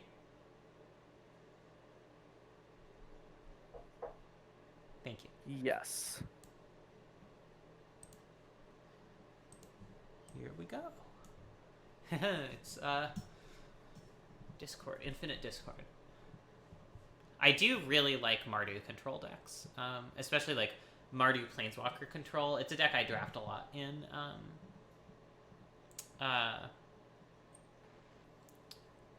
table draft. I think it's underappreciated. Sorry, I completely just zoned out for a bit. You got quiet all of a sudden. I was saying I like Mardu control decks a lot. Oh yeah, no, they're fun. Ugh. I'm not usually much of a control player, but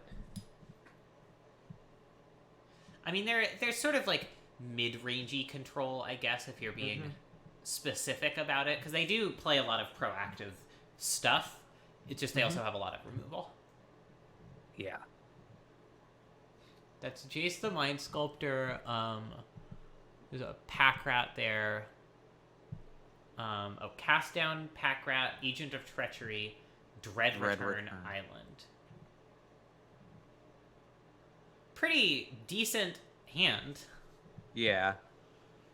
Keeping the Jace, old of course, got two-lander. taken. Yeah. Cast Down not looking great against Daniel's hand. Yeah. Ponder. Interesting that Teddy didn't just go for the Pack Rat right here.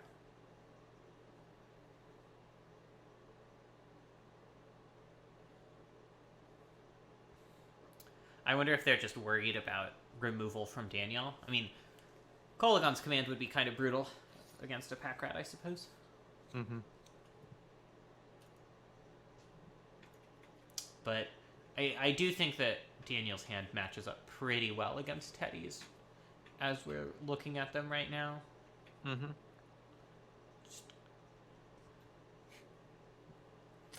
Lingering Souls kind of demands a Wrath answer, or just doing something proactive that's stronger. This runs out Pack Rat, though. Now it's a Pack Rat. It sure is a Pack Rat. It sure is. You know, if you think about it, it's a Pack Rat. Yeah, I think you will find if you consider for a while and really think about it that is a Pack Rat. The Kolagon's command here, I think, is... It's interesting, because, like, the biggest reason to Kolagon's command, and you actually see Daniel is choosing to make himself take damage rather than, making himself discard a card rather than making Teddy discard a card, because he doesn't want Teddy to just be able to Dread Return an Agent of Treachery on demand. That would be... That wouldn't be ideal, I would say.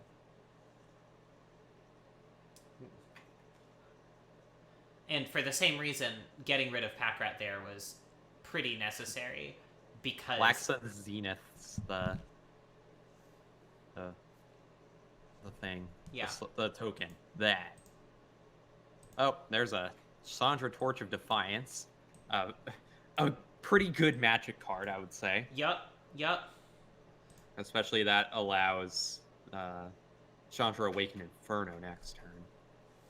Yeah, Chandra into Chandra is not a bad play. And this is where, Teddy being able to cast a turn 4 Agent of Treachery would have been really, really bad for Daniel. So that Kolagon's play ended up working pretty well.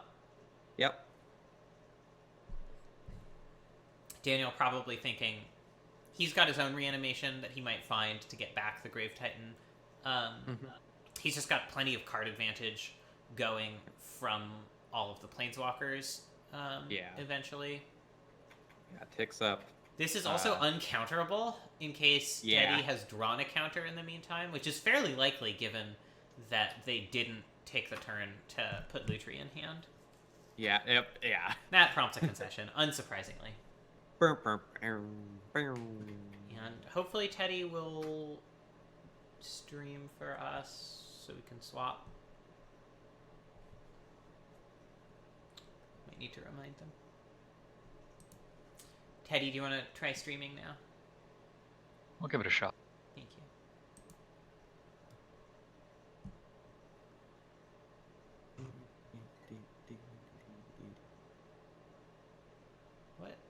What is in Daniel's sideboard?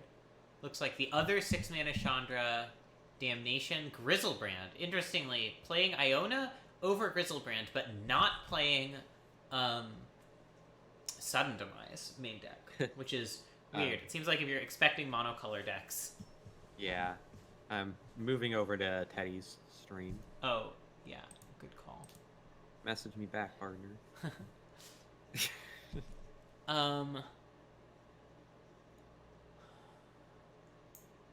Not playing Collective Brutality. I feel like Collective Brutality is absolutely supposed to come in here, right? Oh, I guess it's instant or sorcery. It's not non-creature spell, so it is a little bit less good against Daniel than I thought. Yeah,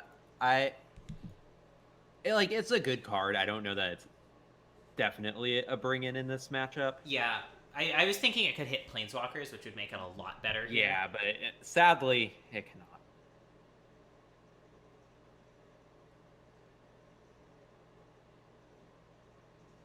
Show your opponent your Lutri. You gotta. Yeah, You that was a gotta. pretty rough hand without any blue. This one's okay though. Oof. One Yeah. discard outlet and it becomes quite good. Mm-hmm. Although I guess Norn is like relatively less valuable against Daniel than it is against a lot of other decks.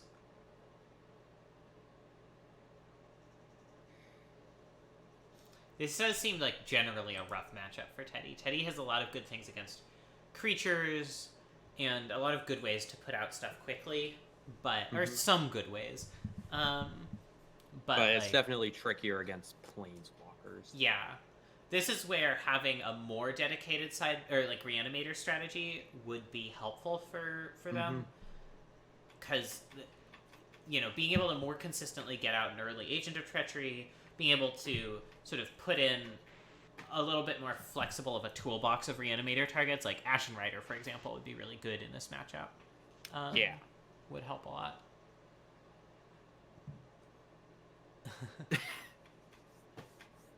I didn't actually catch what they did with the Ponder, but yeah. I unfortunately looked away for a little bit. All right, Brazen Borrower. I'm a little bit surprised they aren't just going straight to bounce the Signet just to keep Daniel off of doing impressive stuff. But yeah,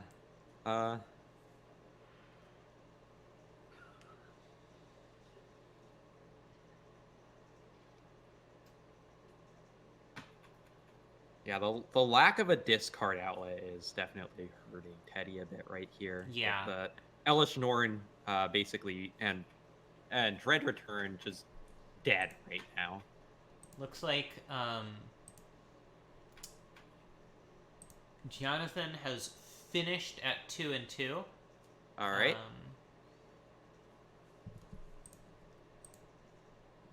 Did I add a... Oh, Arena Rector.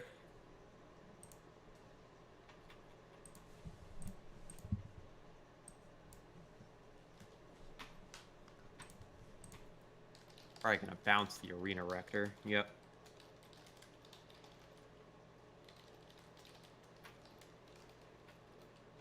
Yep, bounces the Arena Rector. Well, there's a Ruinous Path, which does not help. Not. I mean, it will be good once this Arena Rector fully happens, I guess.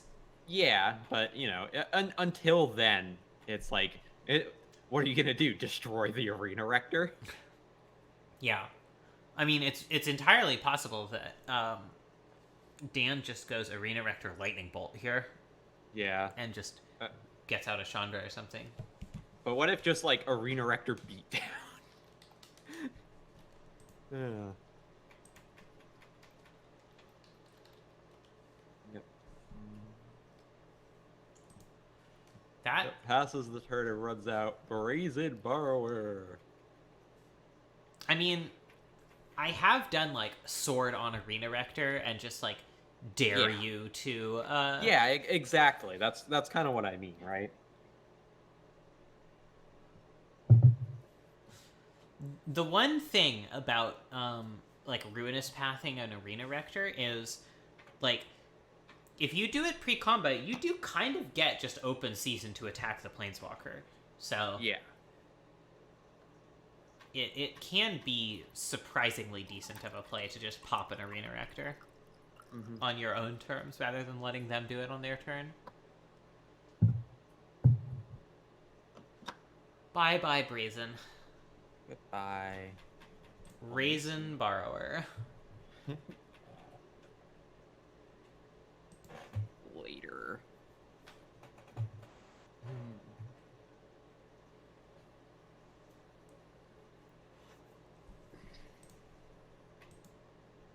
Yeah, I guess the question here is now, like, do you want to use Ruinous Path on the Nahiri?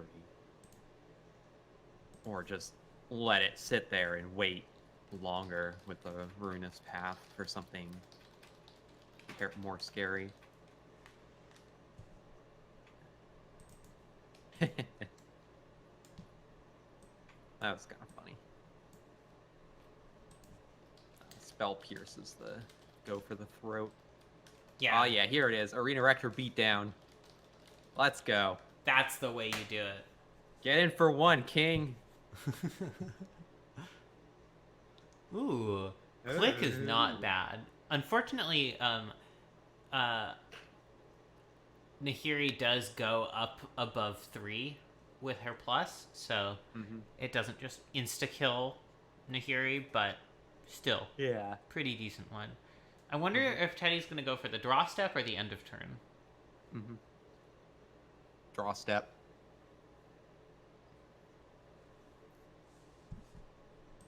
Let's see what they're working with.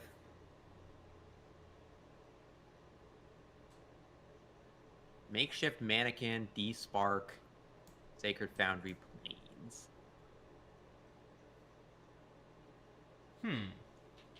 Interesting. Neither of those is really all that scary. Right? Yeah, D-Spark does answer Elishnorn at some point. Yeah. But Yeah. I certainly understand Teddy's decision to just not take anything there. Though the one benefit of doing this end of turn is that you get to see the cards that get Nahiri'd away, but it still gives Daniel, like, if Daniel had a powerful 6-drop in hand or draws a powerful 6-drop off Nahiri, there's no way to stop that with Vendilion Click end of turn. So Yeah, gets in with the Arena Rector. Down to 18. The whole 20-turn clock.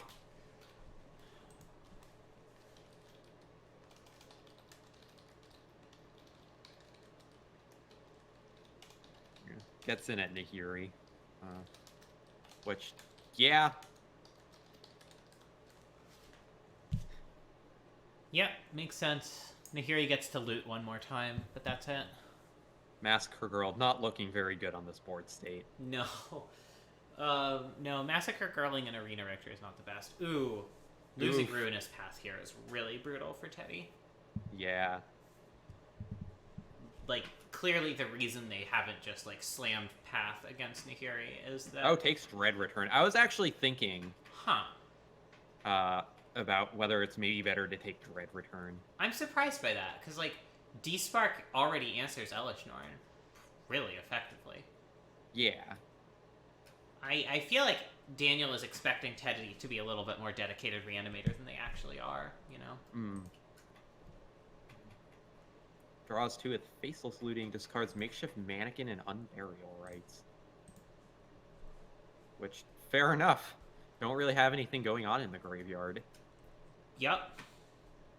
And Unburial Rites can still work from the graveyard, so... Yeah. Kinda. I think Faceless Looting probably hoping to hit something to reanimate. Yeah. But not getting there, presumably. Yeah. I mean... Again, while we were drafting, I was surprised that people weren't taking more targets, and Daniel has his Grizzlebrand in his sideboard, so... Yeah. Does still have Inferno Titan, Grave Titan. That's true. Although, any of those could also just be hardcast. But...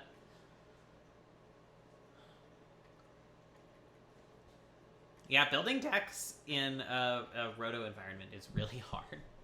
Yeah. I mean, deck building is already impossible. That is true. It's physically impossible. Yeah, and taking his time, waiting, figuring out what to do. My wife appears to be fighting something in Genshin Impact. That sounds fun. Hitting it with a sword. I played that game for 5 minutes until I realized that a controller didn't work on the iPad version, and then I stopped playing it. Yeah. My wife's just been playing it with mouse and keyboard. Yeah, I might try it on the PC, but there's so many other games I can play on the PC, and so few games I can play on the iPad. I don't really do a lot of PC gaming, so... Oh, stuff is happening. Kolaghan's Command. There goes Vendilion Click. And Elishnorn. Yeah. So, if Teddy finds another reanimation spell, I guess Blood for Bone's not great on this board, but No. um, Needs one that doesn't cost a creature. Ooh. Thief of Sanity. that's a spicy one. That if Daniel doesn't have a good answer for that, it does have the potential to sort of break this game open. Yeah. Yeah, gets in just under D-Spark. D-Spark, yeah. Yeah, D-Spark starting at 4 is really brutal. A lot of the most relevant cards in Cube are 3. Yeah. Yeah. I am not Although, super happy with D-Spark as a card, but yeah. oh well. Although if Thief of Sanity does get in, Nahiri can get rid of it.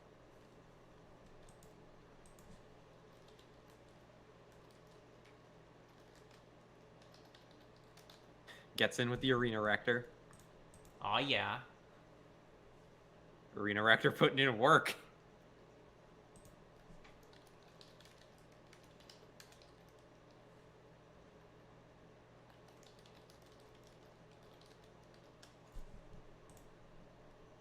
My wife currently needs to protect the domain monolith. Oh, I don't that's know what really that important, means. I think, probably. Yeah, defeat 22 enemies and protect the domain monolith. Okay, well there's Lingering Souls. Lingering Souls is an effective answer to Thief of Sanity. Yeah. Let's just say. Grabs Lutri, because why not? Why indeed not? Like, sometimes you just need an otter. Sometimes you do. If I'm Teddy here, I'm feeling not super optimistic, I would say. Yeah.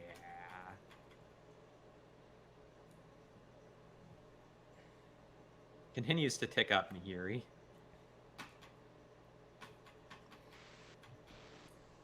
Nahiri -8 can also just slam an Iona. Yeah.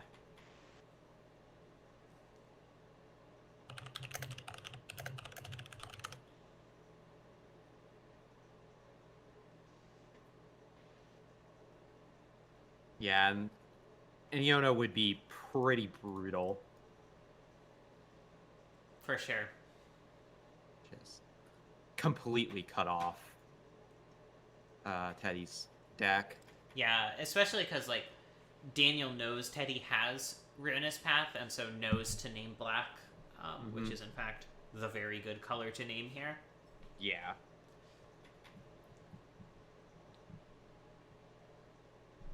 Okay, flashes back faithlessly. Daniel has looted so much this game. After this resolves, he will have, I guess, 15 cards in library still. This card's But there's Iona. Yeah, there's an and Iona Karn. in the graveyard, and Yeah. it is coming back because Unburial Rights flashes back for 4. But it's gonna get censored, which is pretty fun. Yeah. A censor that works on turn 9 is a pretty fun censor, if you ask me. Yeah. Yeah. Ooh, Getting land hit was with a a good draw censor there. in the late game feels bad. Yeah, absolutely. Any of those force spike effects later on, just like, Yeah. swamp noise. So is Teddy just gonna go for double Ruinous Path here? Maybe even kill a spirit, attack in with Thief of Sanity, kind of force the block from the other spirit. Obviously, Daniel still gets to just flashback Lingering Souls, but puts Teddy a lot closer to actually connecting with Thief of Sanity. Yeah. It does look like that's what they're thinking of doing. I also just, I don't know what else they do here, you know? Yeah. I mean, I guess they could just wait until Daniel lands another Planeswalker and get full value for double Ruinous Path, and just sort of try to go for like a mill plan. I mean, Daniel's at 14 cards. Probably next turn he's still activating Nahiri again and drawing some stuff if he doesn't have action.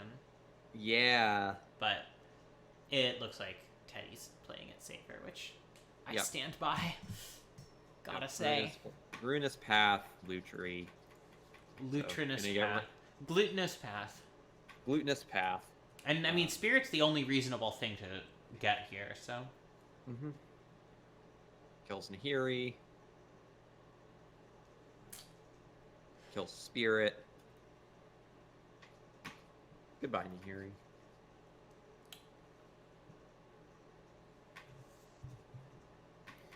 This is gonna force a block from Yeah.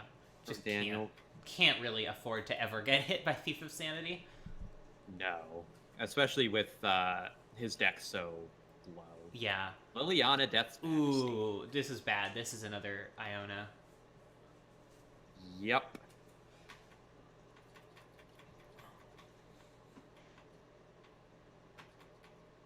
That's possibly the game.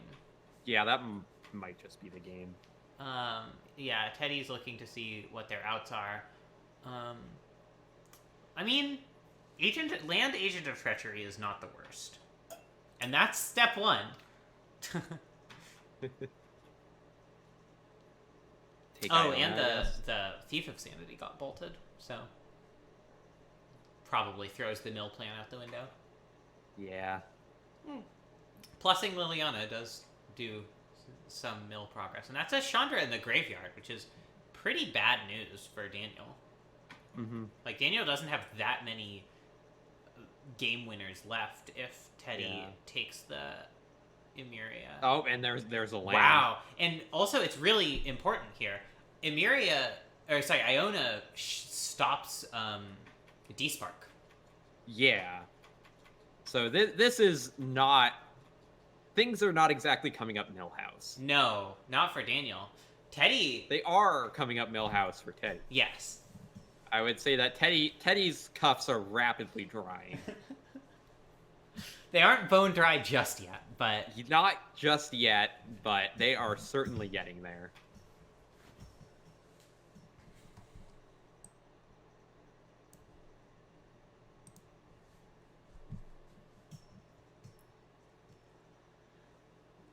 So what does Daniel have in red or white that can deal with this? I think he has Chained to the Rocks in there somewhere. Yeah, I mean... does have, like, another Chandra or two. I think the other Chandra is in his sideboard. I think I saw that briefly. Oh, yep, just concedes. Yeah. Wow. All right. Very impressive work from Teddy. The hard cast Agent of Treachery. Yeah. I mean, that's why I love Agent of Treachery as a reanimation target in, like, blue-black decks, because it's really good to reanimate, but it's also really good to just cast. And it's at its best if you just sort of cast it, let it die, reanimate it, let it die, reanimate it, you know? Mm-hmm. Let's switch back to Daniel's stream. Alright. Alright, Teddy, we're going back to Daniel's stream, so you can stop streaming now if you want. Alrighty. Also, nice work taking that game back. Holy shit. Yeah, did not think that was going to happen that way.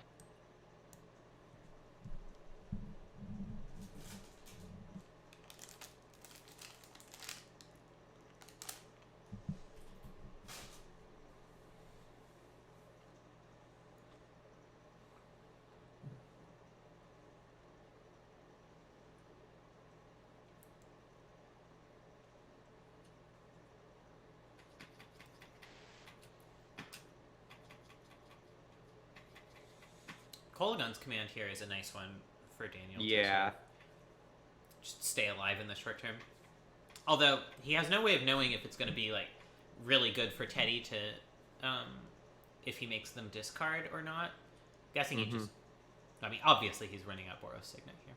Yeah. Boros Signet's so strong in this deck. Yeah. It's... Boros Signet. I did at one point, in one of the very few rotisserie drafts I had to sub in for at the last minute, I did first pick Boros Signet. This is before we had, like, a real rotisserie metagame, and, like, that was obviously a crazy thing to do, but it was definitely still a bit of a crazy thing to do. Teddy's gonna ponder a little bit.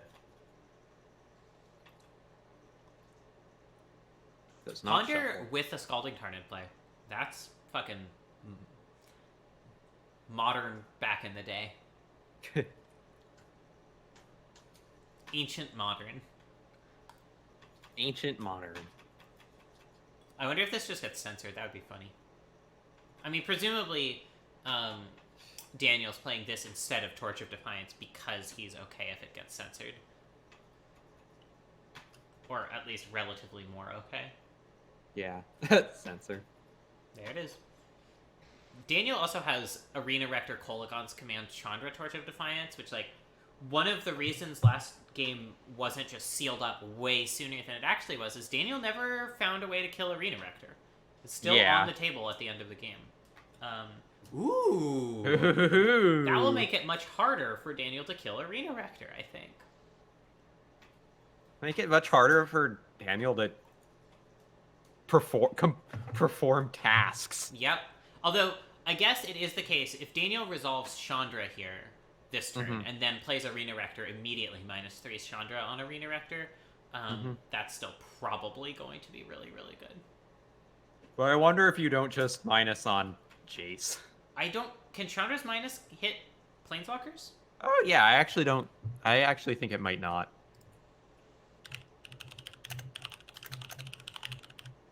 So Daniel could play Liliana here. I think it's still better to just play Chandra and get the Arena It's only Rector. creatures. It's only creatures.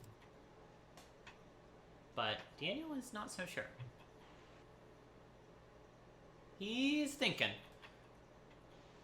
He's ponderating.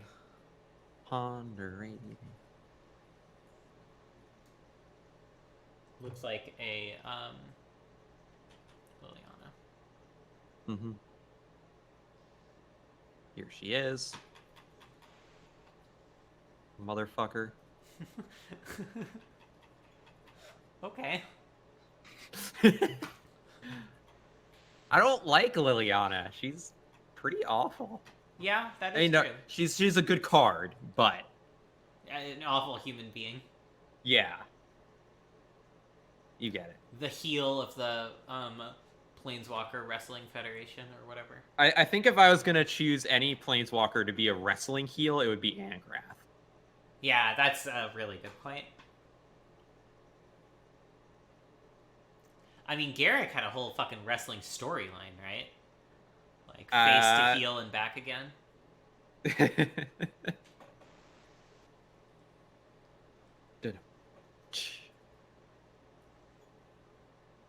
Not a joke, but an incredible simulation.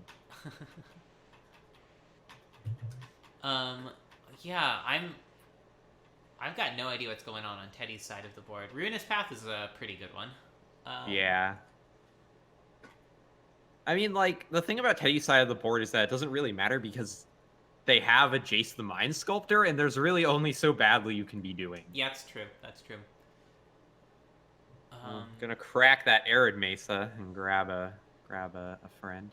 It will be. It feels like how good Daniel does here kind of depends on how close how close Teddy is to casting Agent of Treachery. That's kind of their ace in the hole against Daniel. So like if they can land Agent of Treachery, I guess they're on 5 mana right now, so that's not what will happen. Interesting, just play out Arena Rector here. I guess that makes some sense. Again, might as well. Gotta pay white for it though. It's a really important part of the card Arena Rector. Are you sure? I'm fairly certain. Yeah, I guess you might as well. I guess it forces Teddy to be a little bit more proactive in dealing with it. But now Teddy knows, like... I mean, not necessarily that they were ever going to let Chandra live if they had the option, but it may influence their play in a way that just playing it next turn wouldn't. Yeah. That it pools. Fate sealing Daniel. That's very rude. Interesting. God, I'm so glad that Fate Seal never became a mechanic. Yeah. So yeah, awful. fucking miserable.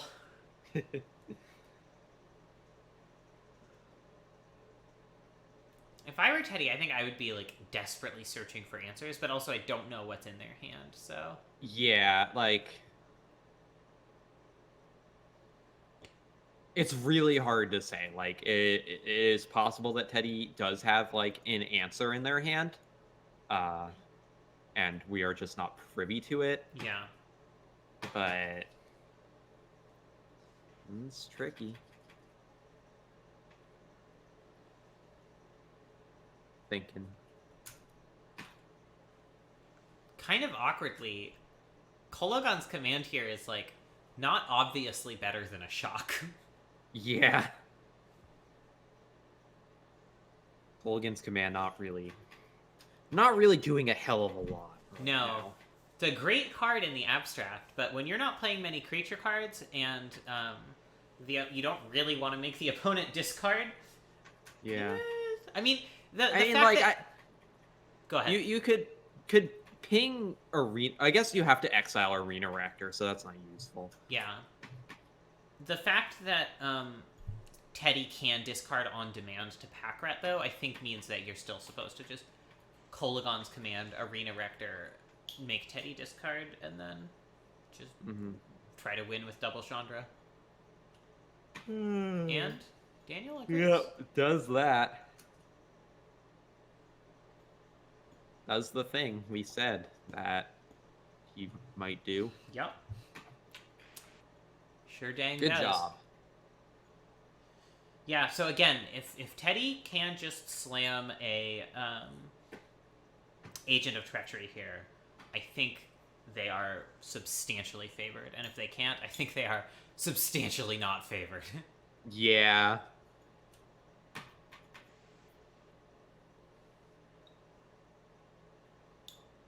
You just gotta go for Chandra. Yeah, gonna grab Chandra Awakened Inferno. It's just a good card. I wonder if Daniel just -5s Chandra to kill Jace here. Like, yeah, that might be the play. It makes Agent of Treachery a lot worse as an answer. Mm-hmm. Although it does mean that Teddy can just make another pack rat and is gonna get in with the zombie.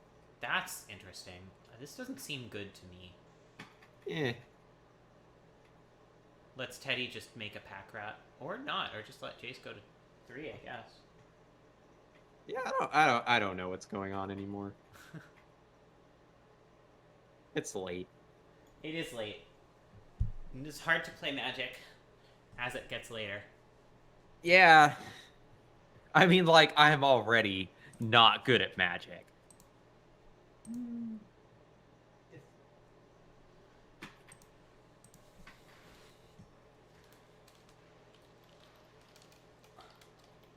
Huh.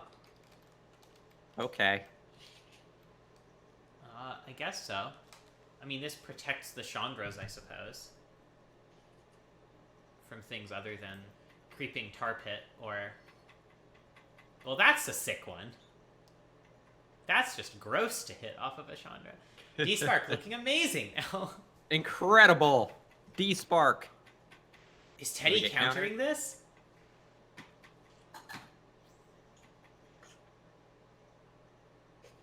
Dig through time. I don't. Did anyone take Pact of Negation actually? Yes, all? somebody did take Pact of Negation. Who? I don't know. I will find out. Ketsy. Well, Not it wasn't super Teddy, surprising. so... No, it definitely was not Teddy.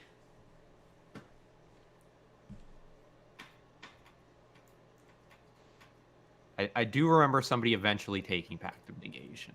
But the dig through time does make it much more likely that Teddy can hit Agent of Treachery here, which again, I think... Oh, damn! Oh, Force of Negation. Damn it. I was like... I forgot there was another free spell now. I love Force of free Negation is spells. actually incredible against Daniel's deck, huh? Yeah. If Teddy doesn't hit Agent of Treachery, I assume they just tar pit the Chandra Awakened Inferno. Mm-hmm.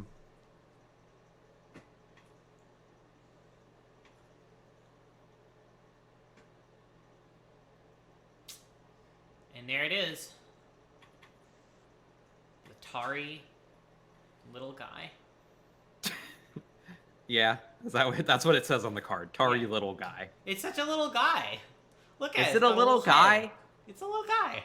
It's Just like a the- 3-2. Just a little It's man. not a little guy. It's not a little man. It's a little man. Unburial Right's not looking amazing right now. Yeah, Unburial Right's not currently useful. This could change that. Yeah. Or it could Except not. but it doesn't, but it could have. It doesn't, but it entirely could have, yeah. Yeah. It was theoretically possible for it to change things, but it didn't. This could change that. This could. Come on.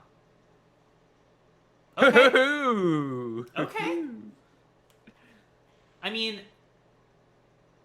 Jace the Mind Sculptor makes Iona a little bit less of a threat, but Still though, it's still a thing to play. Yeah. You gotta keep the Lingering Souls in hand. You Yeah. just gotta. You gotta. That's just logic. You always cast Lingering Souls twice, you know? They say a man casts Lingering Souls twice in his life. Do they say that? No, nobody has ever said that sentence until I did just now. Oh, I really want Teddy to hit this Agent of Treachery. Come on. I'm sorry. I to don't. Daniel. I hate Agent of Treachery. I'm fine with never seeing it again. I'm sorry to Daniel, but I am rooting for Teddy here. The problem with Agent of Treachery is that I was playing freaking Historic at the time it was legal, That does and it sound was like a miserable. problem. Yeah, don't ever play Magic. Yes.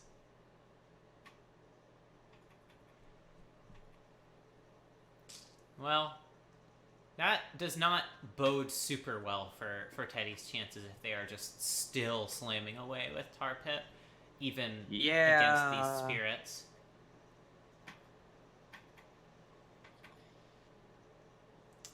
Imagine if they just played Agent of Treachery and then -7'd Chandra, just got an emblem, gone ham bone.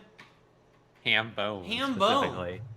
Not even Ooh. the actual ham, just the bone. The Empty Hand Seasoned Pyromancer is a sick one. Yeah. You love to see it. Or at least I do.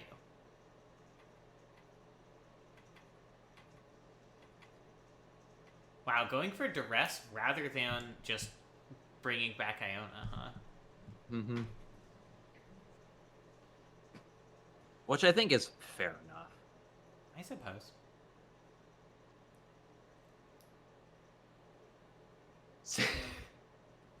Sinister sabotages the Duress. I mean, it might I guess take the still- Sinister Sabotage, right? Yeah, I guess. Still looking for Agent, I feel. Yeah. Like, if Teddy didn't have anything else to do with that mana, it's just strictly better to Sinister Sabotage it than to let it resolve. Mm-hmm.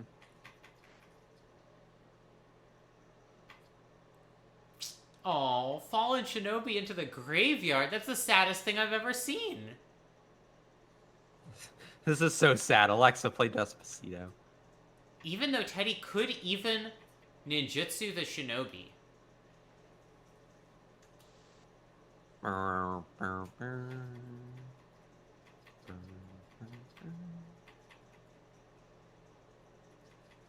I mean, I assume Teddy's still just going for the agent, but I don't know how I feel about the surveilling away Shinobi there. Just so good against Daniel's deck.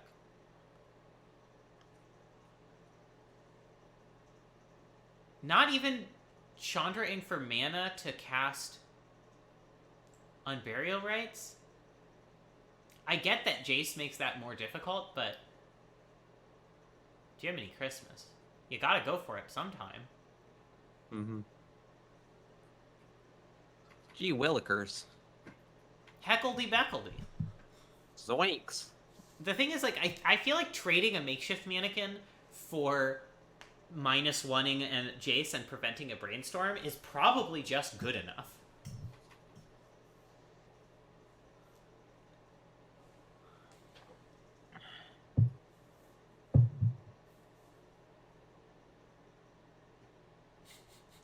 My biggest problem with makeshift mannequin is that it's an instant.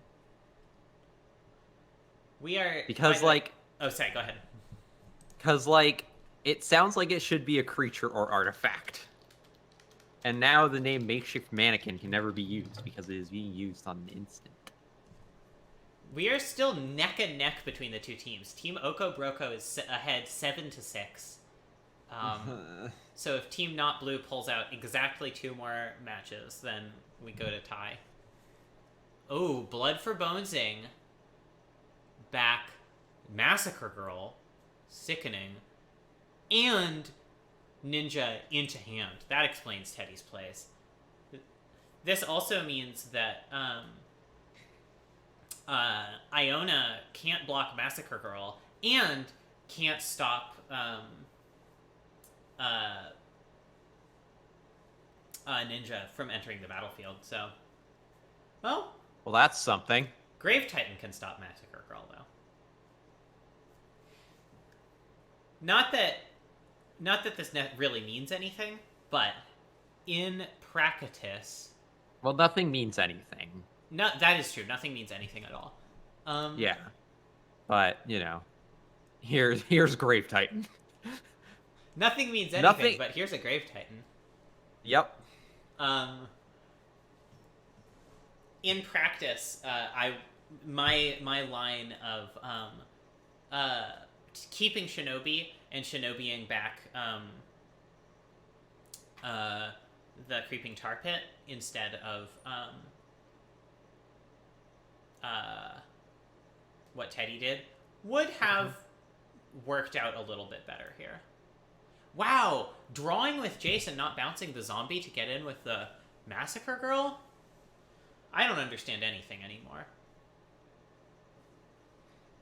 Yeah, I thought I understood Magic at some point, but then I played a game with Magic, and now I don't. Okay. Oh, there it is. There it is. Finally. Finally, the boy. The man, the myth, the legend. Fucking Agent of Treachery. God. What a miserable fucking card.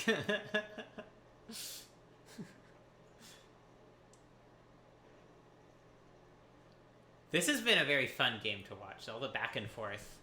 Yeah. I feel like it's more fun from the Daniel standpoint. Why is what a problem, Will? Sorry, I just tabbed back to my stream chat. But yeah, that was a very good turn from Teddy. I will say that. Yeah. Although, yeah, we're probably at the point where Iona just doesn't do it at all for Dan. I still feel like Dan just mannequining Iona into play earlier and forcing Jace not to brainstorm and instead to -2, and then hopefully being able to kill Jace with some spirit tokens would have been better. Teddy's brainstormed with Jace so many times this game. It would honestly be a crime for them not to win. Returning Agent of Treachery with a Fallen Shinobi is the meanest thing I've ever seen Teddy do to anyone under any circumstances. And that includes the time that multiple drafts in a row they drafted mono blue all counters against people who are new to Cube. Teddy is canceled. Yeah. You hear that? Well, probably not. But I mean, they'll probably watch this eventually. Yeah. Yep. All right. Wow. Oh. So that's what, 8-6? Good game, Teddy. Record thing? Yeah. The closest match I think I've played in a long fucking time. All right, this means Yeah. that Team non-blue, not blue, needs to win out in order to tie it up and go to sudden death or extended death. Extended death. The Super Grand death. Championship Finals forever. Wait, Bonus Yeah, death. when Ketsi and I played, that match was super intense. Yeah. So So yeah. I Okay. wish I had played that better, but other than that, So it's Will versus Teddy now, right? correct. All right, we will just stay and watch that. Why don't you go ahead and challenge me in Moto? I'm Woyle. I actually need like 1 quick second to go grab a water bottle, and then I will be back and we can play. Perfectly Yeah, reasonable. I'm gonna use the restroom anyway. So Once again, Natalie, thank you for being an awesome host, making this all happen. You're welcome. Thank you for joining. Absolutely. Will, can you stream your screen for me? I can. Hold on just a second. Yeah, I'm gonna head out too. Thanks again for hosting, Nat. Thank you. Thank Great. you for joining. You've done homework, right? Yes, you I have. All right, y'all have fun.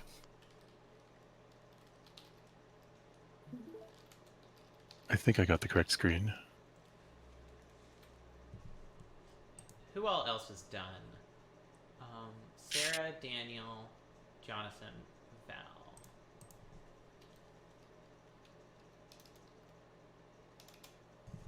Okay, let's watch the stream. And I am deafened, and we are waiting for Teddy and Natalie to return.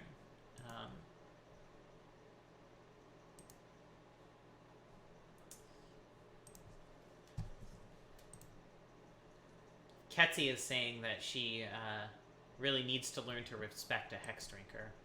She could have elked it, but she got cute. Hex Drinker's really powerful. Sarah keeps saying that everyone should respect that card more, and people keep not listening to her. But I think she's right, actually, and people should respect that card more. Is this going to be just like all 2/2s?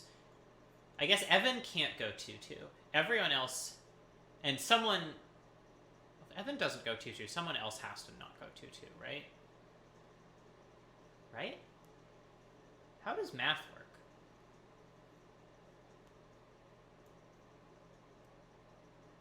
How does math work? I am back. Welcome back. Who are we watching? Where are we dropping?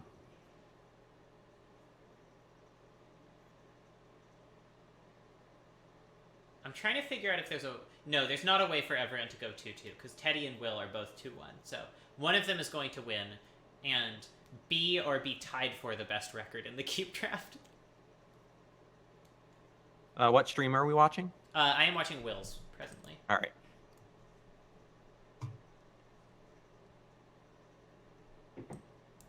Fun fact, friends. Whichever of you wins is... has the best record in the Roto Draft. Their best individual record. Why would you do that? Why would you collect brutality? My Goodbye, In Tree turn Speaker. 3 primeval type. We will not miss you. They don't care. Yeah. Ugh.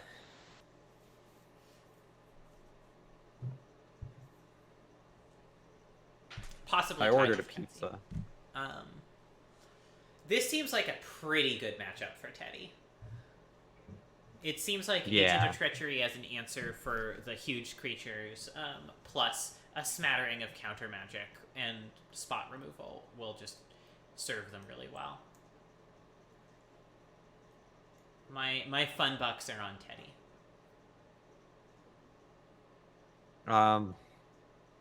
Yeah, I mean, it's definitely not a great matchup for Will. Just Teddy's got just so much stuff to deal with all of whatever Will is doing. It's Yeah. just Yeah, basically, as long as Teddy doesn't have shields down for a few critical moments, it's going to be really hard for them to lose, I think. I mean, Will does ramp fast enough that, like, Teddy does need to have shields up pretty quickly. Yeah. Well, Like- there's Jace the Mind Sculptor. You know, if Will just draws a fucking Terastodon or an Ulamog here, I guess not Ulamog, Terastodon specifically Yeah, here, that'd be ridiculous.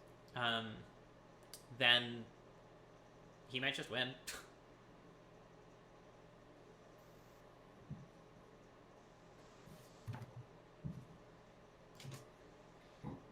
It is now 9 p.m. and I've decided to take off my bra. Wow. Thank you for this important news update. Yeah, I know a lot of people have been asking about this, and I just figured I would give the people what they want, and to know when I did or did not take off my bra for the night. Mine's still on, if anyone's wondering, but it's still 6 p.m. here, so. Yeah, it's like 9 here. I'm not gonna go anywhere.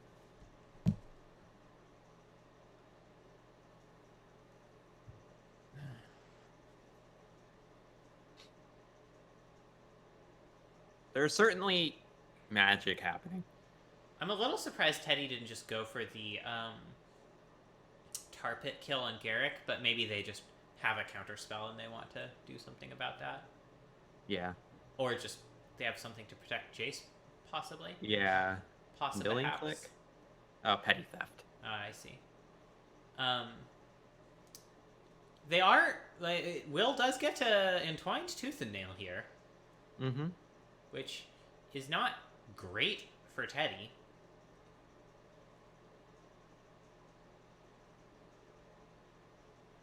But maybe Teddy just has a counterspell and it is great for them. So Maybe it's just who fucking can say fantastic. if it is good or bad? Well, the thing is that there's no difference between good and bad things, etc., etc. Yeah, I don't remember the exact text of that. Yeah, it's like there's no difference between good things and bad things. You idiot, you fucking moron. Anyway, gonna grab out Prime Time and Terry Dawn. My wife is gonna poke me with her foot. That sounds fun. Yeah, it's great. No counterspell. All right. Well, I mean, no counterspell here probably just means Teddy insta loses. Yeah. I mean, we'll see what happens. The wise man bowed his head solemnly and spoke. There's actually zero difference between good and bad things. You imbecile. You fucking moron. There we go. Thank you, Krill. Dig through time. If this were Nickelodeon, it would be Dig Through Slime. Thanks, Nat. You're welcome. Also, if Will just draws any creature here, he does have Creator Hoof. And presumably, anyway, even without that, Kessig Wolf Run is going to be enough Yeah, and there it to is. probably close this out.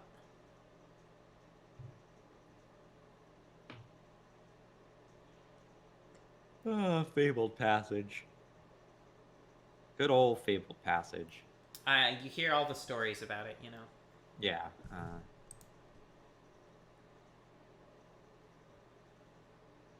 Looter Ilkor is probably the best card named Looter Ilkor in the cube. Damn. That's deep. In a close second is Nahiri, the Harbinger. Okay. Leave me alone. We've been streaming for like 5 hours. I mean, yeah, I can't blame you. Oh, there's a man, tooth and nail another again. entwined tooth and nail, huh? I hope this Sometimes gets you just- censored, just because it would be really funny. Oh yeah, just an immediate scoop. That's yeah. Yeah. Alright, you want to switch over to Teddy's stream? Sure thing. Teddy, can you stream for us once again?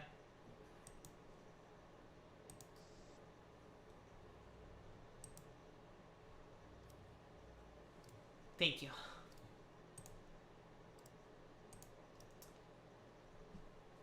Yeah. I'm really surprised to see that neutralize not just getting like absolutely slammed into this deck. I feel like the biggest weakness of these huge ramp decks is counter spells. There it goes. Yeah, No? as somebody who plays a ramp deck right now, definitely my least favorite thing to play against is control.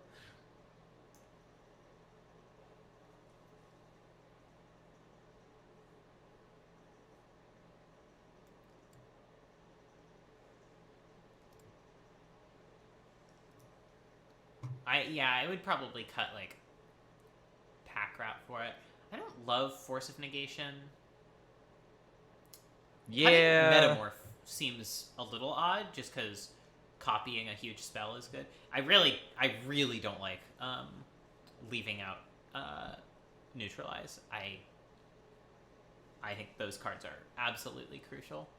Yeah. Cutting Censor makes sense to me, but it's okay.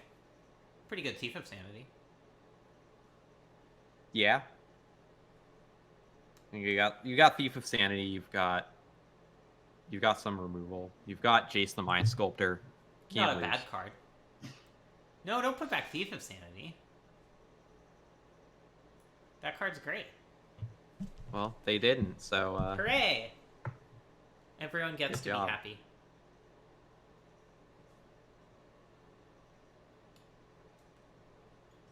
Everyone must be happy. It is mandatory. The joy mandate of December 2020 is in effect. I can't believe 2020 is already almost fucking over. Yeah. It is definitely still April in my brain.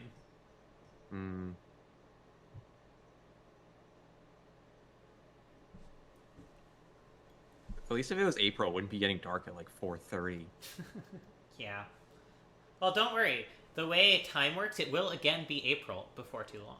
Are you sure? No. Okay. Just because it's always happened in the past doesn't necessarily mean it will always happen in the future.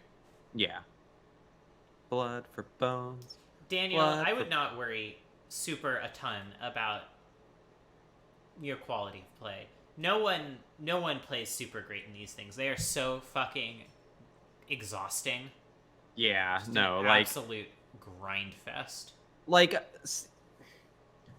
think about how exhausted Nat and I sound at this point, and consider that neither of us have been actually playing Magic. Yeah, We've we don't just been have to saying make dumb decisions shit. and commit to them. We just have to nitpick other people's decisions. Yeah, all Way we easier. have to do is criticize other people. Yeah, your deck is also tough to play. There were indeed a lot of lines. This is going to get cast down, I think. As an intelligent and observant Magic player, I feel confident in saying that. Ooh. This is nice. So, Teddy can just cast down the Piper here. I would probably tap Thief of Sanity, but... and then just hold up Sinister Sabotage and click end of turn if there's nothing worth sabotaging. Yeah. Or just click now. You know. Yeah, that works too. Chromatic Lantern and Ballad Gad Recovery. This is Not a lot for absolutely Will to work with. terrible hand for Will, yeah. Teddy, very understandably, does not take anything here. Yeah. They're going to be just fine with Will sticking to this. Will probably just recovering the Elvish Piper so that when they draw a big spell, it can do something, but... Yep. Also, it's decent with Wolf Run, I guess. Very least forces some Jace -2s.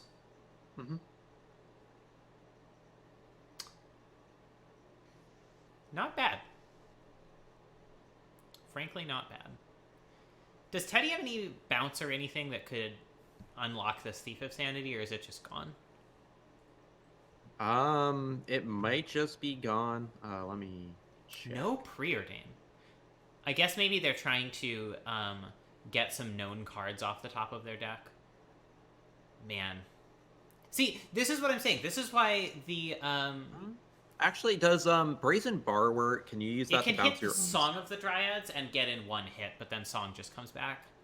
Yeah. This is why having another 3-mana counterspell would just, I think, be so good in this matchup. Mm-hmm. Teddy just fate sealing Will. Just As really you do. fucking brutal.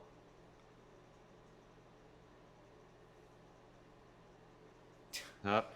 Bring back Elishnorn, have a Vendilion Clicker Reserve. This game is just about over, I would say. Yeah, I don't really see. Okay. Yeah. Burp, burp, burp, burp.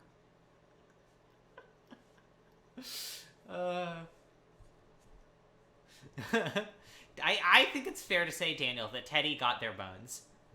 They got a fair exchange rate of bones for that blood. Bones, bones, bones, bones, bones. Please put in neutralize, Teddy. Please, I am begging you. I am begging you to put in neutralize. No. No. No neutralize for you. Do you want to switch back to Will's? Yeah. Kaboomafu. What? It's like, you know the Yes, I'm familiar with Zabumafu. I'm Okay. just not sure why you said. Well, as you anything said, it's been a related. long day. We've been on stream for a long time. Yeah. I ordered a pizza. That'll exist someday.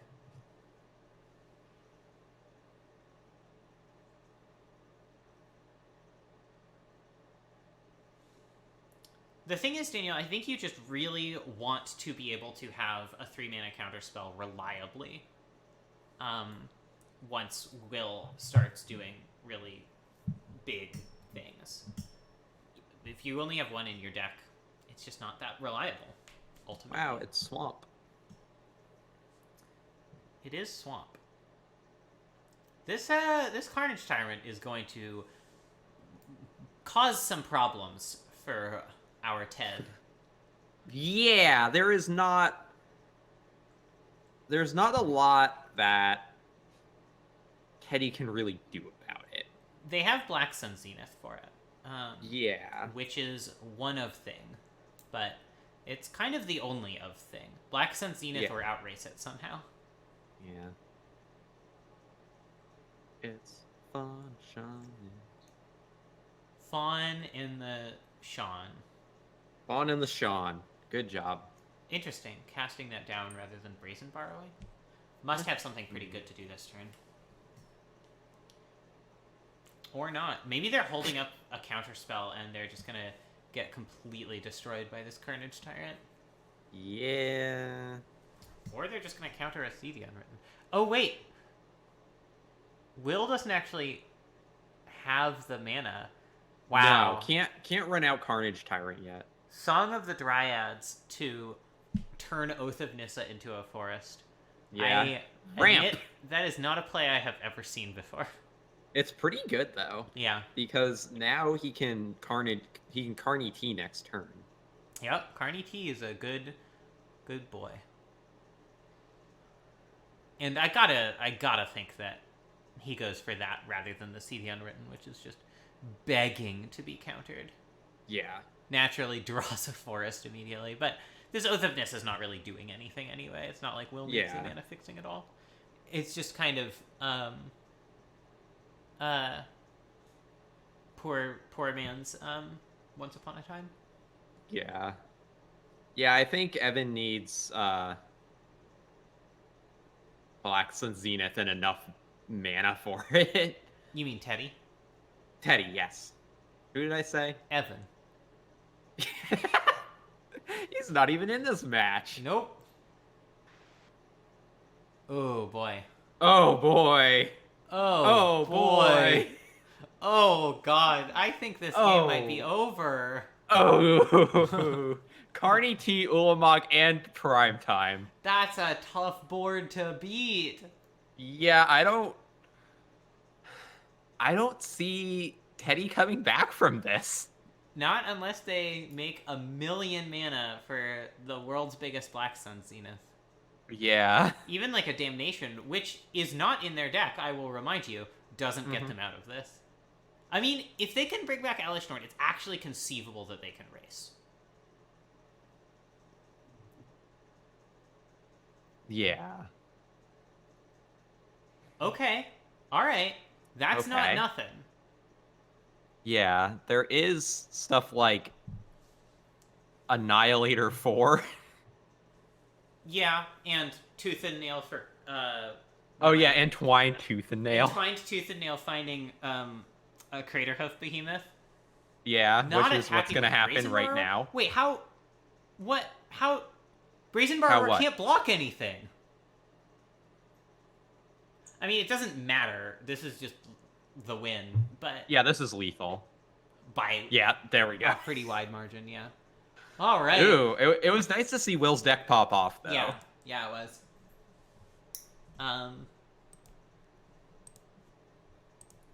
Wow, good games. Are Evan and Sarah GGs. still? Are Evan and Ketsi still battling? Yep. All right. Wow. All right, Let's go let's pop in, go. Natalie. Hey, Hello.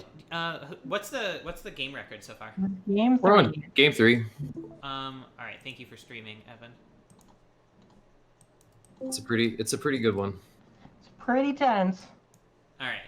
Pretty tense is how this is being described. It's a Oh, hex yeah. drinker that's not full yet. It has not drunk enough hexes. Turn Timber Like that. Symbiosis on top of Ketsi's library, but she's not especially close to casting it. A murderous rider on an adventure. Garrick Wildspeaker, Garrick Relentless ready to kill anything small. And with Ren and 6 can actually kill a slightly larger thing than usual. Mm-hmm. Moiterous Reuter. Murderous Reuters. Yeah, that's what they call them. Moiterous raiders.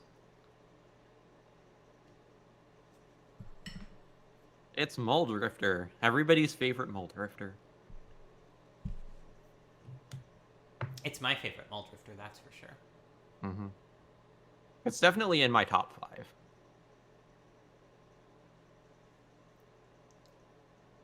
Remember that mystery booster card aspect of Muldrifter that just makes something into a Muldrifter? Yeah, it's really funny.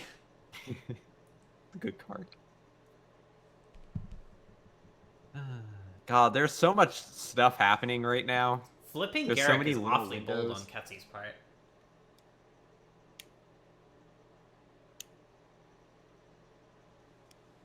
Duretti's pretty nice here for Evan. That is definitely another axis on which he can win, although it's possible he's just sort of supposed to go for... What's the record right now, actually?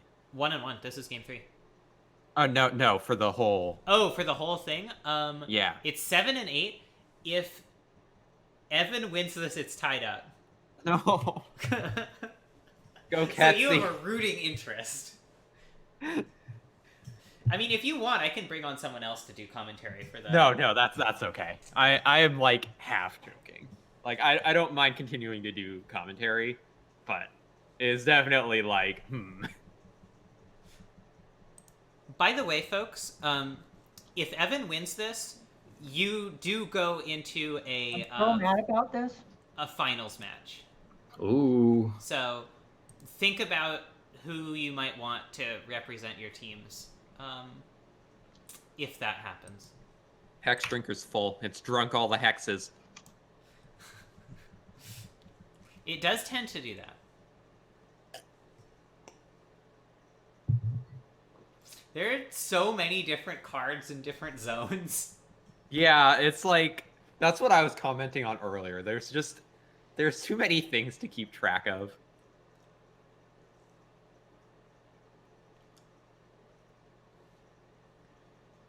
Oh my god. And Here it goes Ketsi on this. really doesn't have any way of dealing with this Hex Drinker, huh? Yeah. I mean, it's hard to deal with a full Hex Drinker. It sure is. So it's like, protection from everything. Protection from all things. What do you even do with that? How early was Hexdrinker taken this time? Very, pick by very Evan. early. It was pick 2. Yeah.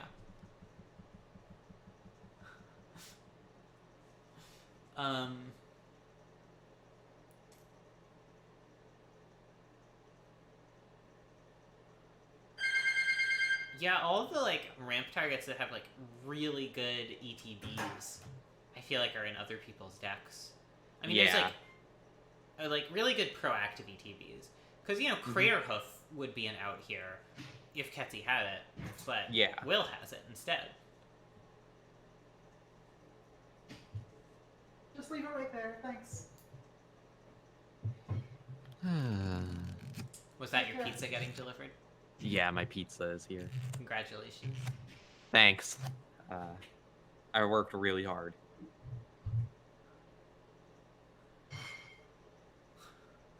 It's so weird seeing this from Evan's point of view, and like Evan just makes like proactive plays. It's on Ketzi to react to them, figure out what to do. I mean, that's just kind of how Jund is, you know? Yeah.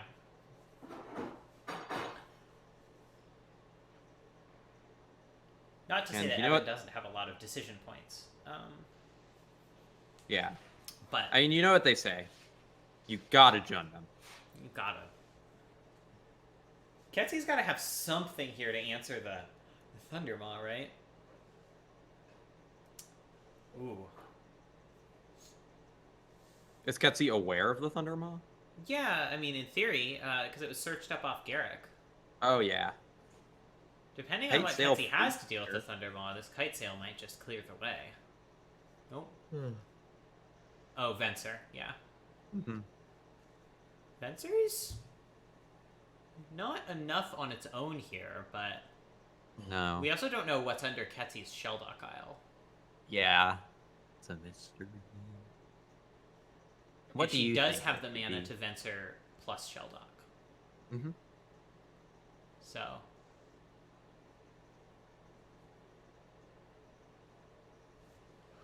she could still take this. What are some potential answers to Hexdrinker?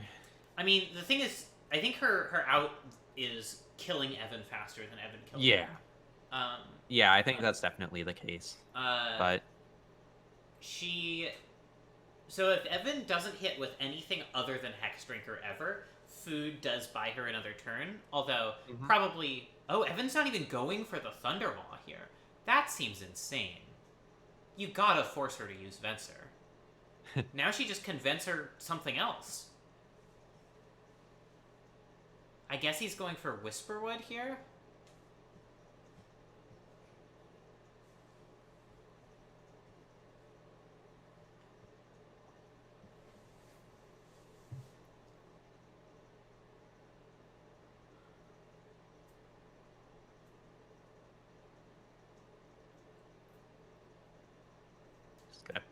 Just gonna ping Ketzi. Change Ketzi's clock at all? I guess if Evan goes for a Whisperwood, then that makes a 2/2 lethal next turn with another Ren and 6. Yeah.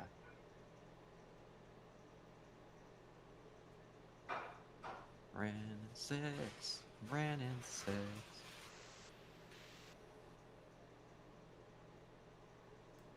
Ready over Whisperwood? I mean, I guess Whisperwood just gets bounced before end of turn anyway. Yeah. Here's the ready.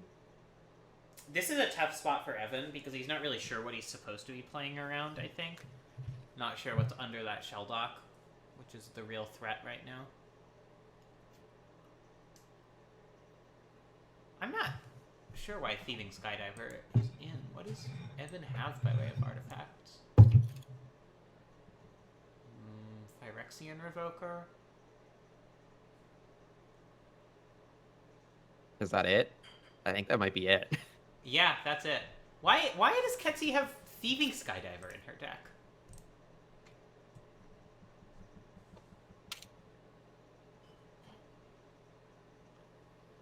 Doesn't make any sense. Ooh! Alright. Is this just lethal? Because Ketzi can bounce the construct, frost the freebooter. Yeah, this is lethal. Mhm. Ketzi wins. You're lucky Huh. you don't have to stay up any later.